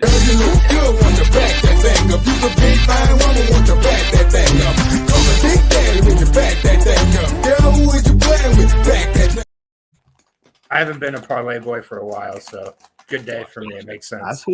I see you, Bobo. Don't you point that finger at me? Literally on the prelims. I know what you're doing right now. I'm bored as fuck, TC. I just want to fight. I know what you're doing right now. I'm not gonna let you fucking just like I'm not letting this fucking smarty pants get to me. Not letting you get to me. He's not getting to me. You're not getting to me. Fuck the both of you. You're lucky we're both friends, and you're lucky that I don't have control over this fucking who gets links and who doesn't get links. And here we go. So there. You do. You control who gets the links, and you send. No, I have no control over it. I promise you. Directly to myself. The fact that you're here is evidence to the direct fucking contrary. But no, I'm just playing. But shout out to both of you, homies. Shout out to friends like these, huh, Gary? It's all good. I'm happy to call both of those Braj's friends. Same with Billy. And shout out to all the homies in the chat too, man. Shout out to all my homies in the chat. Moise Audio says I'm up 17 units. Too much adrenaline. Oh, yeah, you need whatever coffee you're drinking, you taper off. Can I ask him a favor? Get some sleep, Bo. Can I ask a favor of you? And I'm sorry, chat, that it has to be like this. Can I ask a favor of you? When you announce this, can you be super biased for a Jasmine takedown? And if he lives the takedown after that, I don't give a fuck about what happens. I'm going to go out back and smoke, and I'm not. I mean, you're really twisting my arm here, Billy. You're like, oh fuck, oh god. Yeah. Exactly. Just like channel your Lisboa commentary from earlier against Cronin. Sure. I wasn't even driving a hard bargain there, boys. I wasn't even watching the Cronin. I wasn't even watching the Cronin fight. I was just listening. Maybe you say something about the takedown and cash it, Billy, so I can clip it out. So basically, you're asking me you're asking a bullshitter if he can bullshit. I mean, yeah, I think I might be able to pull it out. The side. There you go. Yeah, sure. Holy shit, God. Here we go. She was shooting for it. I thought she was shooting for it. She changed levels there, Billy. Fuck. Jab there from Manon. Might have been a clinch there. Jasmine looking for the uppercut. Manon circling. Nice jab there from Manon. Counter right hand from Jazzy J. Jasudavicius. Let me just say, Manon looks much more like frail than frail. Looks like a 35-year-old woman. Like she does. Dude, I mean, they're both not spring chickens here. Look at her legs. She's got no muscle. She doesn't ever look this frail. Am I wrong? Manon Fiorot looks like a witch. She looks like Caitlin Chukagian. Nah, Caitlin. I mean, she does look crazy. Whoa! 2-piece from Manon. Jasmine's on skates.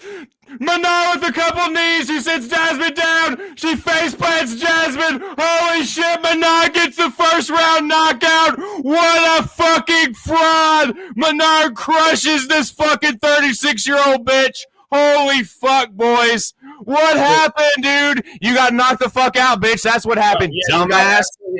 You got exposed. That was absolutely. God, 4-13-26. Clip that shit. That's good. Did she get the takedown? I don't think so. She went for it. She went for it when she got cracked. She kind of went A for effort on a takedown attempt. Double leg. Did you see the double leg attempt? A for effort, F for execution. You know. And then F- for questioning it after, being like, "What? What are you talking about?" I mean, look, dude, she's getting rocked by Julia Perostri. She's getting rocked by all sorts of people. Like, now she's fighting the best fighter she's ever fought. Like, she's gonna fucking lose. She looked like a fraud, though. I didn't think she'd get knocked out like that, though. I mean, goddamn. 2-piece from Manon. Just whoop, whoop, whoop, hello, whoop, whoa, wit, whoa, wit, whoa, whoop, whoop, whoop. I mean, cue the fucking yakety sax music. I mean, that is good. That is some meme shit. That is some fucking, that's going to be memed. Jasmine doing that fucking whoop. Willikers, you know, like. She got fraud checked crazy. I mean, I hate to say it when Manon could be a champion at some point to say fraud checked against somebody, but when you lose like that. Shit random. Manon Fiorot will be a champion again. It's just. She's just got to get more popular, and that helps for the popularity. Well, yeah. So what I'm saying is it's like hard to call Jasmine completely a fraud when she loses to her. But yeah, losing like that is bad. Well, fraudulent on contender. And that's what I mean. Not a fraud fighter, just a fraudulent. Look, she was top 5, bro. That's fraudulent. That's what I mean. The fact that she ever got to top 5, though, is yeah, amazing. but she got some lucky bullshit fights. Like she fought Jessica Andrade, very favorable matchmaking. I tried to talk about this. I said Fatima Klein is not as good of a striker as Manon Fiorot, and you guys wouldn't listen to me. Like I kept saying, and you kept ignoring me. You two, I kept saying Fatima Klein. I'm kidding. Nobody in the world would ignore that. I'm doing a bit. Calm down. Aaron, the only person that's ignoring I am glad I ruined your fucking bit, but I'm sorry. Go ahead. You really did. Like, it was obviously a bit. I feel like even Londo got that one. Well, I was, yeah. That's what happens. That's what happens. You bully me. Bully me this much, and this is what happens. I invited you. You're at my fucking wedding, and you don't get my humor still. Like, this is unbelievable. Anyway. Wow. So Jasmine 1+ takedowns was a donation. No, she tried to grab the legs, though, when she got rocked. She really did. You saw her on her butt. She was trying to go, sweep those legs, Johnny. Yeah, but it was one of those ones where, like... all I wanted for Christmas might be the comment. Don't agree with me there. You can come off a championship title loss, but damn, in women's MMA, I think it has to be a caveat for it. If you're coming off a title loss in women's MMA, the difference between 2 and 5 is so dramatic, man. You guys should just be glad that Manon won in round 1, so I didn't have to talk for 2 rounds about her looking like an older woman and being like, "Oh my God, she's hitting menopause." Yeah, she's like a heinous. She's a heinous old fucking withered old hag. Yes, I was like, she looks like Chukagian physically. And like, 1, 2. You know what that's art MMA, like George Costanza after the first hand model shoot, just like hands up in the air, like spinning around through the park. Like, hey, listen. She's older right now, and she's just slowing down quicker. Blondes, you know what that tells me? Mike Malott is a fucking lock. Absolutely. Come on. I'm on Kevin Holland, so I gave back some money with Davey Grant, and I was about to bet, maybe Jasmine. No, I wasn't going to bet Jasmine ever. But, I've never bet Kevin Holland in my life. This is my first time betting him tonight. It's going to go horrible. So, no, you don't fucking say that. I'm going back to You got a great girl. You got a great job. I know. You don't do anything but smoke weed all day. I can't have everything. Yes, you can. You can have it all. You can have a loving wife, a loving, wonderful wife, a beautiful young child. Cash the Kevin Holland bag. You can have all of these things. A really nice house. Yes. In just like Pleasantville. It's amazing. I know. It's wonderful, really safe. I don't even have to lock my doors. You can have all these things, bro. I do. You so I have to lose a Kevin Holland bet. No. It's okay. Not if for then, to wit for. If that's what I have to give back to keep everything else, is Kevin Holland losing a bet, I'm going to do it. Don't ever fucking say that again. I never want to bet Kevin Holland again. I even if I win, I don't want to ever bet him again unless he goes out and looks like Manon Fiorot. If he goes out with like an round for row, then I'll be like, I'm betting Kevin Holland all day. But I enjoy fading Kevin Holland, not betting him. This sucks. I wish I could be on Mallott's side with Billy and everybody because there will not. You had the crest of the wave with Kyle Nelson. That's all the Canadians needed. They don't need fucking I went Mike twice Malott. with Kyle Nelson. That was awesome. Fucking Mike Malott to win. They got the Kyle Nelson win. Just leave on the high note with that. Kevin Holland is gonna knock Mike Malott the fuck out. Okay, Cash but my it's fucking slide Vera, underdog. it's Vera and Zahabi next, right? I think so. Yes. Okay. Malott Holland is the co-main event. That might be the best fight of the night. Like for real. I'm really excited for that fight because if Vera starts quick, I haven't seen that ever in the UFC. He hasn't started quick against Bruno Canetti. Like he doesn't start quick against nobody. And I get he's sprinting now. So now he's going to start fast in a fight. I don't really buy that. Like it's fair enough to a billion. Yeah, but why are you running 10 to 15 miles, bro? You're not a fucking distance. I agree. UFC but fighter. I agree. But a zebra, but bro, why the fuck are you? Leopard people are so stupid. 10 to 15 miles doesn't mean you're getting in better shape, idiot. I know. Like, you're wearing yourself down. Yeah, I mean, y'all are both pretty much saying the same thing. Like, and I agree. Like, I don't think he's necessarily gonna change, but it's like, I don't know. Can you tell me something? Where are people getting the idea that Aiemann Zahabi is some fucking like Marab with the pace and like output? He's statistically way more low volume than Cheeto. So like Cheeto could even have take his foot off the gas in the first round and possibly put out more output than fucking Aiemann Zahabi. That's my kind of point here is like, I don't think I get overall if Vera wants to win a title, which as a Vera fan, I'm one of the biggest Vera fans out there. He's never won a title, but the whole like if Vera needs to change to win a title, that's not what he needs to do to win a fight against Aiemann Zahabi, in my opinion. He can honestly, I think Stan Vera KO is a better bet, like for me. But like I would just bet the money line. Straight up. Like there's no reason to, because Vera has pacing issues for one. He does have the ability to finish, but you need to cover it with fighters that get finishes and then the fight doesn't stop. We've seen it twice in the last month. Let me go a little step further, not to cut you off, but I got to. The fucking Cheeto when he fought Frankie Edgar. Like Cheeto is one of those fighters you have to have the money line bet. You cannot guarantee yourself. Everyone always says in the breakdowns, just bet Cheeto live after round 2. You have no idea when Cheeto is going to clip it on or what shot's going to clip. Like whenever I watch a Marlon Cheeto Vera fight, it's always a random moment that he ends up winning. Like the Dominic Cruz fight, he ends up smacking him with the head kick. The Rob Font fight, he was just winning moments in that fight. The Frankie Edgar fight, he was getting taken down, wrestle fuck, and then he just ends up front kicking the shit out of him in round 3 out of nowhere. Like you want to make sure you have your Cheeto bets placed in pre-flop because you don't know what round it's going to be or when it's going to be. But if he can win round 3 at a high clip in this fight, I got Cheeto winning one of these two first.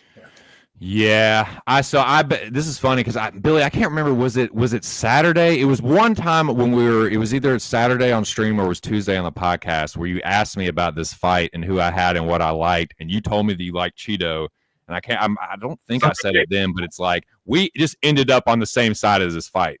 Is my point is like we both bet Cheeto. We're both on Cheeto here. If I'm not mistaken, I don't want to speak for the man, but I think he might have a certain play Ferda on this, but I like Cheeto myself. I bet him plus 108.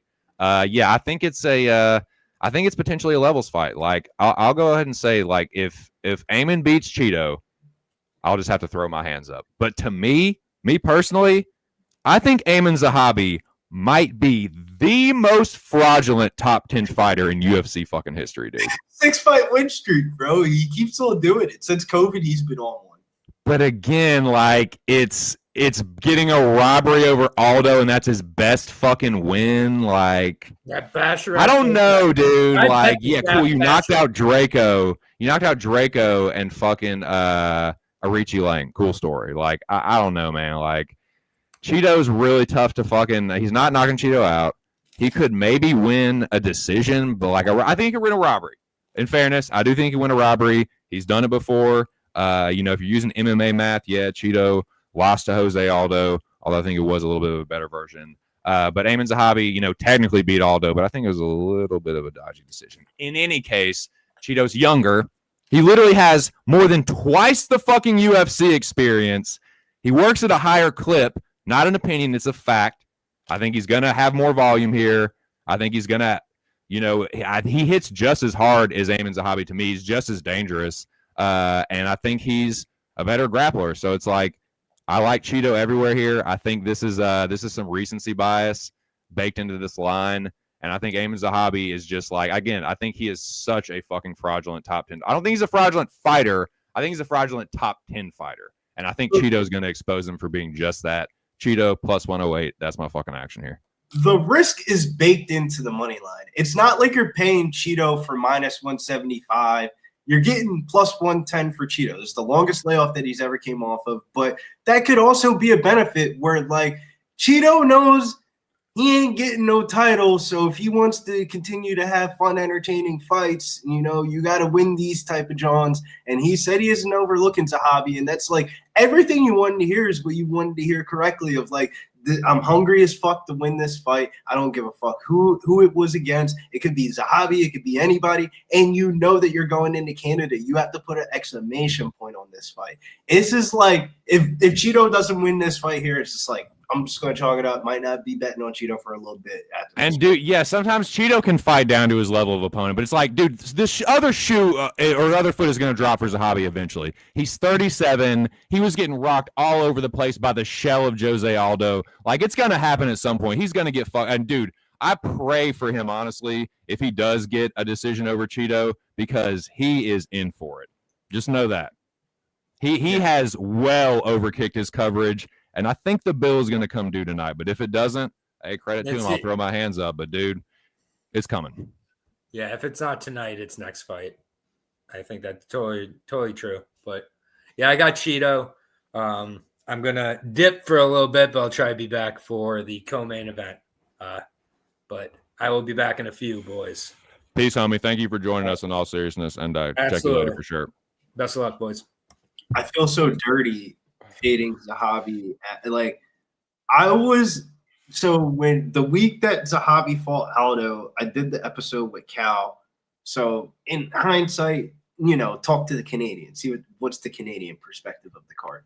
And dude, the way that they were speaking about Aldo was like dumbfounding me. Like, there were like, if you remember that card, it was like kind of stacked towards Canada's favor because the year before they got smoked. And they were all like convinced that Aldo was going to whoop Zahabi's ass, beat him up. If you remember, Aldo was like minus 200 or like minus 175, and then the line just kept on creeping down. It is astonishing how quick public perception can change, because Cheeto might be one of, I don't want to over exaggerate, but Cheeto might be one of the candidates that fight fucking Merab Dvalishvili, because who the fuck has Merab not beaten in the bantamweight division yet? Him and Cheeto never fought. So it's like, man. I mean, I'm not gonna do that myself. I'm not gonna play that game like, oh well, you did beat a top 10 fighter. I think Cheeto needs like 2 more fights after this, Bo, to get a title shot. Personally, Cheeto needs this to keep. This is what you call the gatekeeper fight. This is the placeholder fight to me. This is keep yourself just on the outskirts of the title shot conversation. Then you win the next fight impressively. Then it's like, okay, do you deserve a title eliminator kind of conversation? That's personally where I feel like I'm at. Bantamweight, and what other weight class would you say? Bantamweight and maybe light heavyweight, since John Jones has vanquished the belt, are the 2 weight classes. They don't give a fuck what your ranking is. As long as you're ready, they will put you in a title fight. That class, and what's the Sean Brady weight class? Dude, that's a great point. Dude, go, for anybody interested in a little UFC history lesson, go back and look at the path of the 135 and 205 belt. It has taken quite a journey, or journeys rather. So yeah, they're both very opportunistic weight classes. Like, if you're there, right place, right time, it's more like storyline, more they've taken some crazy paths the championship belts they have. But what up, Mills? Welcome back, my dude. How are you? Shit. What up, man? Just checking in, back from getting my butt kicked, betting. So I'm like, hey, might as well show the face on here, man. I think it's one of my worst betting days ever. What do you got here in this Cheeto Vera? Man of honor. Cheeto versus Zahabi. What are your feelings? I need a couple of these to fall through the hoop to end out my night, and I mean, put my neck out there on the line with Cheeto. Yeah, I'm expecting to. Shit, I'm 0-2 on my pretty much single premium plays that I really locked in on. This is one of my third bets of the night. Hopefully, I get this one through the window. Zahabi in this spot, -135. I played him last time against Aldo. A lot of people gonna say he didn't win. Guess what? He did. All right, so in this one, man, I just think Cheeto Vera is a fighter that I really hasn't been a guy that really backed him too much. I always kind of bet against him. I've never bet on Cheeto Vera, folks. Like ever, bro. Like never, So I think this is the opposite though. He's taking the time off, and I think he's gonna come back aggressive, explosive, reinvigorated with a little bit of new energy and look a lot faster. I think he's gonna go out there and try to be the, hey man, I've been a UFC fighter for so long. Let me go out here and try to just be the guy that finishes him instead of the I'm just a UFC fighter type of guy. He knows he's not gonna be touching that title anytime soon.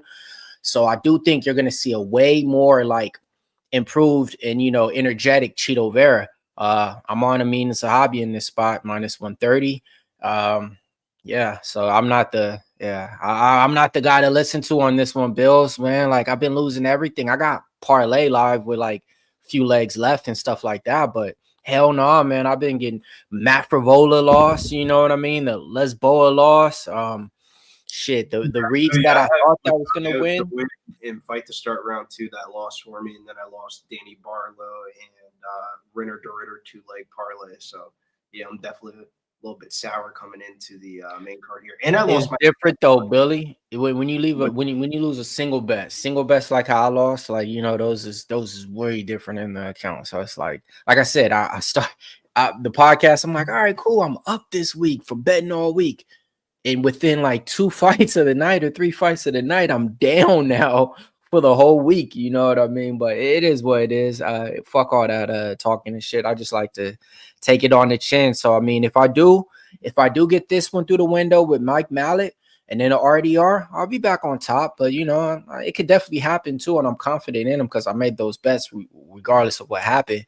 But to me, Cheeto Vera, I do think it's going to be on a way more improvement, and I'm never a Aiemann Zahabi type of guy. I made money with him last time, and I faded him against Basharat. So but it's right spots, and I think I think this is one that he can get it through the window. I know Tucson on Cheeto though.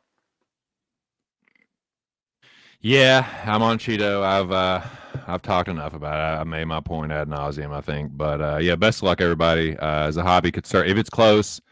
Just go ahead and pencil in Aiemann Zahabi split decision. But yeah, let's fucking go, Cheeto. Put a stamp on this thing, man. I'm nervous, man. Nervous. I want to talk about that Fiorot fight though, because I was this close, and I mean this close to where I had the bet in and it timed out right when it started. I was playing her -160 to win by decision, and the bet timed out because it was right at the last minute. I think the fight started at like 4:15 or 5:15 my time, and it didn't let me get through. But for her to get that knockout, man, that was hella impressive, because the reason why her last 5 fights was all by decision, showing has 2 knockouts in the UFC. One was against Tabitha Ricci, way smaller fighter, stepping up that weight class, and one was against a bum when she first made her debut. So everybody been saying Fiorot striking. She needed that to kind of be like, whoa. You know what I mean? Like that's. I'm glad you made that point. Not to cut you off, but I heard a lot of people making that point. Well, yeah, she could strike her, but she didn't really have the power. And so yeah, real good point. That's why I was like, that was definitely a signature performance that's going to be on her highlight reel for the rest of her life. I almost put my foot in my mouth too, bro. People in the Twitter spaces was talking about that. I think Fiorot could knock her out, and I was about to press unrecord and hey, put me in and say, bro, do you know she has 5? What are you talking about? She won all of her last fights, that whole rep. I'm glad I didn't say it, because right now they'll be adding me. Hey, speaking of at me, bro, man, I'm sorry, I gotta go on this rant. A nigga that I give like a free bet to and shit, you know what I mean? It hits me up like 2 weeks ago after the Charles Oliveira win, and I had Gamrot, and he says Bronx. I'm like, all right, whatever. But the nigga has the nerve to ask me today for a 2-leg parlay.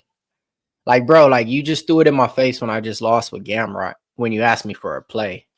And then, you know, you're questioning it like, oh, what happened? And then, but you got the nerve to DM me on Instagram and ask me for a 2-leg parlay this week. So I gave it to him still, man. You know what I mean? I don't hold no vengeance. You know what I mean? I'm just real like that. You know what I mean? I gave him those 2 piece. Can you reveal any of the details of this parlay? Is this Manon Vera and RDR plus 125. So, you know, for him, hey, trip off this though, 2 cent. I was at the point of giving Gibson and RDR. Because it was right before that fight. So if I did, I know he would have been like, I hate you. That's a bullet dodging right there. Let's go, though, man. We got Banana Boat rocking with us. We got OD rocking with us. We got Aaron Gaza, man, right from the Gaza Strip. We got Somerset. We got, who else? We got Stan DeBliz up in there. Who else? Let me see. We got Art MMA, Moise Audio, Lando, Twizzlet Sticks, Random Gamer. What's up, man? Real members. I see Philip V up in the chat. Yeah, I see you guys. Come on, Cheeto. Oh, man. For the boys. Cash it for the boys.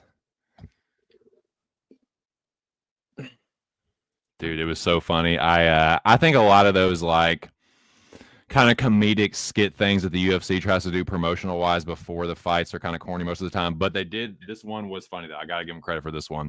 They were asking. The thing was it was like a short or something. It was like say one nice thing about your opponent. It was pretty funny. They were all going through their thing. Like some of them actually did genuinely say some nice stuff. Some people were like, oh, this is tough, man. But Cheeto was like shut down and just like, I don't know. Fuck him. He just like, he doesn't care, dude. And I hope that's how he fights, man. Just fucking mean. Like, that's the one thing I do gotta respect, man. He's like from out here on the West Coast and shit, trains and everything, and he really carries that mentality and shit. He be rocking a Gang of Supreme. He be into all the gear, Action Bronson. Like he's a cool dude. He's a cool dude. Cheeto's never been my favorite. I've had some very stark criticisms about Cheeto in the past, but I'll say this: I do respect Cheeto as a fighter. He's a good fighter. I do. He's a tough dude, and he's not a bullshitter. Like he does keep it fucking real. What you see is what you get with Marlon Vera. I just never was a believer and never like I don't know. He's one of those guys that got better though, because he regretted his career when he came out way back in the day and shit. So like, yeah, he's one of those guys that definitely stepped it up for him and shit. So yeah, I ain't got nothing bad to say about him. I just never been a guy to bet on him, you know. Come on, Cheeto. Let's fuck that, bro. I don't eat Cheetos, man. Real niggas eat Doritos and fucking Funyuns around here, bro. Come on, now, man. Dank. I would have to give Funyuns the edge out of all that. Funyuns will be the less harmful for you as well. Cool Ranch Dorito. You feel me? Nacho cheese on the Dorito. You know what I mean? Cheeto. What you doing? Cheeto puffs around here? I'd rather have some garden salsa sun chips personally, but I'm trying to talk myself into winning something tonight. You know what I mean? Shit. But honestly, though, I think I'm probably going to get swept tonight. So all right, here we go, gents. Cheeto Vera in the yellow Muay Thai trunks, as he is one to wear. Aiemann Zahabi in the red trunks. Kevin said he just put a rack on Cheeto. I see you out there. Full rack, he said. All right, I got Let's fucking go, boys. He said head kick from Cheeto, out of range, gets blocked. I like this. Just put the pressure on him, man. Hard inside low kick from Aiemann. And he circles out. Aiemann using the Philly shell. Cheeto stalking with the oblique kick from the southpaw. Cheeto will switch stances, though. Aiemann Zahabi. Circling. Cheeto with a front kick out of range. He's got a good front kick, though. That's Frankie Yeager. Step in body kick. Almost a head kick from Zahabi. Cheeto pumps the double jab. Zahabi circles out. Front kick again from Cheeto, just out of range, though. Hasn't found his range yet.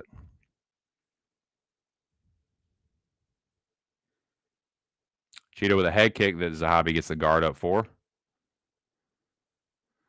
3:48. Anybody listening along? Cheeto switching stances into the orthodox for the first time. See, they're going to know a special request is by Billy on this fight. Cheeto eats an inside low kick after the stance switch.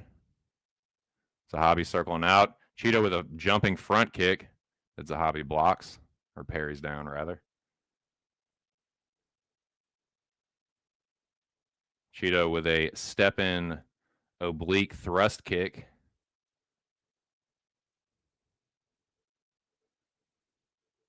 Cheeto gets the high kick blocked. Aiemann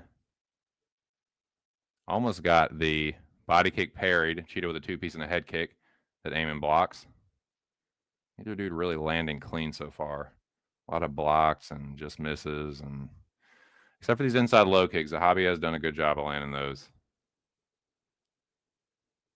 That's about all he's landed of significance, if I'm honest. Nice clipping check left hook from Cheeto. That puts Zahabi on the back foot quick. Front kick there from Vera. If he could knock Zahabi out, that would be so fucking dope. Someone said the level of competition difference. I think that's a big check mark for Cheeto. Double jab right hand finds the mark for Vera. Two-piece just misses. Cheeto switches back to orthodox. Double jab right hand gets blocked. The jab landed, but the two-piece behind it got blocked. Inside or outside low kick for Cheeto lands. Zahabi trying to put the pressure on now. Cheeto pumps the jab. Cheeto with a step-in knee jab that just misses. He likes that same side attack, though. Cheeto blocks the right hand over the top. The corner work right now that Cheeto's doing, bro, his corner is calling everything out perfect for him. Like, it's flowing. Because I just muted it and listened. Like, his corner work is telling him everything to do, and he's executing it perfect. Zahabi with a little flurry there. Cheeto hanging in the pocket, looking to land. Zahabi then backs off. Nice jab from Aiemann. Cheeto looks to land the left hook around the guard. The front kick finally lands. Outside low kick gets checked by Aiemann. 126 here. Inside low kick from Zahabi.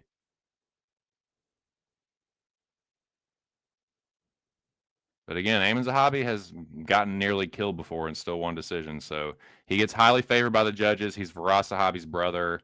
He gets the GSP push. He's going to get it here in Canada too. So Cheeto's got to make sure that he separates in the next two rounds, because this one's been really fucking close. Outside low kick from Cheeto. There's under a minute left. I think it's important for both of them to put a stamp on it. Cheeto with an elbow, then Zahabi with a left hook. Nice counter left hook from Zahabi as Cheeto lands a jab. Cheeto says, "You kick me in the balls." Zahabi says, "All right, my bad." And then they reset. 44 seconds. Zahabi whiffs with a big right hand over the top. Cheeto with a body kick. Left hook from Cheeto, and he fades back from the Zahabi left hook. Counter.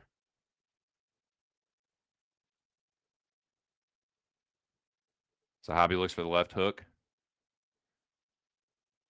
Zahabi with a nice left hook there and a body kick. Cheeto with a body kick that almost gets caught by Zahabi. Zahabi with another left hook right hand. Cheeto answers with an elbow. But yeah, Zahabi just stealing this round here. But I figured that Cheeto would probably lose the first round anyway.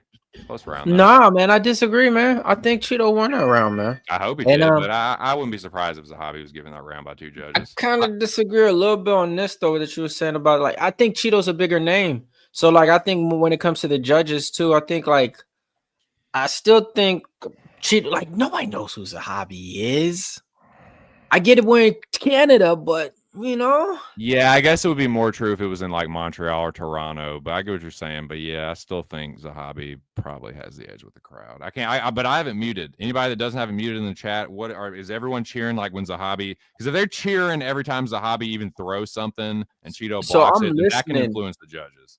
I'm listening, but the cheers aren't enough because Zahabi doesn't do enough. Zahabi's not an active fighter.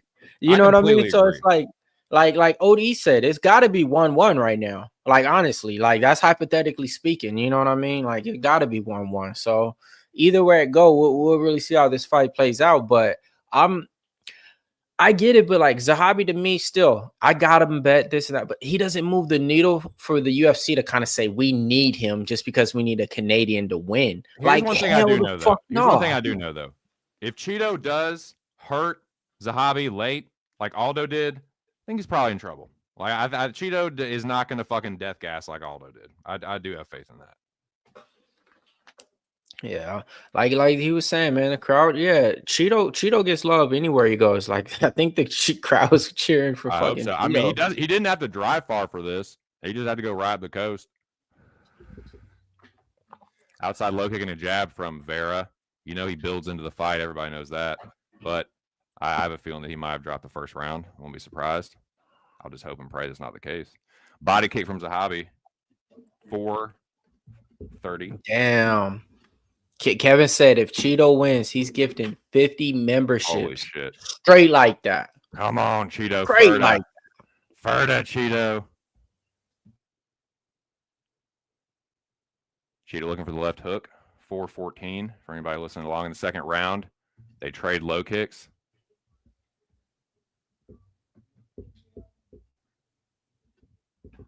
And Cheeto, but yeah, Cheeto, I think it's important for Cheeto to put a stamp on it because Cheeto has like lost some pretty close split decisions that you can argue that he won, but it's like he doesn't always separate. Cheeto with a nice step in left hand after a couple body kicks there. Cheeto trying to hold the center. Zahabi with a step in knee. Cheeto grabs it and lands a couple left hooks on Zahabi. There we go. It's a good moment for Cheeto. Good visual. Front kick there. Yeah, doggy. I love the front kick. Two-piece. One of my favorite kick. Actually, that is my favorite kick, period.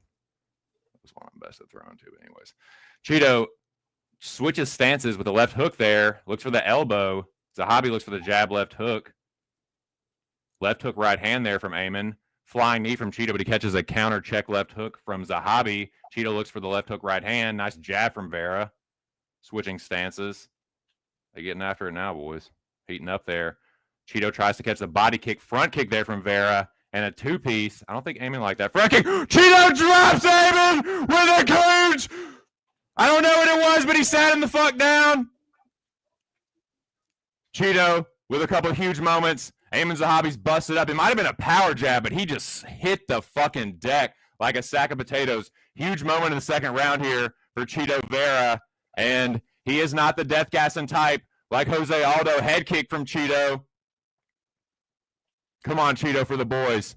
For the fucking boys, doggy. Jabbing a right hand.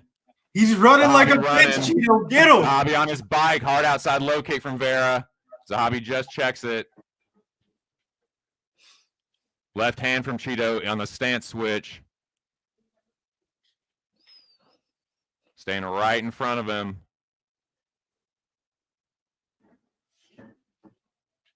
Cheeto being very patient here. Pushes Zahabi back against the fence. Left hook right hand, and then a left hook to the body from Vera. He ain't fighting nothing like how he did versus Aldo, bro. Zahabi's hurt, man. He just took a big, deep breath, too. Body kick from Cheeto. Where's your front kick, doggy? Front kick to the face. Where's your front kick, Moon Doggy? 140 question mark kick from Cheeto there. Uppercut right hook from Cheeto.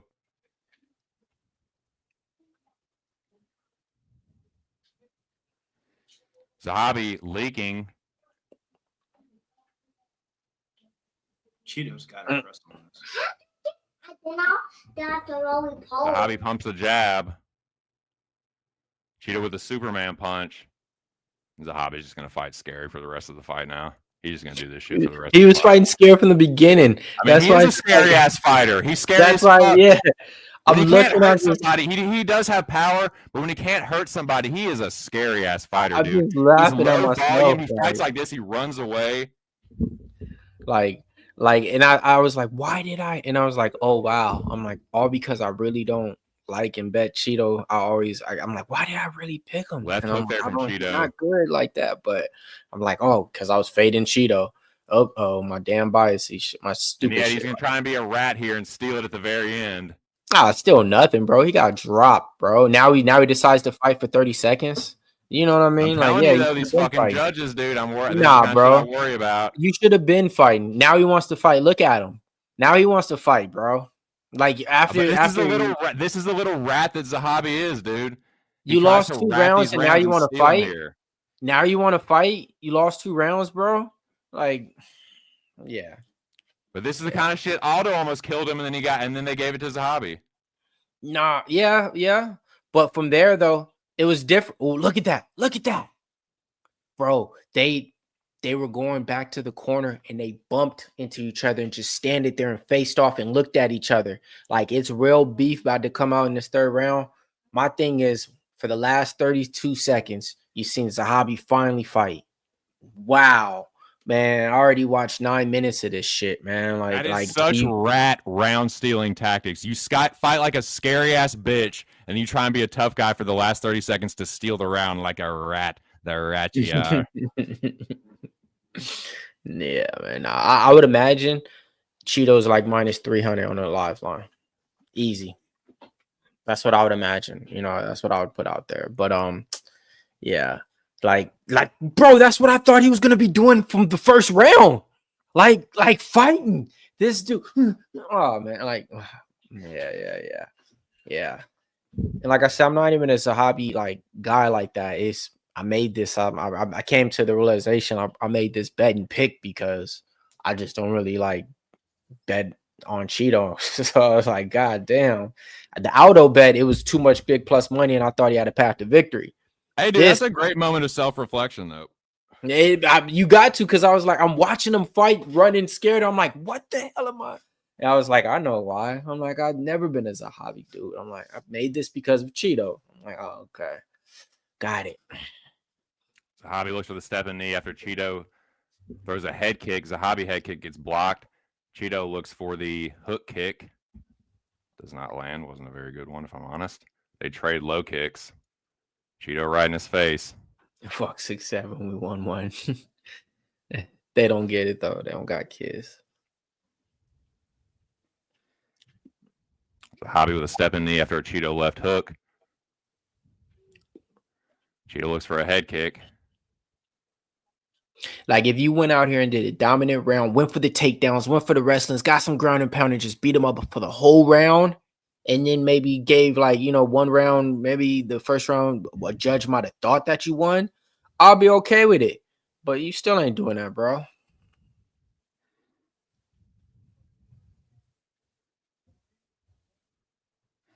Yeah, I think it's probably 1-1. Body kick for Zahabi. What you're just saying is, I mean, so people in the Twitter comments are saying 1-1. They're giving Zahabi round 1. You know what I mean? And they definitely giving Cheeto round 2. But for my eyes, man, Zahabi really didn't do much in round 1. So I could easily see 2-0 Cheeto. Easily. Or 1-1 in some judges.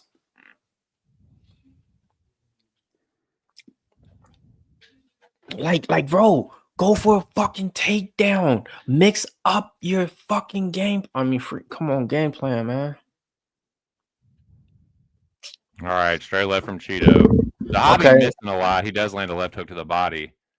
A nice little short hook from Zahabi, but nothing. Okay, now he's coming with some hooks. Coming with some short right hooks. Nice knee. Left hook from Zahabi. Cheeto eats a couple hooks from Zahabi and then circles back to the center.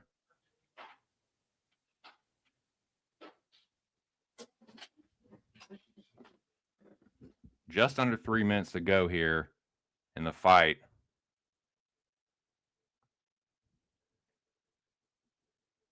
You better put a stamp on it, Vera. Body kick there from Zahabi. Nice left over the top from Cheeto.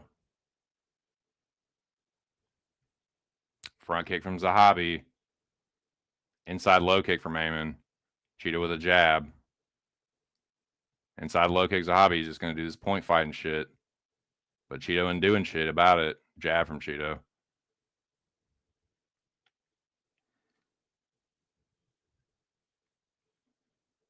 Aimann's little rat tactics are going to win him this one. His little point, chip, chip, chip. His little fake tough guy posturing shit. But Cheeto ain't doing fuck all about it. This is so frustrating. Aimann's going to win this. If it continues like this, Aimann's going to win. Cheeto with a two-piece. Aiemann with a left hook low kick. Zahabi's throwing more volume right now. Yeah, that's what I'm saying. He's just chipping away. He's gonna win just by tapping. Like, no, this is really hurting Cheeto. There's a nice body kick and a straight left. Cheeto finally doing something.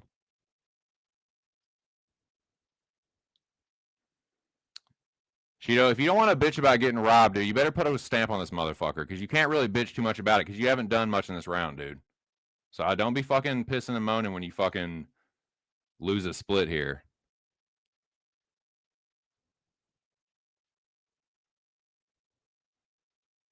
Just over a minute to go. Step in elbow from Cheeto. He's just looking for the walk-off. Where's your jab, dumbass?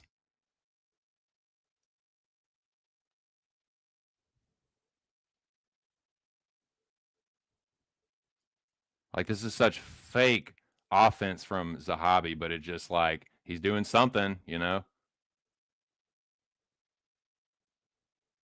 Doing more than Cheeto is.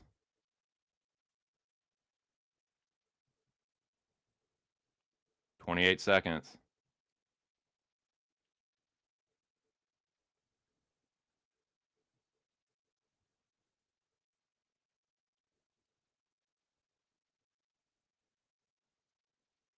I hate Cheeto Vera.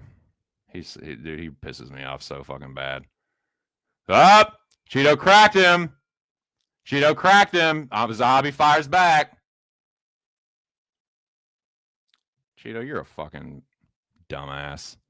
Zahabi probably just. I don't know if that's enough to get the dub, but damn, did he try to sell it though? I mean, he definitely clipped him at the end there, like 8 seconds left.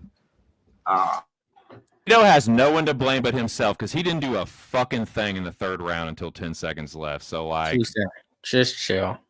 You're jumping the gun, okay? You're like Elmo Fudd out there. You know what I mean? You're jumping the gun. Just Zahabi is about to get a split. He's gonna drop down, have his little gay fucking Rocky moment. Fiorot is gonna lift him up on his shoulders like you just saw. You don't get to make that. It's gonna be another Zahabi brothers slurp off. I know exactly. You've been killing it too much on the podcast. I know exactly what's about to happen. I have no illusions about what's coming. Nah, man. That's why people's coming at you and asking you, what do you got on this fight next? Because you've been having a great night on this card. What's going to happen? Same thing going to happen, man. You're going to win your bet. Mills will lose. You know what I mean? I go 0-3, this and that. Like, you know, it's accepted, you know? Like, so just we'll see what happens, you know? Close fight. It could go either way. It could go either way. I'm more like, bro, like Zahabi, to see how Zahabi fought when he wanted to fight and to know that he could have did that the whole 3 rounds. He did more in the third round. We'll see. To know that he could have did that the whole 3 rounds and didn't, that's the shit that got me mad.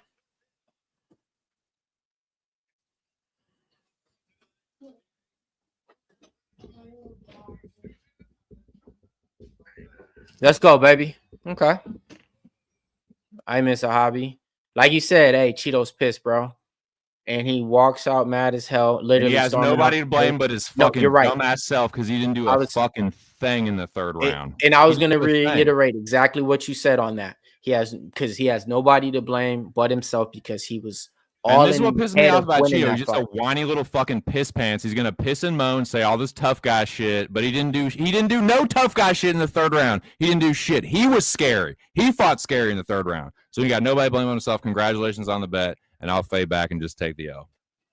Yeah, he had it's the same Cheeto thing. Like you said, like he loses split decisions because he doesn't do enough to just get to that other, 5 minutes that you need to. First round, I'm not lying. His corner, he was doing everything, calculated. And it was looking good. And Zahabi wasn't fighting. But then after that, it just kind of stopped. And then Zahabi started to fight at the last 45 seconds of round 2. From then on, to the round. But yeah, that's Cheeto Vera in a sense of just not doing enough. Like, and like look good in fucking 5 minutes, but I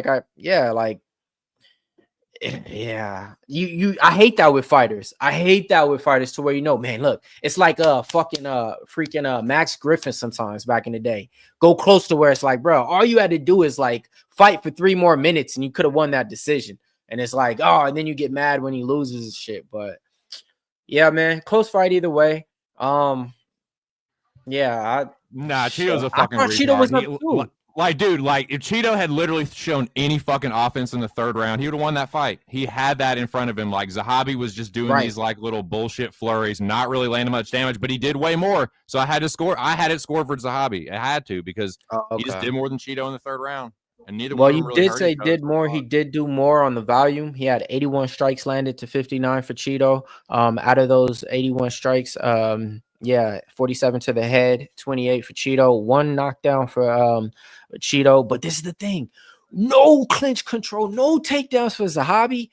I didn't predict that at all, and I really thought that's where he was going to win kind of minutes and just change it up and stuff. But yeah, like I'm being honest at this shit, hell no.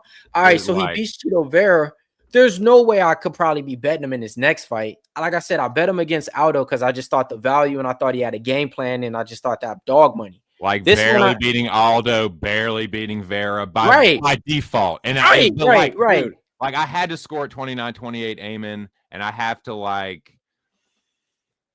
not like get this is what it is. I still think he's gonna get fucked up bad. I'm gonna continue to try and fade this dude because it's like barely beating Cheeto, barely beating Aldo, like, and you're just gonna keep getting older and slower. So it's like, nah. But yeah, I got to eat crow. I was fucking wrong. But and Cheeto, like, fuck Cheeto. Cheeto might have just got blacklisted, dude. What a fucking like dumb opportunity ass, wasted. Dude. What a opportunity wasted, man. Because like I said, like he had everything in his grips right there to all you got to do, come forward. You know, he what? I don't know how many fights, 13, 14, 15 probably fights in the UFC.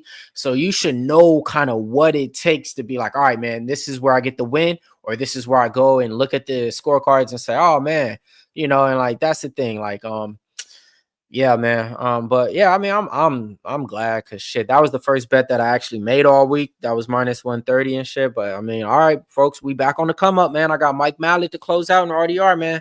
We could come back, speak positivity, and that should have happened, man. But in all, hell no, I ain't saying that one on that fight. That shit was close, and I actually thought Cheeto was up 2-0, and I thought it could have went however it went, but. Too much time on that, man. Only 2 more fights left. With that being said, man, Kevin Holland is back, folks. Back on what, 2.5 months notice. You know, last time he stepped out there. Now, this line flip, Mike Malott opened up minus 150. Kevin Holland's the favorite, minus 115, minus 120 out there. Mike Malott had a little bit of trouble getting on the scales. He was the 3rd last fighter to weigh in. Now, there's a story going around. You know, I got boots out there on the network, Vancouver, media members out there doing post-fight interviews and shit like that right now. Check it out if y'all want. James Lynch doing his thing. But every single fighter made weight in the Canada scene. And they were just like, that's just awkward. So Mike Malott supposedly really didn't make weight. And they let him push through anyway. With that being said, that line flipping, I agree with it. I think Kevin Holland's the better fighter. I think he's the more proven fighter. I think he's the faster fighter. I think he has the finish ability. I usually bet Kevin Holland a lot. Bet him at chalk, bet him at dog price. I know more about Kevin Holland than any other fighter just because I've seen him on the regional scenes. You already know that already. But in this one, I just had to go with Mike Malott just because I think that he's going to follow the game plan of once he lost to Magny, he's going out there kind of to win. When he first came out on the scene, Mike Malott was finishing everybody in the early first round, second round. Mike Malott by first round, second round. That's what you bet him at. Then later on, you didn't because he wasn't doing that no more. So now I think he's going to go out there and use that wrestling, man. Trains that team Alpha Male, the striking coach out there. Everybody talks about how good this fighter is in the gym. But when he comes out in the cage, he doesn't perform the same. That line going all the way down to a minus 110, I'm cool with it because that gave me opportunities to play it at that spot. What we doing on this one? Okay, this is the last. Sorry, turn my volume down. This is the last spot for me. Come on, Kev. One time, Kevin Holland. I think he can knock Mike Malott out. I think he can club and sub Mike Malott. It's going to be tough to win a decision in Vancouver. Mike Malott can do the same thing. He can win by knockout. He can win by submission. Kevin Holland loves to put himself in really dumb spots on the ground. But yeah, I guess Kev could maybe get a sub off his back. He's pretty rubber guardy. But give me Kev plus 102. That's the bet. One time, Kev. Billy, what do you think about this one, my dude? My shit's still like fucked up. I don't know. Ever since Mills came back, that shit's been fucking glitching the shit out of it. I got Mike Malott, but I mean, I can't feel super confident about it. This is a huge step up in competition, but I definitely think he's live to win this fight, and I think he's going to wrestle. Right. I think that's going to make the difference.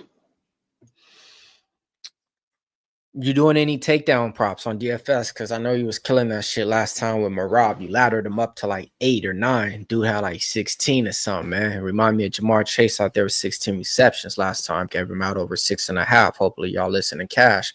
You taking him over anything on takedowns? Yeah, I did Mike Malott and RDR both to land 1 takedown. It was plus 114.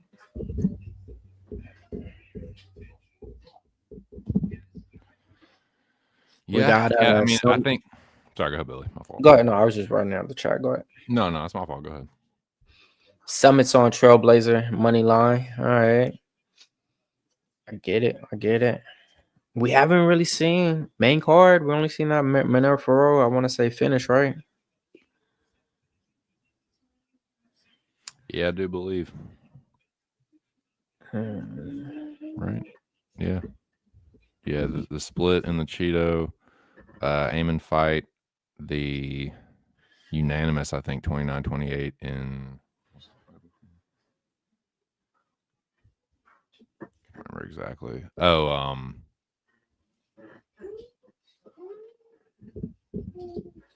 Nelson and Dover.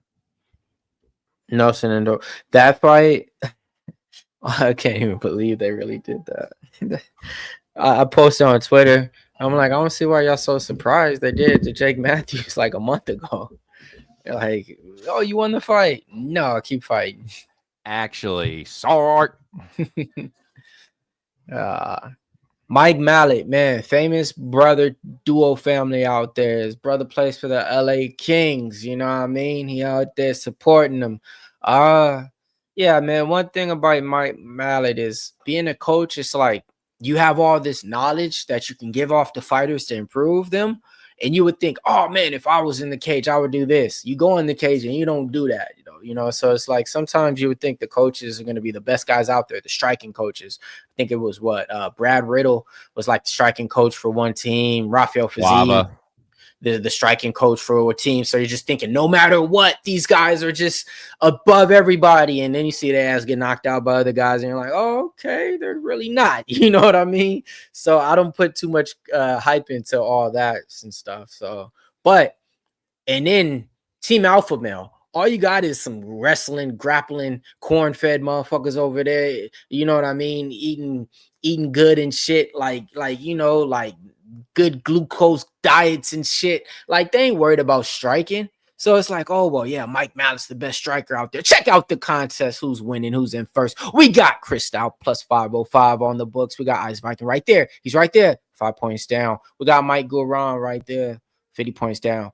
Bulo, you right there live. Just my 2 cents. Holding it down for the panel in the top five. Zophie, I see you out there, man. I see you out there. Billy Brisbane is cracking the top 10. That's all the people who have the chance to win in the last 2 fights of the night. Hopefully you guys got it right, man. Make sure you guys sign up for the Pub Sports Radio contest. Send it to your friends. Tell them to sign up, make an email, become a member. Hey, man, look, man. $100 in, membership is what, $9.99 or something, so you can't deny it. Can't deny the sickness of that promo either. That was a pretty fucking good one. Thank you. But there's a guy backstage that I want to get his take on this fight. Big Show, what you doing on this one? How should the people make some money? Because you're the man behind there, and haven't nobody really heard you too much tonight. So let them know how you think the people should make some money tonight.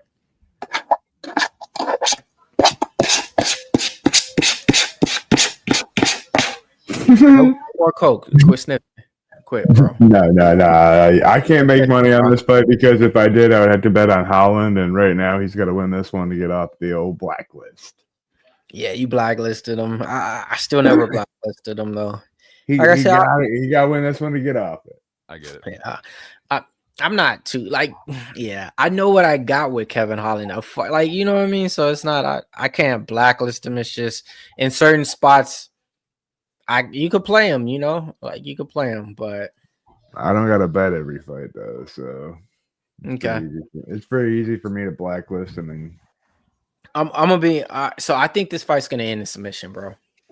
And I wouldn't be surprised if it's from the other guy that y'all ain't thinking about, man. Like people don't know this, but like Kevin Holland, before he got into fighting and shit, he was an electrician. You know what I mean? A smart guy too. Behind that, I swear, you guys, I get it. He acts this and that, but like he was actually like an intellectual guy thinking about a lot of stuff, not doing the dumb stuff that the average guy would do. How do I know? Because he came out of here from Riverside, right around my area, moved out there to Houston and shit like that. And he fought Curtis Millender to get into the UFC on LFA. And before that, I seen him fight Jeff Neal, you know, because we're doing tape study on him to fight Curtis for that fight. And I was like, oh shit. And I liked him. I was like, this the dude you fighting? I'm like, man, this dude's good, because he was talking shit to his opponent, all this type of shit. So, but yeah, man. So Kevin Holland is actually like a little bit smarter than people think, and he has good jiu-jitsu. That's the point. And he has a good front choke series, man. So if Mike Malott gets buzzed, takes a desperate takedown chop, might get his fucking ass front choke, dude. Come on, Kev. One time. Mike Malott, Kevin Holland, co-main event. 8-inch reach advantage for Kevin Holland. That's 4 inches per arm. That is significant.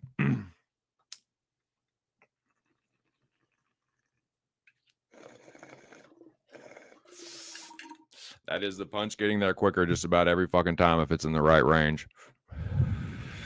He does have a good two-piece. Mike Malott. Come on, Mike. If Kevin Holland does win, it's particularly by finish, I'm going to go fucking ballistic. So just fair warning. And shout out to Chappie Funk. The other night he was like, TC, turn down your fucking mic. I was pretty fired up. But yeah, just fair warning. I am a fucking loudmouth, and I do talk very closely into the mic. So yeah, if Kevin Holland does win, I'm going to go fucking ballistic. Just fair warning. If not, I'm just going to assault probably until the next fight. Here we go. Mike Malott and Kevin Holland, co-main event of the evening. Shout out to everybody in the chat, man. Hope you all have been enjoying yourselves and cashing your bets. And if not, it's all good, man. We'll get them tomorrow. Get them next week. Dan Margliata is the third barrage in the octagon. This big-titted slut is the ring card chick. And then, yeah, here we go. Fight's on. Mike Malott says, no glove touch. No glove touch, bro. This is all business. All right. We'll see how that pans out. 447 for anybody listening along. If you're like, dude, you're like not saying the right shit, you might be ahead of me. So just like everybody know where I'm at, and you normally don't do a good job of that, so I try to let everybody know. But we got Mike Malott whiffing on a left hook. Kev pumping the jab out of range. Mike Malott does have a good check left hook. Kevin does have to be very, very cautious of that.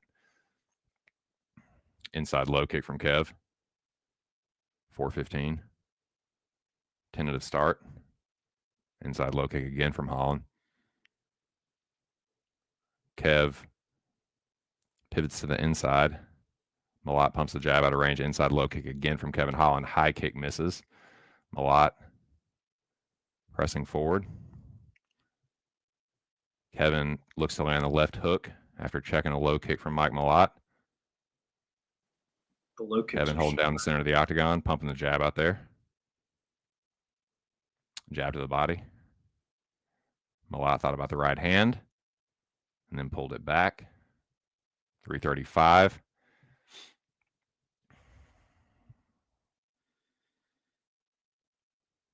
Very, very tentative start from both gentlemen. Body kick in the exchange there. Mike Malott circles on the outside. Kevin Holland with a front kick. And then kicks away from Malott, who tries to catch it. Two-piece from Malott, and then a left hook, and Kevin says, fuck, dude, let's grapple. And Mike Malott says, no, let's fucking fight. Kev pumps a jab, and then a right hand from Kevin Holland drops Mike Malott. Kev with some hammered fists. Malott got cracked there. Kev with some right hands. Tries to collect the wrists of Mike Malott. Malott tries to get the armbar. Kev hammer fisting his thighs and kicking his or punching his calves and shit. And then he gets tripped. Oh my God, dude. See, this is the dumb shit. This is the dumb shit. This is so fucking stupid. Bro. Finally gets back to his feet. Kevin Holland almost gets a sweep over the top. He does get back to his feet. And they are back to their feet. In the clinch here, 50-50. Kevin Holland with the underhook.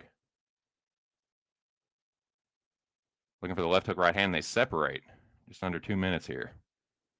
Kevin Holland landed a big right hand there that started off the grapple and shit. Mike Malott had to roll to his back. And Kevin Holland did some dumb shit. Almost got his back taken. And then he got back to his feet. And we're just under 2 minutes to go here. And they meet on the monster can. Doing the man dance. Feeling the flow. Kevin Holland gets kicked in the sack. And we have our first break. Vet move. Everybody take a break.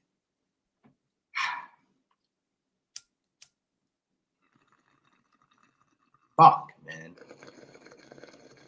We're underway. That was a quick one. But Kevin Holland is back to the action.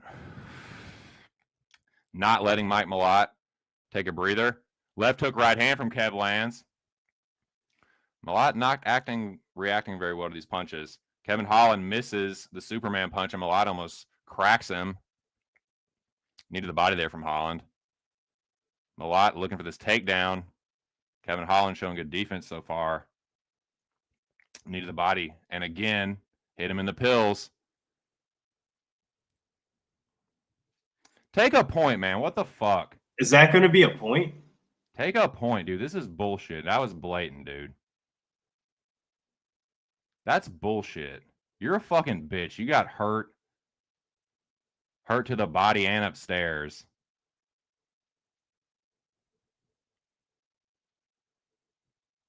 Oh my God. What is going on here? Kev's overselling this stuff. Yeah, it's close. Might have pulled the cup. I don't know. Wasn't nearly as bad as I thought.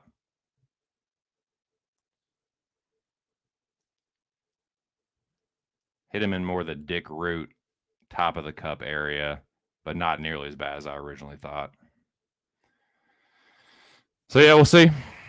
Well, I doubt a point will get taken, but Mike is pleading his case right now. Nah, I mean whether it was actually like really hurt from the knee. They're taking a point for sure. Like I think they gotta wait till Kev says he's gonna start it again to even initiate that process. So just to make sure that like he doesn't, doesn't double dip or something. Right. Yeah, the ref was like, I know you didn't try to, but you hit him twice and he's hurt. Like he literally told Mike Malott that. And Mike said he didn't need to see the replay because he heard it. Yeah, exactly. Like, yeah. Exactly. Like, he tried to be like, no. Dan's like, nah.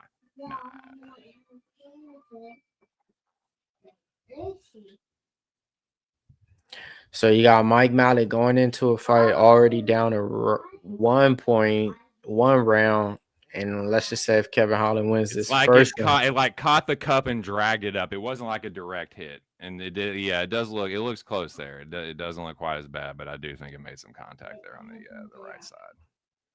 Or the left Mike side. looks like the little kid in school that looks like he's about to go down to the detention's office, and he's what the fuck? What'd I do? What'd I even do?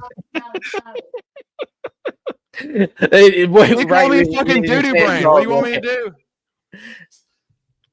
He called me a fucking dumbbell, and I punched him. Kevin Holland's a G. There's no way he's taking. Well, he did it once. He did it once, but that was different. He's not gonna quit. They need to meet these announcers on these fucking shows. Like they shouldn't be able to talk this loud. Like everybody can hear what they're fucking saying. Kevin Holland can hear what the announcers are saying. Oh yeah, what DC's saying right now. Oh, if I was him, I would just do this and that. And then Kevin's like, yeah, I would. Yeah, you can hear him like, oh, what do I do here? Like you can almost see him fucking. Like there is nothing. Cormier does give the advice. It's a no contest if you quit. Cormier with the dad advice. Dan Mergliata allowing Kevin Holland. And I don't blame him, man. They need to make already been kicked once. That was close. Admittedly, not as egregious as the first one, but still probably grazing. Probably didn't feel good after already getting. They're probably very sensitive right now. Man. You know, so I'm gonna be honest with you guys though. I still see it like this: the skill set and the shit like this. Kevin Holland still go out there and knock his ass out. Like there's just a real disparity between the guy who could do violence in this fight to me that I see, and the guy that really just. I think Kevin Holland's looking at this dude like this pale ass motherfucker. I'm gonna go out there and smoke him. I'm being honest. It's like the Drew Dober shit when I'm like, hey, he's gonna go out there and finish him. I'm really thinking Kevin Holland's he like, does look kind of pissed. Hurt, he does look kind of pissed about it, dude. He's like, even though I'm hurt, I know I could still go out there and beat this dude, like that type of stuff. So like, he's gonna take the fight, and I wouldn't be surprised if he still goes out here and just does some more. He's trying to get a point. He's really fucking working to get a point here. No, it's a point for sure. It's not that. They're taking a point. That's not even a question, bro. That's 2 low blows in 1 minute. Like, that's not even a question on that.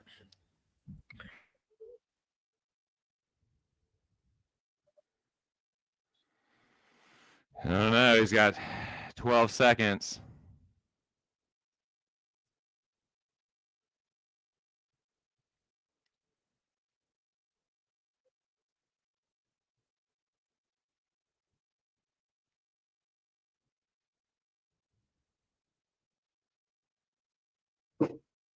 He's gonna fight. No point taken. Like I said. That is crazy. How do you wait? Yeah. Look.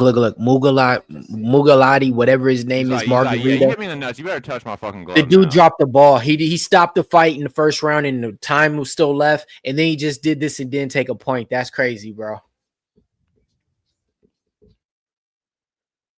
How do you not take a point that early in the fight and the dude was hurt? This is crazy. Mike Malott with the right hand, left hook. 45 He's seconds gonna to get go. fucking knocked out because he's trying to be a fucking fake tough guy. No, bro, he don't get. I'm trying to tell you, the power and the finish ability is still on Holland, man. Like this is still like he's fucking compromised as fuck, though. Bro. He is though. He is dick, bro. I don't need a fighter holding his goddamn dick trying to win money out. Yeah, he's gonna need a break after this round if he gets out of it. He's gonna definitely need a break. I mean, what's 1 minute gonna do that 5 didn't just help him with? Really? Well, I mean, no shit, but it's better than nothing.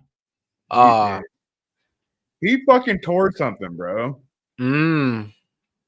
Oh, he might have. Yeah, right. Look at him. Malott. He's turning his back. 5 seconds left. Yeah, he's turning his back, man. Like. So look, man. This fight, the same thing happened. How do you to not him take a point, man? when he was hurt in this one fight. But that was different, though. I remember he did this in a fight, but he was Are really we still hurt. thinking that he's faking this? You know, I don't think he's faking it. Well, yeah, dude. So now, do you think a point maybe should have been taken? I said it should have been taken in the beginning. I just said they weren't going to because they did. It was totally different than the last guy, the last referee. Like, right on. From listening to what they're saying.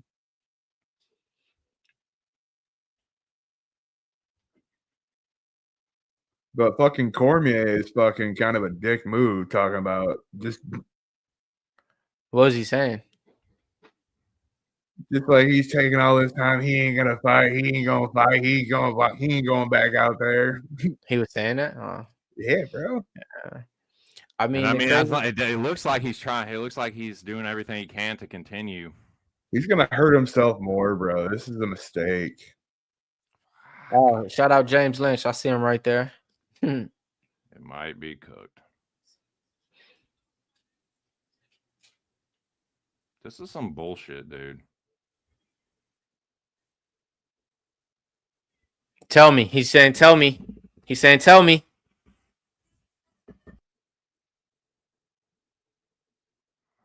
He's like, you can't. He said, "I'm gonna have to call it if you don't tell the ref." He can't. They're gonna. I don't think he can go. I don't think he can go.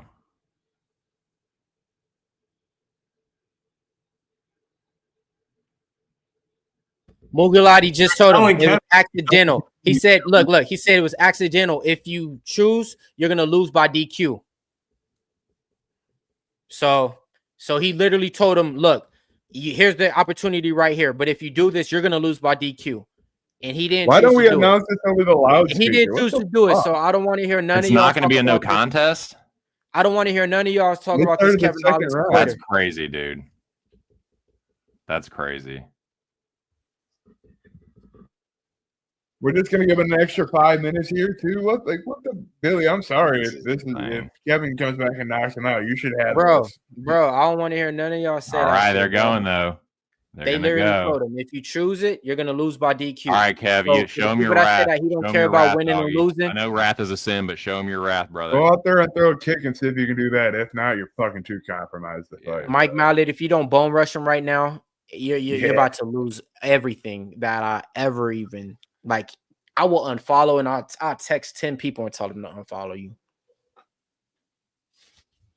Yeah, Kev is clearly compromised. How are you not doing anything, Mike Malott?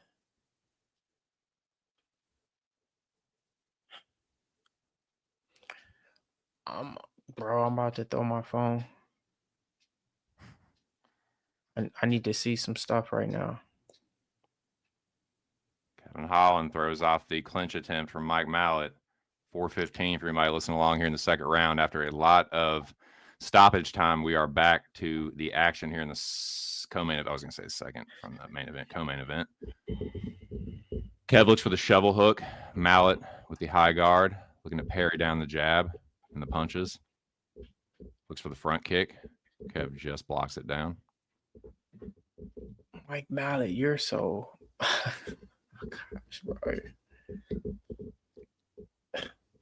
The dude was almost saying that he can't fight. Watching, bro? Where's your jab, Kevin? Like Mike Malott looks for the left hook, right hand. Kev with the jab on the counter.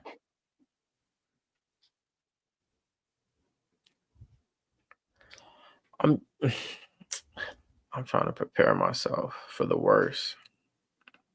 So he got a body kick there right above the stomach. That didn't really seem to affect him. So it has to be. It's got to be something in the sack, right? Like it's got to be some. Ooh! Left hook from Kev. Just over 3 minutes to go here in the second round. Hey, Billy.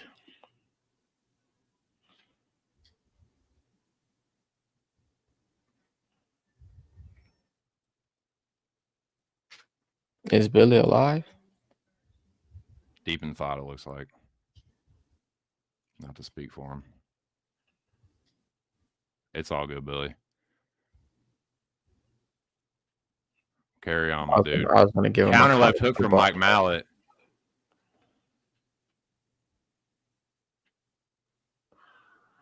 Kevin with the right hand, partially blocked by Malott.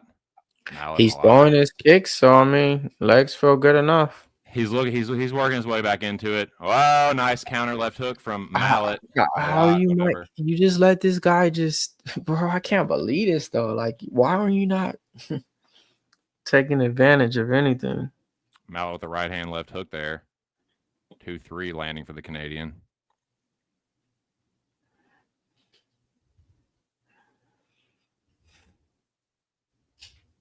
This looks eerily similar to the Cheeto fight.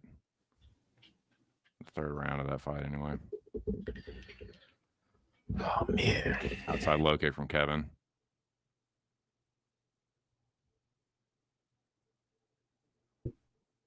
Yeah, if you can use the legs, keep kicking because Mike can't really fucking throw kicks. Wow, right hand from Kevin over the top. Looking to get a point taken away, you know? Like, hey, for real. If he does it again, it's got to be a point taken. Like, he can't even knee right here. He can't do nothing. Like, he actually did land a knee to the body, right? Oh, but yeah, Malott. Yeah, exactly.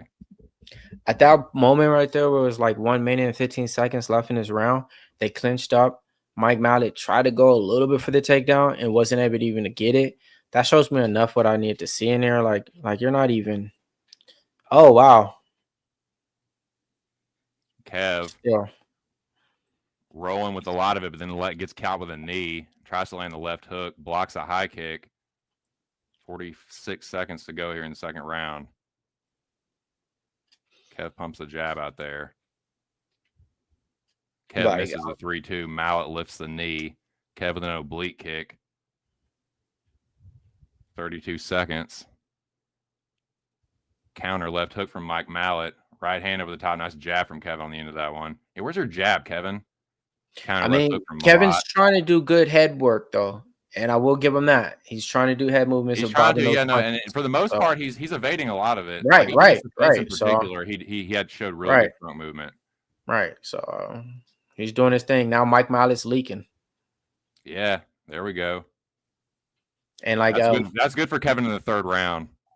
Like I'm gonna just say this. Stoppage.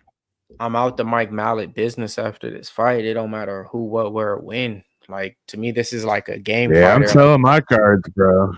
Another hard right hand from Kevin, and that nose could be really fucked up, and then he is going to be sucking wind.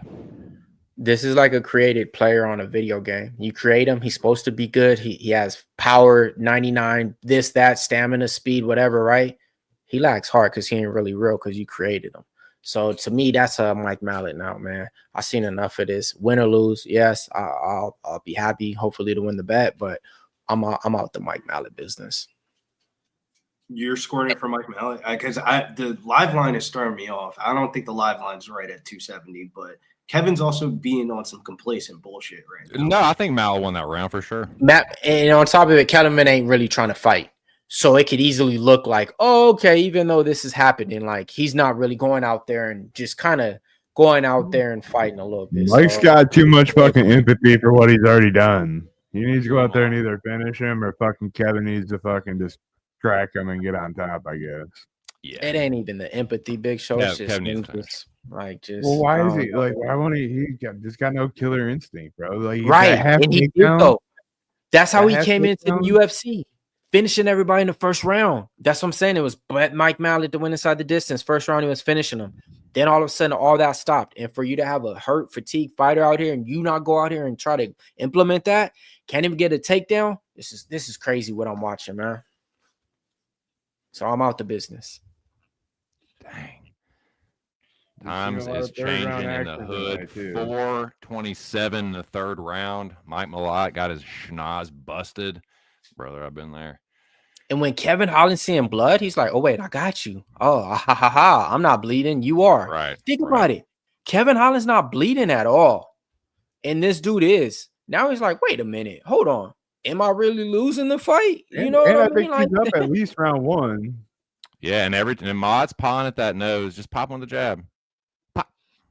Like, bro, I'm so done with Mike Malott, bro. And it's hard to watch.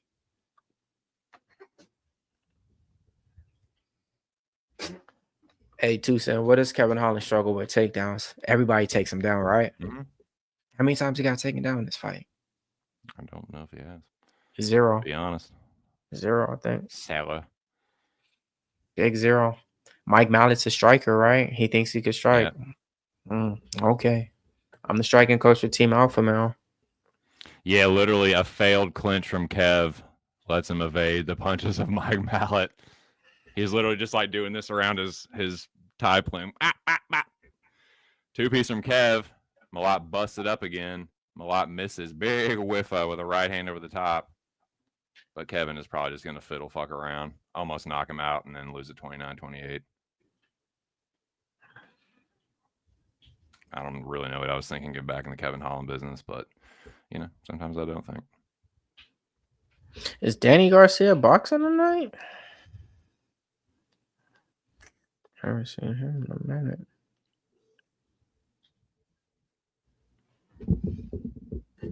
Body kick from Malott. Weapons. High kick Malott. Right hand.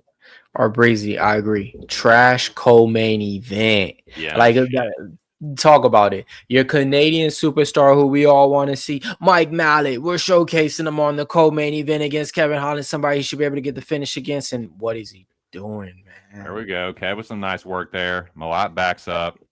Getting his nose busted up in the third round in the fight that he had the guy beat and didn't. Oh, man. He's double jab again by Kev. And it was popping. Now he wants to take him down. Now he wants to take him down. Now you want to do what you're supposed to. Yeah. Kevin getting active off his back, though. And you're not even holding him right, bro. Quit squabbling around and just get position, bro. Give me some time possession right here. That's it. Write it out. Give me that. Everybody does that. Billy, what does he have? The Kevin Holland defense? Can we see it, please? Can you put it on display like everybody else do? God damn. This is crazy because this is the first time that he has a takedown in dominant position right now. The fight with 1 minute left to go in a 15-minute fight. Too. It'll definitely end just like this, unless Kev can pull a submission out of his butt. But I doubt it. Nice ground pound from Malott as he postures up. You could have made this easy of a fight though, too, Cent. Kevin's gonna need a submission here. Like you could have did this from the second round on. First round, cool. Go out there, squabble, do what you want, man. But you could have made this your fight the whole night, and I wouldn't have had to be out the business, bro. You know what I mean? But I'm out the business. Well, no matter what happens, Kevin's just gonna be like, "Oh, it was me getting hit in the nuts." And I mean, I can't. He's going for the submission. He's going for the submission. There he goes. He might get this arm triangle. He got the guard. Kev might got an arm. Kev might tap here if he can't get this. He got it. He out of it. Nah, he rolls out of it. Kevin rolls through. 30 seconds left. Malott could not secure the arm triangle. Kev that's all you kind of trying to get back to it, and he does get back to his feet momentarily. There's 20-something seconds left. Holland's going to need some kind of fucking flash knock. It ain't going to happen. Mike Malott's going to this fight. Mike Malott 30-27 should be. I don't think that's a very tough scorecard, honestly. Fuck the entertainment. Hold on for sure for the end. Fuck the entertainment. Mike Malott won that fight. Yeah. I mean, I don't think there's anybody on there that's going to say that Mike Malott didn't win that fight, though, Billy. Oh, no. Yeah, of course he won. Had to go through the ringer with Kevin Holland, though.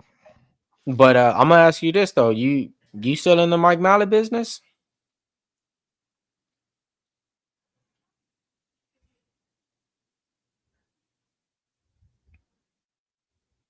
Sir?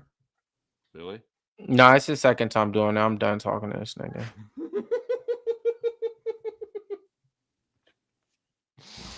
Yeah, because I'm assuming you're not talking to me because I was never in the Mike Malott business. I'm thinking I'm out of the Kevin Holland business probably forever, but nah.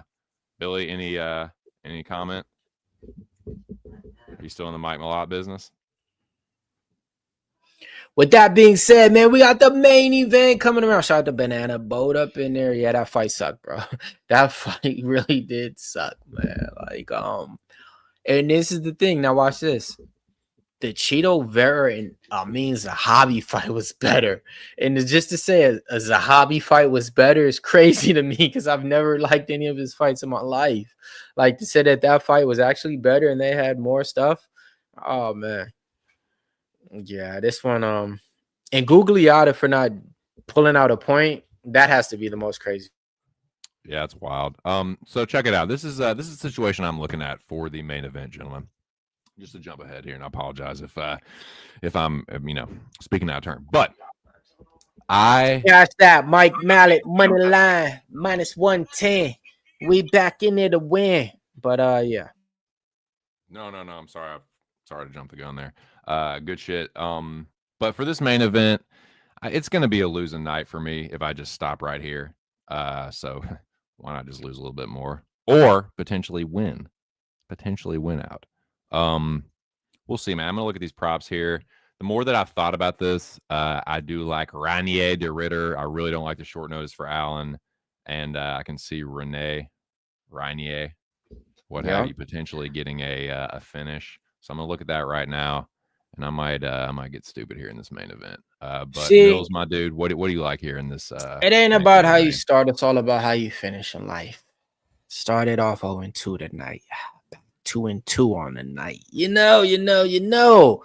So RDR, I like this guy a lot in the spot. I've been watching this guy since one championship when nobody was. I wake up at 6 a.m, watch them one championship joints. He was fighting in light heavyweight. He was fighting in heavyweight. He was beating everybody. He ran into one guy named Manon or whatever his name is. Big white dude.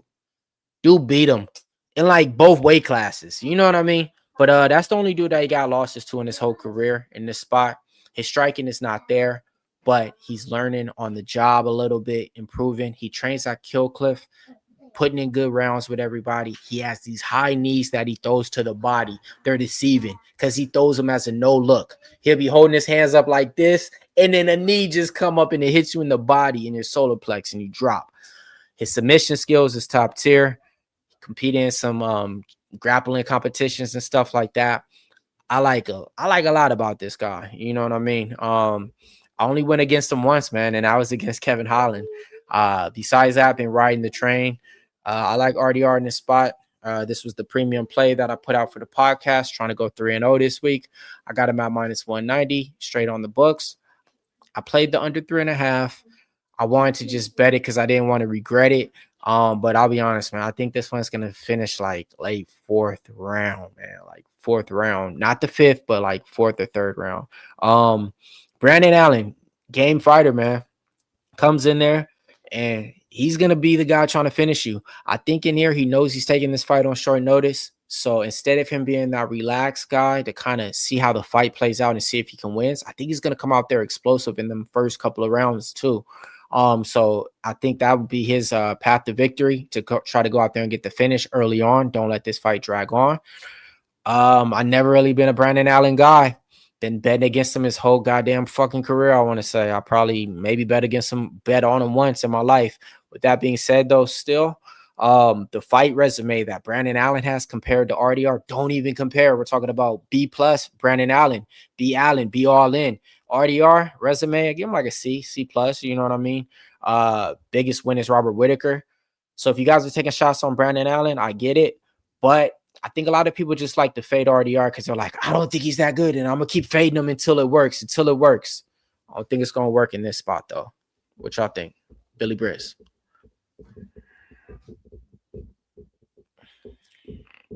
I think there's a couple of ways you can attack this. I played RDR submission or decision -110. I also think RDR submission round props are really high. Like you can get RDR by sub in rounds 2 through 4 at +500. I mean, I can definitely see this being like a club-in sub here for Reinier to Ritter. For as much as people want to shit on him, I think he's to go. Chat, what y'all doing on this one, man? Last fight of the night. Let us know. Y'all got parlays to close. Y'all got Ryan props to bet on, to cash. Let us know, man. Put your bets in there. Or if you guys got a question on, which way you guys are leaning on the fight, let us know. We'll try to answer it the best.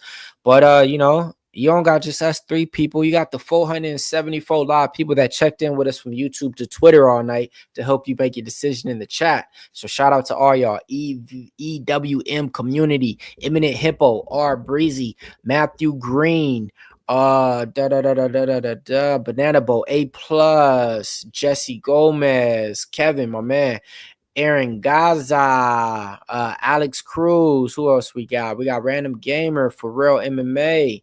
All y'all, man. Art MMA too. Aaron the Dog, where you at? Hop up in the chat for the last fight.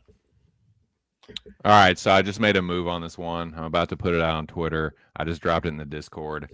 This is my prediction, basically, and I'm turning it into a bet for 1 unit. I think RDR is going to slow cook Brendan Allen and either knock him out with a knee to the body or get the – I think Brendan will be sneaky or stingy, rather, to the submission, but I think he's going to get smashed. So a ground and pound TKO or like a knee TKO. I just put a unit on RDR plus 400.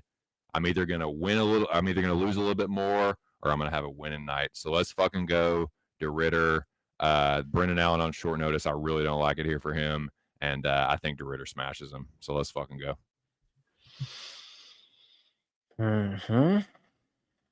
Brandon Allen coming off his win against Marvin Vettori in his last fight out. Looked pretty good in that one. RDR by sub is plus 175. RDR by decision is plus 250. Allen by KO sitting around plus 450. Allen by submission plus 500. Fight goes a distance plus 170. Let's see. I'm feeling these round props, man. Round 4, round 3, and round 5, man. But I'm really feeling the round 3 and round 4. I just like to play round 5 because it's like the biggest opportunity. But yeah, I definitely like these right here.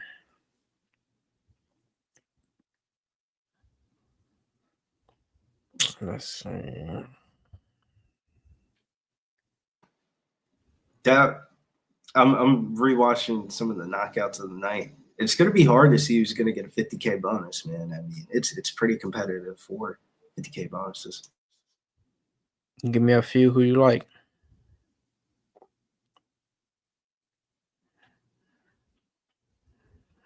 $0.02 reminder, quit talking to this dude, bro. Now he just got a problem with you. Just reminder, quit God talking. damn, bro. That's like the 4th time he just said nothing to you. I'm done with podcasts. I was gonna give him a college football quarterback play too. That starts later on tonight. Good thing I didn't. By the way, I've been cashing him so much lately. Let's keep it going.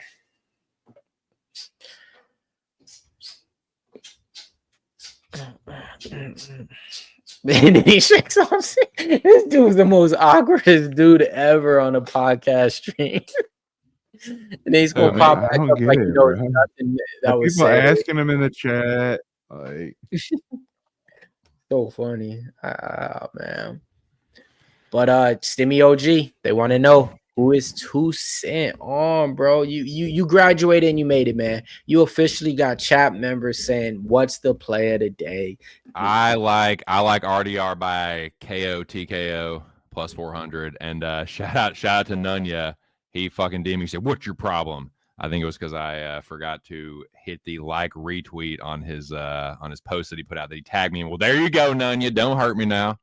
Don't come for me. But yeah, shout out to Stand on Biz says, "What's the play, Mills?" Man, I mean, my play that I got on this fight, you can't take it now because Lion's already there. But I mean, I just like RDR in this spot. I think he wins inside the distance, so he could probably cut that down and get it at least like minus 110 or plus 105. I want to say out there. I think he wins inside the distance in this one. He only went to the decision with Robert Whitaker. Besides that, though, and that was Robert Whitaker though. But I think Brandon Allen can get finished in this fight. Well, if you want a better line, just play fight, not go the distance, I guess, if you want to take the fighters out of it. But I think he gets it done inside, man. I think if Allen wins, it's got to be early. And I think he can potentially win early. Dude, he looks really good in the first round sometimes. Like, he's a good grappler. He's like a legit black belt. But it's like when he comes up against a superior grappler or someone with better cardio than him. Mm-hmm.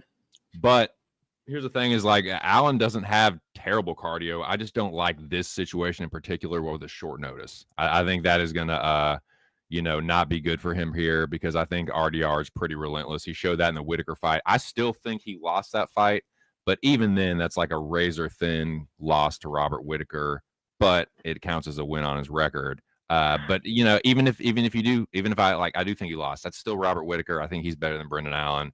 Way more dangerous on the feet to me. Like, Allen is a good striker, like a good technical striker, and he's definitely improved his striking. I just don't see him really like hurting RDR that bad.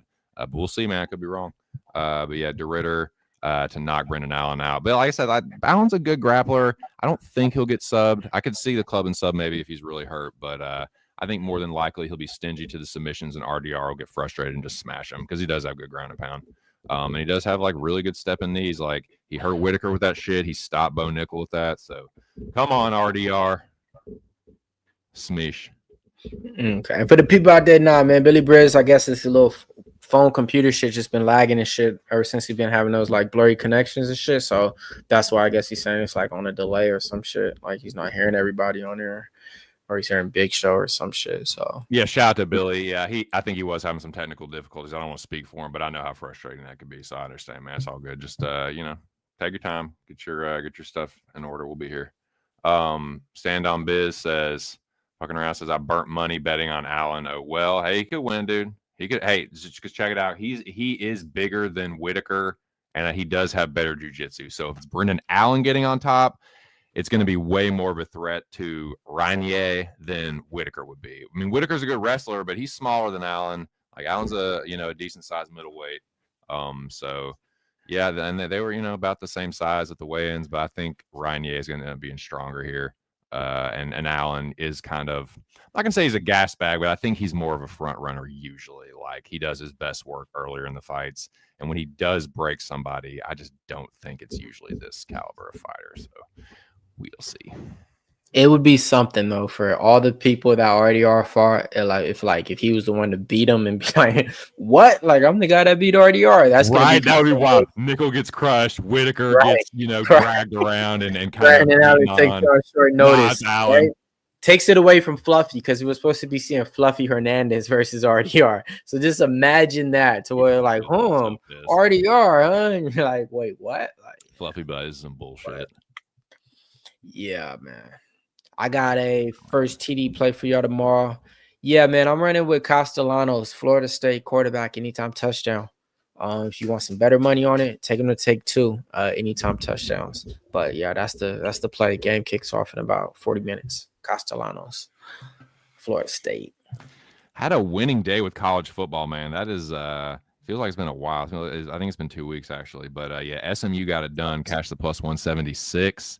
Never betting on LSU again for the rest of the season, so fuck them. But yeah, come on, Mustangs. Thank you so much. Everything's good. We're back to normal here. Hopefully, does the camera look normal again? Camera's still blurry, but the audio's fine. Take one of the camera's a little blurry.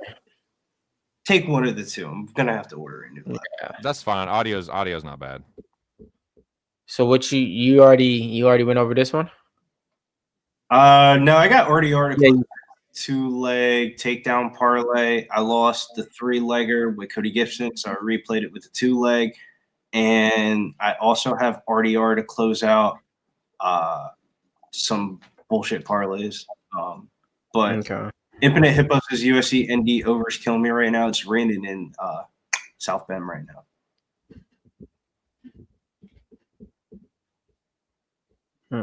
Yeah, Clemson. I mean, I know Clemson there with their quarterback situation, but they are. I think they might be cooked. What was the Castellanos? I'm taking quarterback from Florida State, quarterback anytime touchdown, and then you could take him +2 if you want better odds, but anytime touchdown. Castellanos. The other ones that I had yesterday was big plus, man. There's like +330. Man, I hit everybody yesterday. Goddamn near, man. That Hauser one on Thursday night got me fucking fired up. I was watching that shit on the Thursday night stream and I was yelling. And everybody was like, "What the fuck are you yelling at?" And I'm like, you only had like 4-5 minutes left in that game, 3rd and goal. I'm like, bro, you already got like 50, 60 points in there, man. Just please run this shit in, man. This shit was so funny because when he got it, he was hyped up. Like he scored like like a 50-yard touchdown. If you look at it, he Hauser scored a touchdown in more games than their running back. Like Hauser's it's like a given. It's a given for East Carolina. So I was like, all right, yeah, of course. Man, the other week I was playing the quarterback from Utah over 2 touchdowns, and I think the dude had 3, bro. Crazy Dampier or some shit, man. Utah got it. College player props be where it's at, bro. I think like we be getting too deep in the weeds with the NFL, and you know, if you're in a state that you can access college player props or have access to that, I think it's an OP market because it's like we always talk about the market and the public side, the value side. Well, what happens if I told you college player props aren't available in like 60% of states? So like how, you know, people go score left and right. Like there's really nothing chalky in that shit. Tony last night was good money, man. I was pissed. I had Beck passing touchdowns. Leo, Big Show. Question: it's a UFC fight night card. Are we under that fights got to end at midnight type of slate? Because if so, we got 7 minutes for this fight to end at midnight. It's only 10 o'clock. Huh? It's only 10 o'clock. Fight to end at 10. Oh, never mind. I know what you meant. Like it to end on the hour. About an hour. To end on the top of the hour. Yep. 6 I like minutes. That. Drake May first touchdown. RDR second round Ferda. Great day in the morning, boys. We got a fight on our hands. Shout out to everybody in the chat. Shout out to you, gents. On the panel, RDR with a couple front kicks to start out. And a single leg attempt. Brendan says, nah, not yet, doggy. You ain't taking me down just yet. Brendan Allen probably going to get the takedown more like if anything in this round. He is a strong first round fighter. A couple knees from RDR looking for the judo flip. Allen not having it. Allen with the cage push, head position. RDR with the overhook as he is one to get the judoka. I didn't do judo for that long. I was a yellow belt. But the overhook is a strong application of judo in MMA. But I know that with judo comes a strong balance and a hip toss like that. RDR flips Brendan Allen over with relative ease and full mounts him. Brendan Allen gonna have to be careful if you don't want to get choked. RDR looking for this arm triangle here. Cash the takedown parlay. Cash it, yeah, for sure. The 2-leg, not the 3-leg. He's really looking for this. I mean, he looks like he's got it, man. From just this camera angle.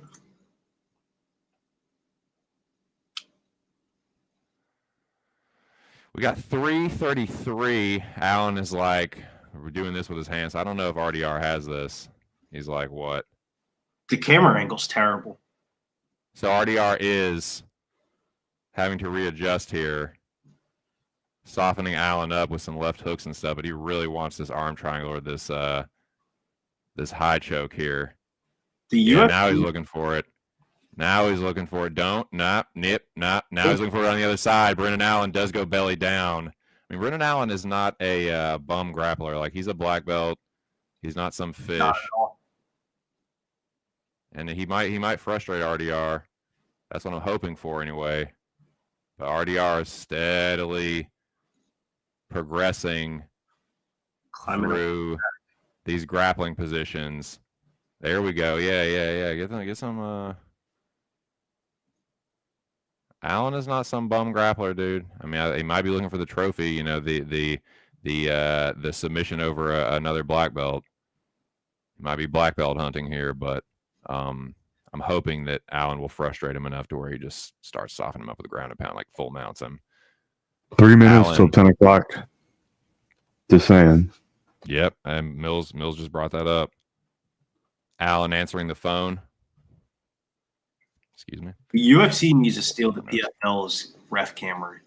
The ref camera thing that they have in the PFL, that should be in all leagues. Like, because did I see that for like 2 seconds in one of the last fights? It was like a ref point of view. There we go, RDR. Now he's looking for the arm triangle again. Full mount him and just ground and pound, doggy. Full mount him and just ground and pound. It's hard to tell. Submission. He's gonna no. Ground and pound. It's 2-on-1. Ground and pound. Reinier not going to get this. Ground and pound. Yep. Just smash him. Smash him.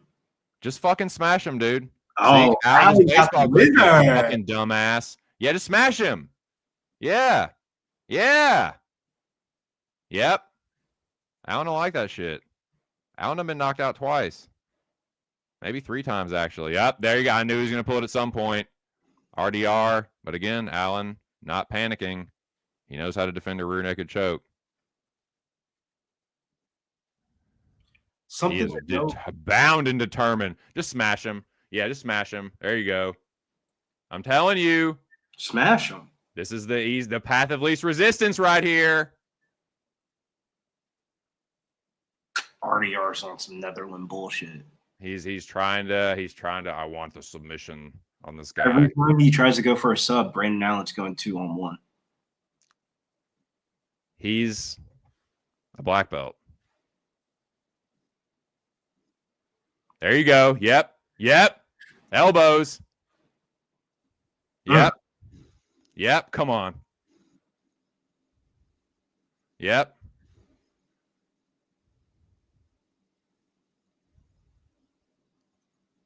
Those aren't to the back of the head, man. Leave him the fuck alone. That's some bullshit. Trying to tell RDR those are to the back of the head, so he goes for a sub. Like, what? That's fucking bullshit. I hate fucking Nerzog. He is such a motherfucker. Fucking nerd. Brazilian Jiu-Jitsu cocksucker, dude. I can't stand Jason Nerzog. It's probably unsettling if you don't know too much English and you just hear back of the head, back of the head. Back of the head. Let me stop. Like, Fuck round it. one was definitely RDR, but I think RDR could have done some more damage, in my opinion. None of those were the back of the head. He was just like, Watch the back of the head. Watch the back of the head. Shut the fuck up. he's lucky that So fucking Brandon bitch. Allen knows jiu-jitsu and stuff like that. Cause That's okay. He can still knee him into the body. Brendan Allen, you know, that's round one. He got dominated on the ground, and like, I'm just hoping this short notice thing is gonna, because I think he'll keep being stingy. I think he's gonna keep being stingy, and RDR is gonna get pissed. Brandon Allen's about to do that bullshit where he bites down on his mouthpiece and start throwing bombs. And I think if RDR hurts him and he does go down, he'll just finish up with the ground and pound. I do feel pretty good about that. Wait for it. He's about to start swinging wild. Because Allen will just crumble against the fence. That's how I see it. Oh, nice body kick from Reinier and a front kick. Smart. Nice knee from RDR. Allen looks for the spinning back fist. Stepping knee from Reinier. And gets to the body lock. RDR is huge for middleweight, man. He's a strong guy, man. He really is. Not even strong. Just that body frame is huge for this weight class. He looks pretty fucking strong to me. But yeah, I mean, he's a big dude, big strong dude. You guys don't understand. He was fighting light heavyweight and heavyweight. Yeah. I know, in one. Like so it's like yeah, middleweight, him, to me, this is just a weight disadvantage. Like for anybody, like you're gonna be able to catch him and knock him out. But if this dude gets you in this little grip and clinch and shit, it's just kind of like RDR might be one of the best clinch fighters in the middleweight class division outside. He is a grinder. He's one of the he might be the best grinder at middleweight. like John Finch. He's the middleweight version of John Finch. He's about to get the 10-finger grip, and Allen might be going for a ride. Allen He is might. so He does defend it well. He's RDR is There it confident, bro. goes. And He's there confident. He blows. RDR is losing this though, bro. Just watch, bro. Just watch, bro. that wasn't even a takedown. He just dragged him down to the ground. It was just like a trip. It was just like it was like a sag. It was like a hip sag trip bullshit. Hey, It Tucson, was- did you yeah. did you see Plus Money? He asked you a question about your yellow belt. If you could wear it on the stream as a headband, like a bandana. You want me to? Yeah, Like a bandana. So look. You missed this comment because you were so good caught up. If calling the fight. if Look. RDR gets me the knockout, yes, I will.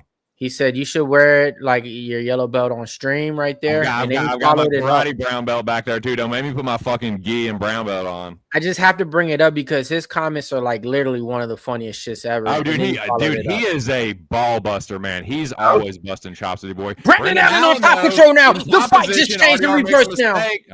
The baby. Gonna pay for Uh-oh. Chase. But that's all that matters is right here. We just got a new member of the team. Meaning, if he signed up for the Pub Sports Radio contest, you're able to win that $100. Not just that, you get the best insides of the videos. You get members to the Discord. Come on in. Drop the link for him to join the Discord. Not here, but you'll get it, man. Join the Discord. Shout out to Sean Powell, the new member, Pub Sports Radio forever.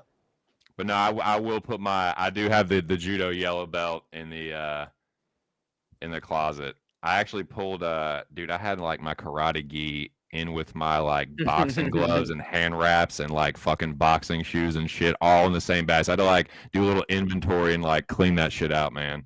So I actually have that out right now. And if RDR do not get a sub, no sub. Big shot. Second round, Brendan Allen. He'll be all confident. Just let Allen ride this round out. No, do not get stopped by Brendan Allen. No, don't do that. Don't fucking do that. But RDR trying to lock him down. Hopefully that coupled with Allen's stupidity, he should be able to ride this round out. That was RDR being stupid. He chased for a fucking random ass. He's going for this armbar shit. I don't think he's going to get it, but it's like it's stalling Allen out enough, I guess. He should use that to get up, though. To like flip. I agree. I think it should be used as a sweep. I think it should be going Kimura trap sweep shit. You know what I mean? If you're that flexible and stuff, I don't know, man. Brendan Allen dropping some nice ground and pound, though. Allen back like that. These are nice hands through the guard. RDR goes belly down. Allen. RDR going for a single leg and he rolls to his back. That's usually the shit Brendan Allen does. RDR does re-guard, though, closed full guard. And, yeah, it looks like he's going to be able to ride this round out. I'll address this at the end of the round. Somebody must be new or not really recognize what's been going on. Stand on biz. He's standing on business. RDR getting the guard, the high guard, the rubber guard.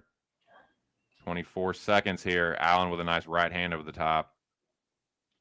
Just survive. No submission. No, Allen's good enough to survive that. He's not going to get caught, and you're not going to get finished. This is going to the third round. Allen will get tired. This is 1-1, though. You want to cook him? I gotta hit John real quick. I'll be right back. Definitely 1-1. Definitely 1-1 out there. What's the live line at right now? I'll tell you in a second. RDR gassed. Minus 138 RDR, plus 108 Brendan Allen. RDR looks gassed if I'm not crazy. No, he don't look gassed to me. Just look like he's breathing. I'm not saying he's gassed. I'm just saying like he's like, I don't know, that little exchange took a little bit more out of him. Man, you got Belal Muhammad out here giving you coaching in between the rounds. It gets no better than that. And he's putting his all into it compared to another coach that's out there to where it's like, all right, cool. You listening to him, but you really ain't hearing him. When you see Belal Muhammad in front of you, you really listening to what he's saying to make that adjustment. Yeah, Gabe, shout out to him, man. Big dono out there, man. Appreciate it, man. He said it's definitely 1-1 up in the chat. Shout out to Gabe, man, for the dono out there. We see you out there, man. It's definitely 1-1. Who you got in this fight, though, man? You guys got Brendan Allen tickets? I mean, this line's basically a pick 'em minus 138 plus 108. RDR's got to fight just a little bit smarter. Man, Brandon Allen's looking game, and he's looking like the fighter that's like, wait, hold on now. Like, you know what I mean? Like, I could win this fight. He's looking like I'm a more talented striker. He's trying to come on strong here, but RDR does get around to the back. Pushes out. And this is what RDR does right here. But this is the thing, too, Saint. By this, Brandon Allen is smart. He knows he could switch up in him and turn up in him, reversing him, and be on top. So, I seen this earlier. He's going to try and do that, but RDR putting the hooks in. Allen is trying to get on top here, but he's going to get dragged down. He's going to try and turn into him. But that's what RDR does a good job of being heavy on top, though. Throwing Allen back. Allen's going to have to go to his back here if you don't want to get rear naked choked. Defending well. You know what to do, doggy. Top mount. GMP. You know what time it is.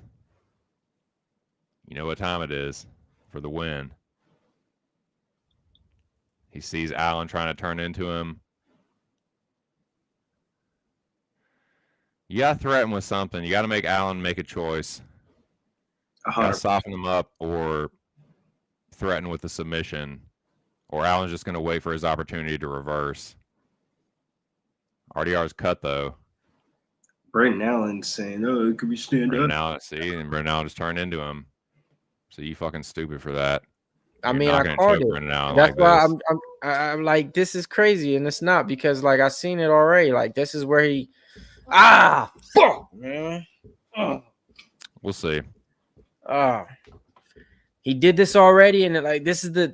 I was like, man, you're doing that, but easily. If he turns into you, he's gonna be on top for the rest of the round. And RDR is okay with being on his back because he thinks he will. He'll play off his back. Yes, so like I'm like, if you beat Robert Whitaker and then lose to Brendan Allen, that is such a bad look, man. And doing it because you want to choose to kind of take and these also, positions. bro, you would have definitely lost to Fluffy. Like there is no Fluffy would have cooked your fucking dumbass by now. You're lucky it's Brendan Allen on top of you and not Anthony Hernandez.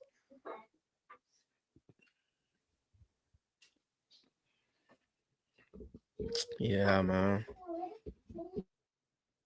He said he's got my glove. I don't know if he's got it hooked or not. I think he's got the whole glove. I don't know if he has it if he's hooking it. RDR belly down. Brendan Allen got him back mounted pretty much. Right hands from Allen. Continue right hands from Allen. RDR rolling to his back. Is RDR about to get finished? If you get smashed by Brendan Allen, the ref's coming in very gingerly. Right? Oh, God, here we go with the fraud. He's a fraud. Yeah, I'm sorry, that is fraudulent. Dude, getting smashed by Brendan Allen like this is fraudulent. So he beat these other fighters, but you lose to bad. All because you lose to somebody you're a fraud though. Like, come on. They've been waiting for this day, though to call Brendan Allen. People have been waiting to say like that from fight 1 to now. Like 4 fights, 5 fights in to say it. Like that's why I'm I like, mean, maybe he might, as a fighter, he might not be a fraud, but the number 4 next to his name is definitely that's got what I'm some saying. fraud Exactly. There we Exactly. go. Fraudulent I can contender. get that. Fraudulent contender for sure. I don't consider Brendan Allen a contender, and if you're getting smashed by him, you're certainly not. I mean, yeah, you can't get mad when the kettle's hot and you're taking advantage of it and you're rolling and they give you a number, but you know, when the number time comes up, you know, like it just looks bad. For sure. And this is a bad look. But Allen, you know, knowing it's a 5-round fight, doesn't want a death gas, I suppose, on short notice, certainly, but this isn't a couple strong rounds for Brendan Allen. It looks like RDR is going to make it to the bell, but yeah, another Brendan Allen showing up for Allen for sure, at least. Thank you for that update, Imminent Hippo. Now I've been scared. Reverse triangle here from RDR, but it looks like Allen's going to pop his head out. Hammer fist from Allen. 5 seconds left. He's not going to get this, but it's a good job to defend. RDR looks cooked, bro. He does. He looks spent. That's what I'm saying. It was at the end of the last round. He looked cooked. No, he didn't though. He couldn't get up on this one. Look at him. He couldn't get up. He was sitting fine. He couldn't even get up off the mat right now to get to the store to walk over there. Some's injured. Something like for that to be the 3rd round. Maybe that chin. Look at that cheek, bro. That's a hematoma. That's a big ass hematoma on that shit. It is. That thing, he's got an address, bro. It's getting mail. Damn. It is. It is popping up. It is popping up on radar. Yeah, get the compress. Get that inswell on there. Popping up, good one. I like it. Get the inswell. Dang. Why'd you take the inswell out? Big nugget. Oh yeah, because he took that time to get back to his stool and not get the fuck Aiemann looks uninjured, fresh, fucking like it which is wild considering he took this fight on short notice, and RDR is like the one. Right. And RDR looks like he took it on short notice. Allen looks like the guy that I've been training for 5 minutes. I mean for 5. This is good for RDR though, getting the doctors looking at him and shit. This is good for him though. Well, it's hard for him to breathe, it looks like. He's like looking like it's hard for him to breathe, bro. Fucking win, dude. He's tired. That's Brendan Allen, bro. Brendan Allen picks him up, carries him around the cage, and then drops him, man. These are crazy sights to see, right? This dude's cooked. 700 live. Oh man. Damn. If you get slow cooked and finished by Brendan Allen, bro, you were never gonna be champion. That was my winning night. You know, I was on my way. I needed this last one. If you get Von Flewed right now by Brendan Allen, bro, you're about to get Von Flewed, dumbass. You better let go of this fucking guillotine bullshit. You're about to get arm triangled now. Oh man. God.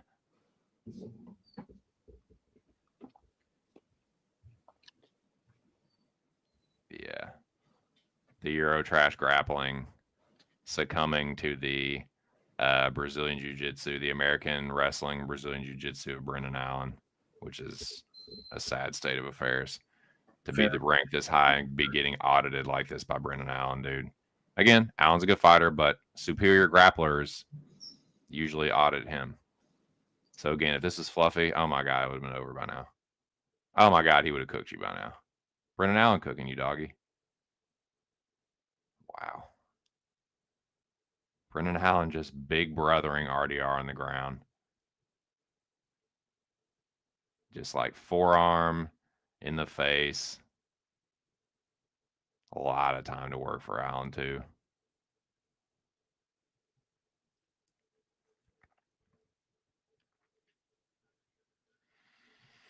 .310 here in the fourth round.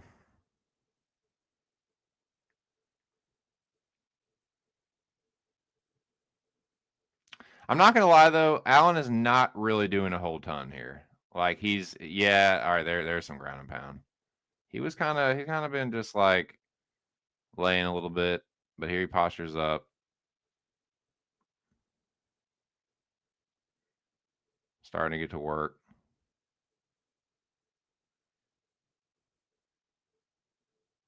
.236 here in the fourth round.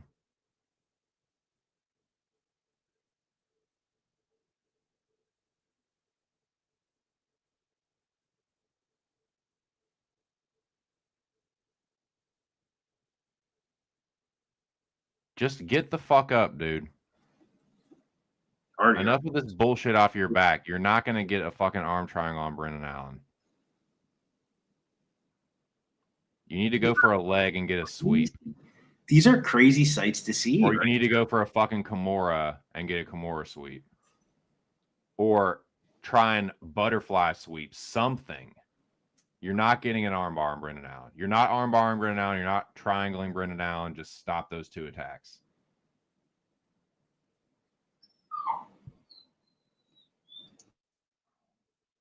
Yeah, this is a fraud check, dude. This is a fraud check.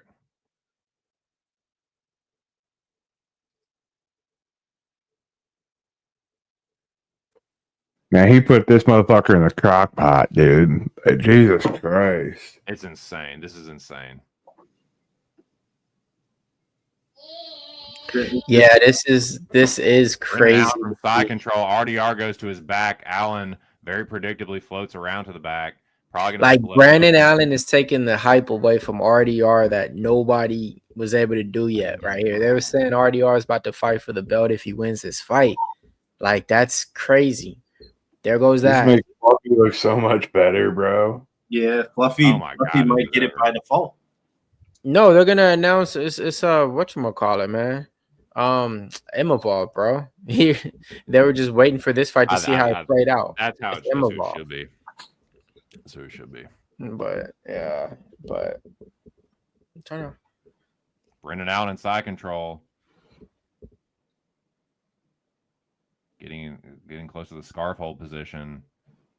Kyle DeRitter now. Arm attacks. Looking for an Americana straight arm lock here. Yeah, looking for the Americana or key lock, whatever. I can't remember the distinction, but it's one of them shits. How would they give it to RDR by decision? He didn't win enough rounds. He only won round one. He just lost 3 rounds. RDR is going to need to finish. I'll be back. Got to get the groceries real quick. Word. There's round 4. Can you imagine if it was still sunny outside? Yeah, right. It's been dark here for fucking 3 hours. I just want to smoke. Fucking dude, RDR almost got TKO'd on the ground there by Herzog. and he's getting looked at. He was getting looked at very carefully. Bro, RDR, this is being too active caught up to him. This is just being a fraud. This is like, he probably lost that fight to Whitaker. He almost got killed, and he just kind of hung on for the last 2 rounds. So again, they called it, I think. Brendan Allen wins this fucking fight, boys. Wow. What? They call it? Yep. Holy retirement? shit. Via retirement? Holy shit. That must be No Moss. Shout out. No Moss says RDR. Brendan Allen is going to get the 4th round TKO. That is some fraudulent shit. What a fucking fraud, dude. Wow. He'll never leave this down headline in a fucking. Never, bro. You're actually lucky. You're lucky that was Brendan. Fluffy would have made you pay so much more dearly than that. But you just got slow cooked by Brendan Allen, dumbass. Yeah, wow. it has to be a broken rib or something. Something that we just haven't seen. It better, exactly. It better be, because if not, that is so embarrassing, dude. Shouts to Brandon Allen. Man, I didn't have faith in BA, but that's why they always say stick your guy, stick your gut. And I did not stick with my guy, Brandon Allen. Crazy. You think that is that a 4th round, 5th round? 4th round stoppage.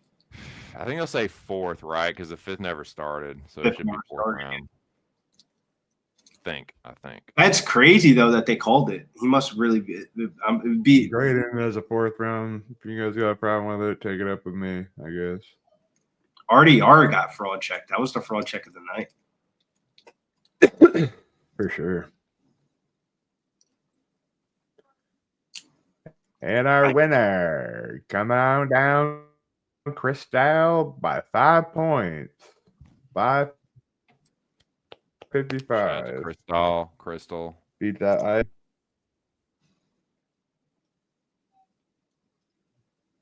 Not really sure how it's pronounced, but Cristal. I'm not sure either, honestly. That is wild, though. What a wild night that we had in UFC. Underdogs were cashing from the start to the end.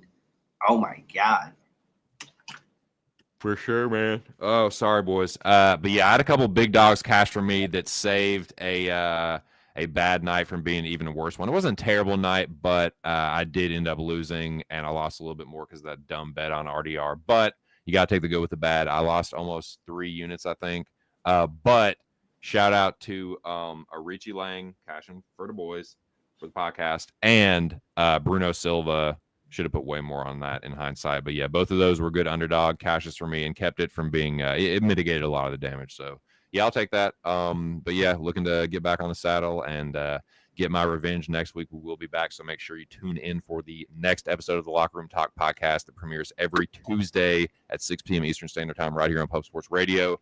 Shout out to everybody that's been in the Discord. We are back up there for silver and gold members. So look forward to seeing y'all in there. I'll be doing my best to drop my bets in there before I announce them live. Sometimes I forget, and I'll drop them in the live chat before I make them in there. So I'm going to do my best to just drop them in the Discord first. But looking forward to seeing y'all next week for the next event. And shout out to everybody in the chat, man. Appreciate y'all being here. Smash the like. Shout out to everybody that was on panel tonight.